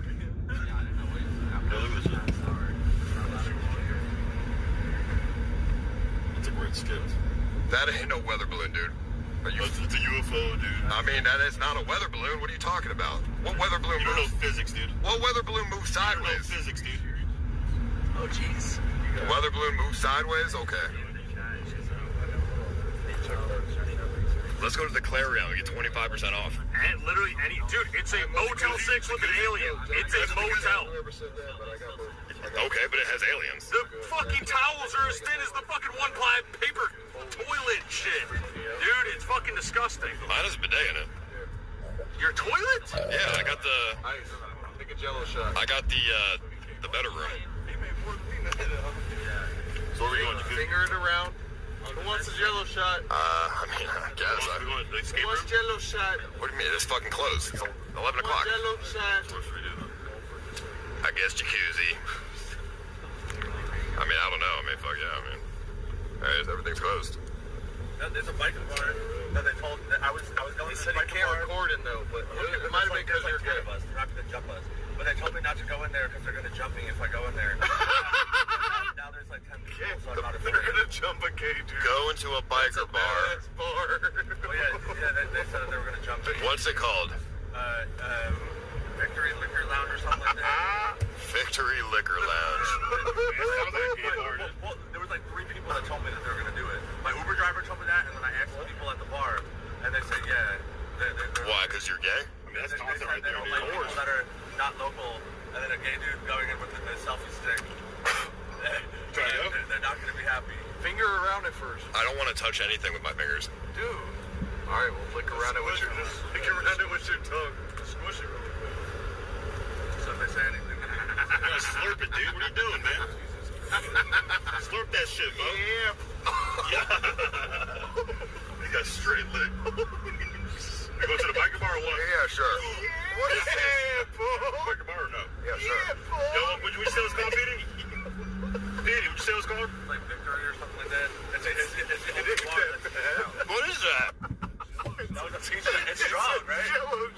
Take another one. Dude, what the fuck is in that? It's like moonshine or something. I had 8 of those. Bro, nah, I'm good. I'm not drinking. Nah, that shit is disgusting. I'll take another It's like 3 shots worth of fucking. Yo, is it called the Liberty? Tequila. We got 6 something like that. We got 12 for $50. I mean, is this? I mean, bro, is this biker bar? Are they actually gonna try and like? No, tell me. They're gonna fucking. I don't know, bro. Yo, I don't see his bar, bro. Victory, I think it's called. They're gonna fucking cause a gang war or something. I don't know. Just type in bar. It's like the only bar left. Nick's drunk. Nick's gonna get himself in trouble. Stop. Ice, you don't want it one more? I'm good. James. Yeah, brother. I got a whole That one was so strong. I feel like there was 3 shots in that motherfucker. Well, Nick's on is like 9. V-A-R-I-E-T-Y. Is that before the 2 or after? First language. What? Variety Liquor Lounge. Variety? Yeah.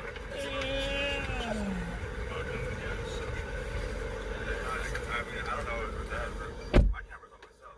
It's like, I'm talking. No! Ice, are you sitting at 200 and E? Fuck! How do we go about What 200? Yo! Nah! Ice, you don't owe us shit. No, I'm just kidding. I mean, I could Venmo or whatever. Whatever you prefer. No, that whole joke just... How you looked at me, yeah, you're good, dog. Hold that 200. No, I'm just kidding, dude. No, hold It's that not 200. it's not a... I'm just joking, bro. Hold the 200. I mean, if you say that one more time, then I actually will. Nah, you gonna say it. You got Dude, it. Man. I'm tired Just send me the Venmo and don't say that again. I'm tired of your shit. Admit that just admit to That's everyone. fine. What? You rent your house, you rent your Lambo. Nick White is a Yo, Nick. Excuse me? You try to act richer than you are. Okay. Go, here. How about this? I'll give everybody some homework tonight. Go to TravisCountyTax.com and then search up my address and see what name is on there. Sheesh, got you there, man. They got all those are public records too, man. If you don't own a house, And then I actually showed the cashier's check that I gave to the Lamborghini dealership. I saw that shit too. So that's also in cash. Yeah, the price fake. And they paid you back to $1, right? Or something.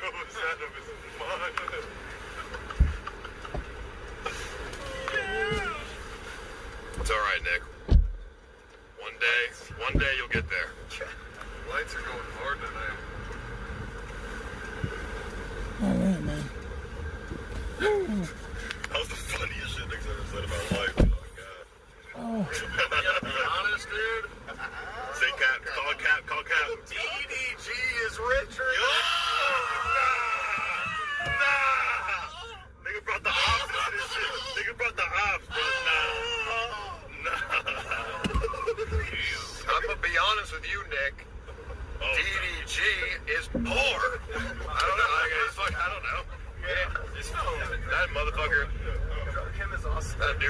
rare shit, I'm sure. If you have to show off a bunch of shit, you're poor. I don't know. Nick White. What else you got? Give me some more, Nick. I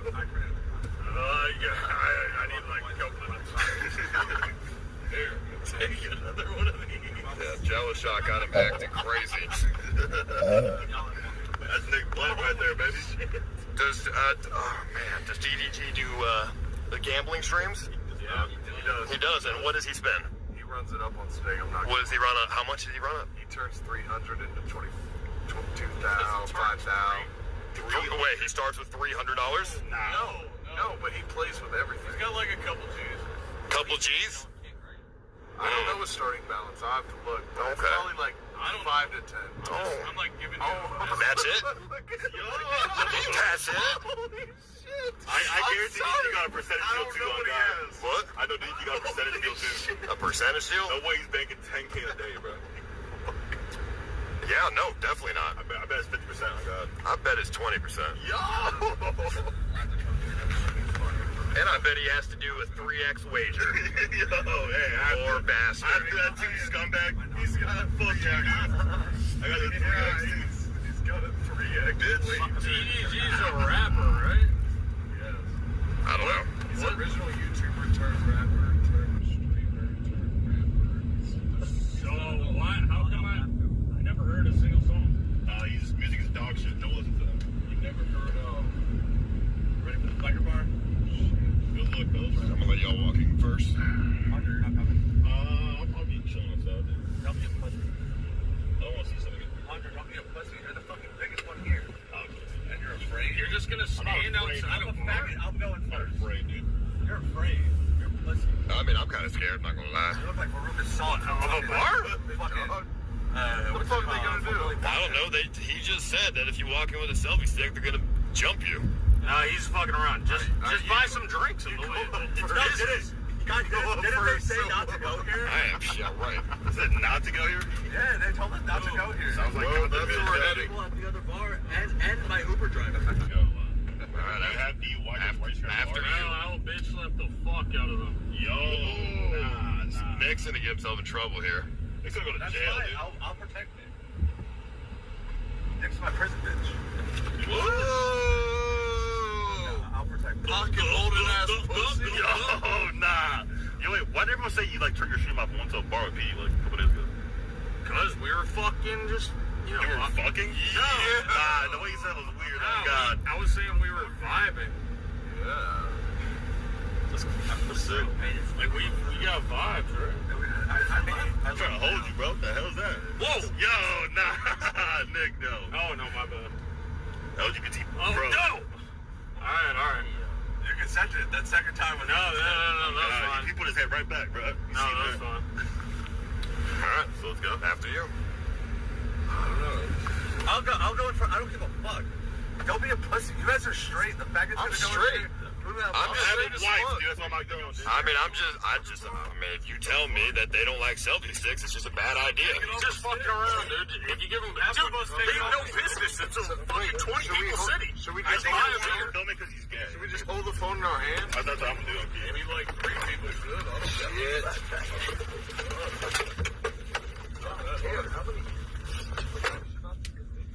Like me and Jimmy and Tanner just spent more than the monthly fucking spend at the whole city. Dude, how was there incredible? Oh man, see, Nick, you're going. This is why you get hated by people, because you be saying crazy shit. Yeah, he gets too much when he gets drunk, huh? You've been begging me to get drunk. My boy's a menace, dude. Chill, Nick. All right, after you. Where is when you get drunk, your right there. thoughts come out. He wants to fuck some shit up, I'll dude. storm in that bar. All right, after you, Shuvy. All right, I'll run right in there. All right. Yo. Oh my God, he can't even drink. He's 19. Here, I'm gonna just wait. I'm gonna just let him be the guinea pig. I mean, shit. Why not? Let Shuvy be the guinea pig here.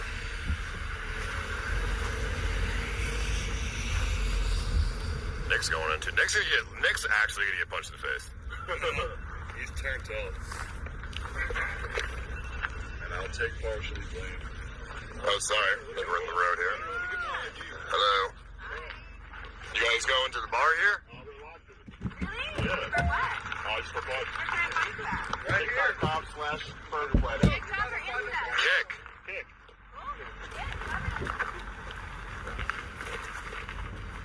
Alright, I mean, I guess they're in, so fuck it. I'll jello shot. She doesn't want to drink with you. She's already done. Nothing, dude. What? The guy just announced to the whole bar, he's like, hey, listen up, everybody. There's going to be like 10 streamers coming in with cameras. So if you don't want to be on camera, look away. And then people are just like, like there's words. How many people are just talking? I don't know. The Let's fuck? go in. Come on. Alright. They're either going to be happy or mad. But the owner is cool with it, so. Alright. I mean, whatever. This is not that interesting.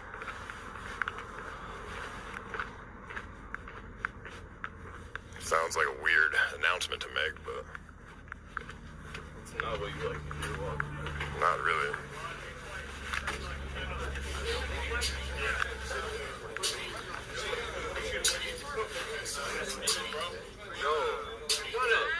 They told everyone we're streaming. Oh, okay. So we're good. What's up, man? How you doing? Nice to meet you. Alright. Austin, Florida? Virginia. Virginia. Oh, nice. Hell yeah. No, not nice. I mean, it's pretty nice there. He's just back in the early 80s. Oh, okay.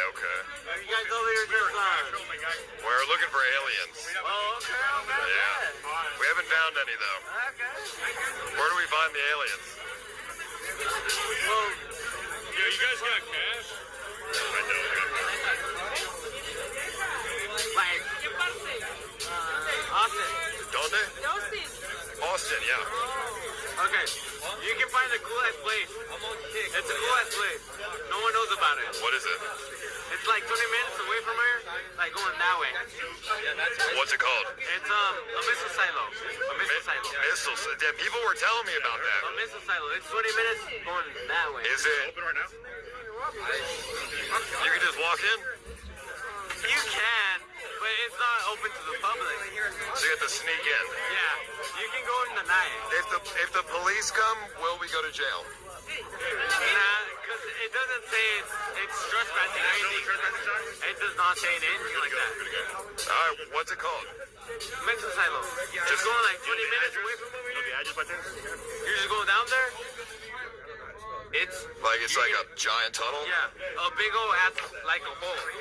Like from over here, going down, big ass hole. Oh. Like they sent nukes out of there? Yeah. God damn. A big ass hole. Down there, it's a nuke. Is it called, what's it called? Atlas? No. It's Transit? What? Roswell. Going down there, 20 minutes. It's where they sit. Just drive that way 20 minutes. Yeah. And left side of the road or right side? To the left. To Okay. the right. And we'll just see a big hole. You're gonna see the big ass doors. You can see it right there. Alright, cool. I mean, It's gonna be nice. Is that right there? Oh yeah, we're just no. Let me send you the. What is transit? Let me find you Call of Duty Zombies? Oh, the map. The Ascension map, right? You know who you are. What's up? Oh yeah, I live in Austin, yeah.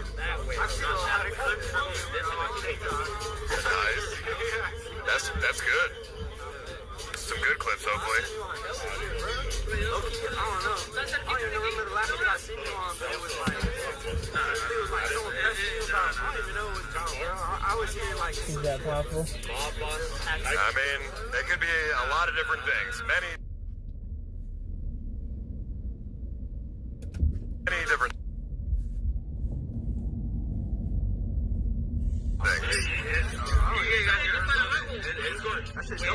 Are y'all from Roswell? Nice.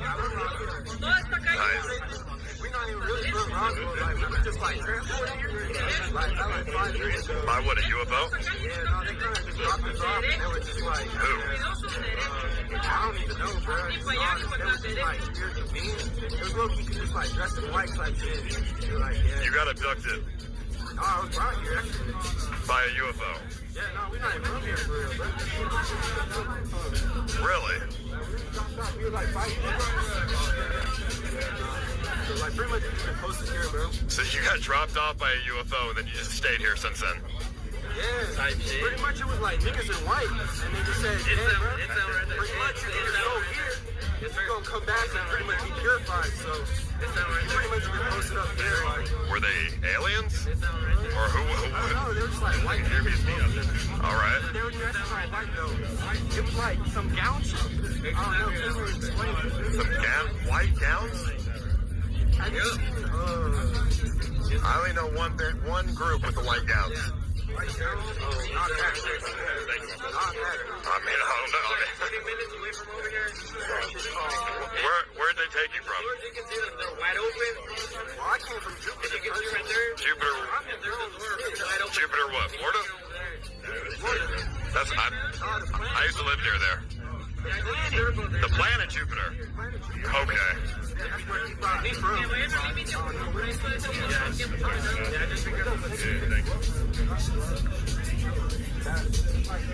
Yeah, but right there.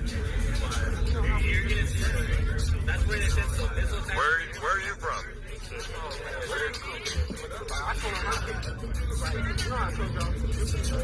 That's exactly where it's at. Yeah, but I don't know. Honestly, I was like, I'm not sure what we heard when it's talking about Jupiter with your theme, whatever. I was thinking, I was like, that's where it was. And where'd they pick you up from? Neptune? Damn, I mean, I was born on Earth, so that's crazy. Oh, this shit pretty cool. I ain't bro. I mean, y'all like, look, sure ass dudes. I ain't lying, bro. So tell me, how was Jupiter? I mean, low-key, everybody just looks like me. Alright. Rocking all black. I don't know. They low-key got their own language, but I really don't even really remember it. Do you know the language? The dudes on the shit have me forget that shit. They pretty much like erase my memory. Alright, fair enough. The missile silo? You wanna go?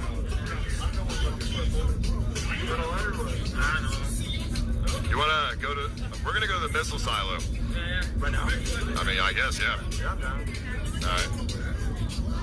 Alright. I'm taking your word for it. We're not gonna get arrested, right? He knows where it's at. I already gave him the missile. Are we gonna get arrested there?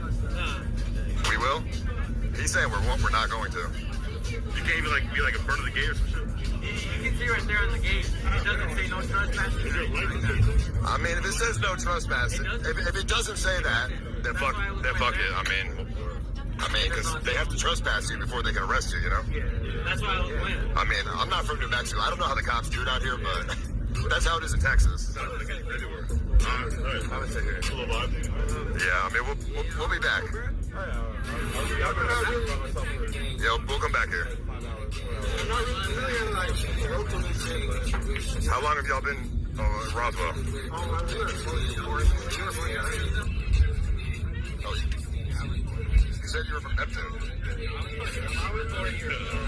All right, well. I moved to Albuquerque for a bit, but then I came back. Okay. You said you moved to where? You said you moved to where? Moved to Albuquerque. Oh, Albuquerque. Yeah, but I moved back, and Albuquerque was just. Did you see the Breaking Bad house? No, but I wanted to. But I was too young at the time, and when I lived there, I didn't even know Breaking Bad at the time. Oh, okay. Until like a few years ago, to be honest. But how old are you? 21. Oh, you guys, how old are you? 21. Man, you guys are young. Damn. Man, I'm like an old man. What am I doing here, man? I'm 31. I'm too old to be here. You look pretty young. Hey, well, I appreciate that, bro. Oh, sorry, I missed it.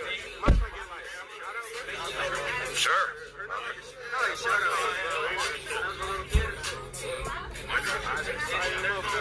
What's up? Is that a Snapchat? Oh, Instagram. Yeah.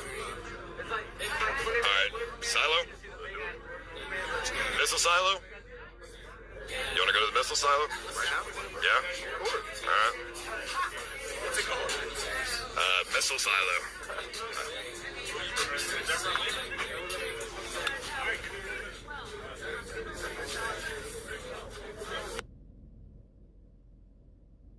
I'm surprised they're letting Shuby stay in the bar. They don't get the fuck out of here, except when you're buying nicotine, I guess. Shuby can stay in the bar, but I can't buy Zens. Okay.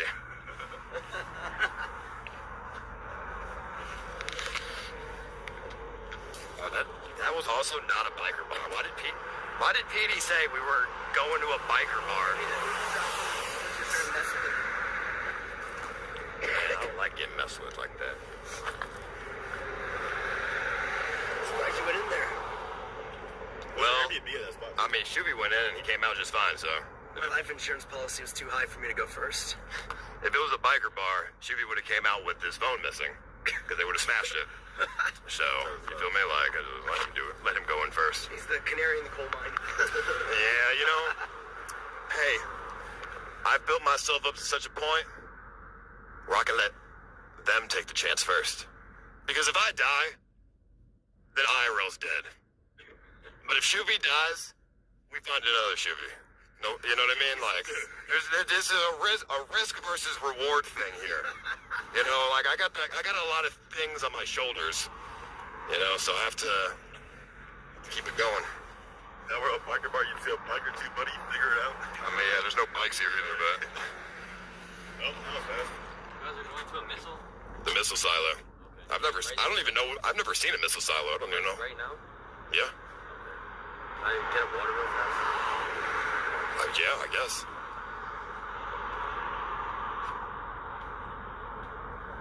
IRL doesn't die. Just stay warm. Oh yeah. Somebody said IRL doesn't die if I die. They have Joel and Captain G. You have Dunkel. Who else, dude? Yeah, I mean you guys will keep it going too. Hondro especially. Probably like 2 more years left until I disappear for life, dude. Oh yeah. Disappear for doing what? Fuck it. I'm gonna get kids. Having gout in the hospital. Dude. I'm gonna raise a family, dude. Fuck this. Now you're gonna have gout in the hospital bed. The average star rating of the hotels I stay at rises dramatically if you die.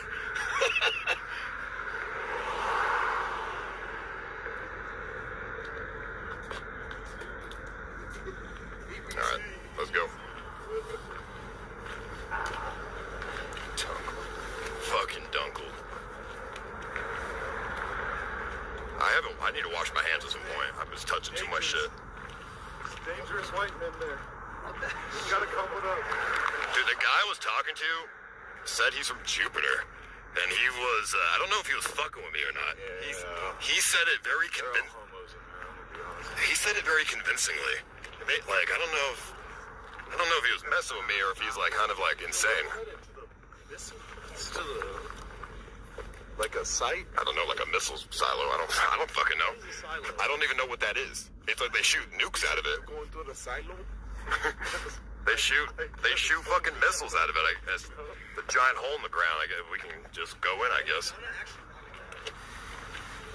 Bro, I mean, yeah. I mean, if she wants to come, she'll figure out. Oh, they're not in here anymore because that's half the bar.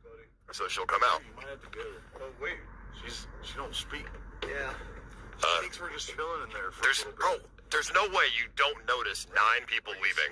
Nick White, all the Well, that's fine. They got her. That's what I'm saying. They got her. Don't worry, bro. They got her. Fuck it. We're not just being the guys that are like. What about Petey? You said you wanted to stay. He's staying. So. Yeah, but are we giving them a couple minutes to come out here? Or? I mean, I said, let's go to the missile silo, and if they didn't hear me, then. Speak English, guys. Well, you know what? I'm not her fucking dad. I don't give a shit. Alright, okay. Spreading. Reverse this. You're about to get beat up, dude. Look, here comes Shuby and her. He's about to get beat up, dude. Okay, yeah. Okay, I thought you guys were leaving me. Hey. I can't leave Petey, though. Petey said he wanted to stay. Oh, he does? Yeah. PD will take care of her. Whatever, dude. Like, it's fine. It's like, what? Hold on. What's gonna happen? Like, she's at a bar. She's fine, right? But you're gonna ditch me? Of course, you're fine. I mean, we're here. Figure it out. We didn't leave. You speak English. All right. No, we're good. All right, let's go. Yeah, he said he's staying. He's staying. He said he's staying. Holy shit, he's trying to suck a dick. Holy fuck, I just found something in my pocket. What? What the fuck, Nick? Oh, it spilled everywhere in my pocket. No. How did you not know that's in your pocket, dude?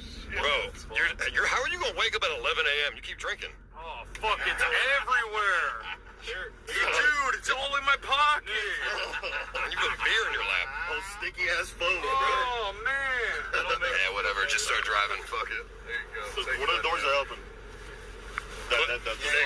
Close the door. You know, like slam it. Whoa. Jesus Christ. Nick, you're a fucking problem.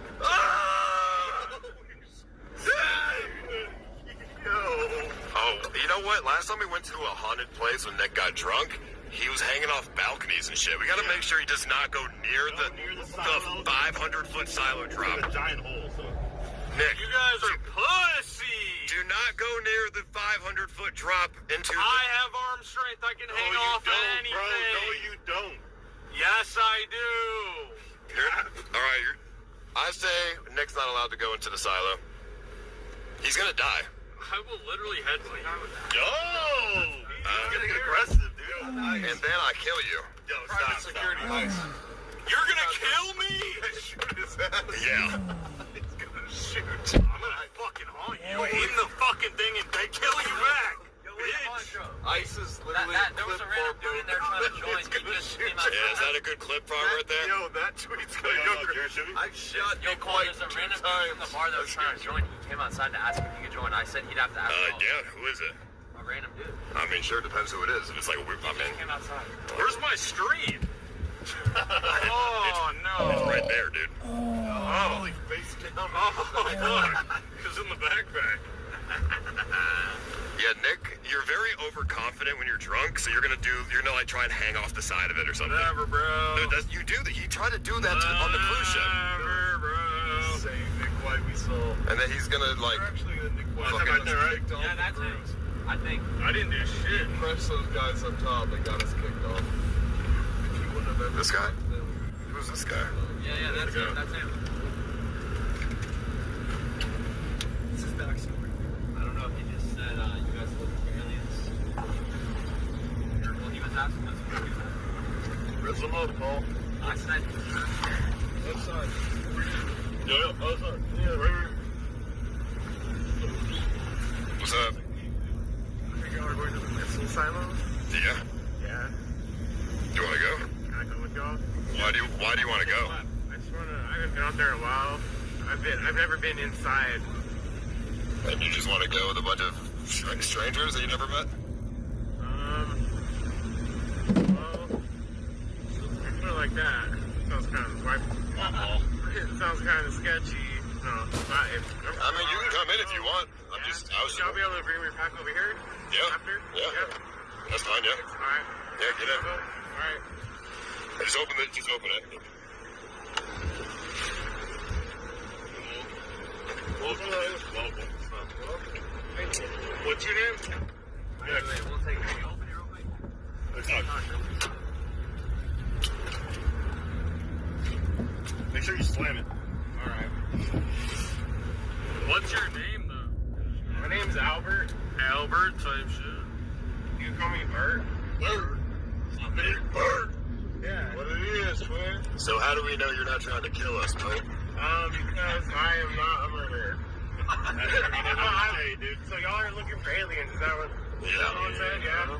Well, I don't think aliens are real. Remember when Nicholas almost jumped over the cruise ship into the ocean because he was so wasted? Please keep an eye on him tonight. Stay safe, Nicholas. Shit's fucking big. So y'all are from here, I take it? No, we're not. Well, we drove here from Texas. Okay. That's nice. Keep me and my brother DDG out your mouth. Yeah, fuck that. How do any of us know we're not aliens? So you know where the silo is, yeah?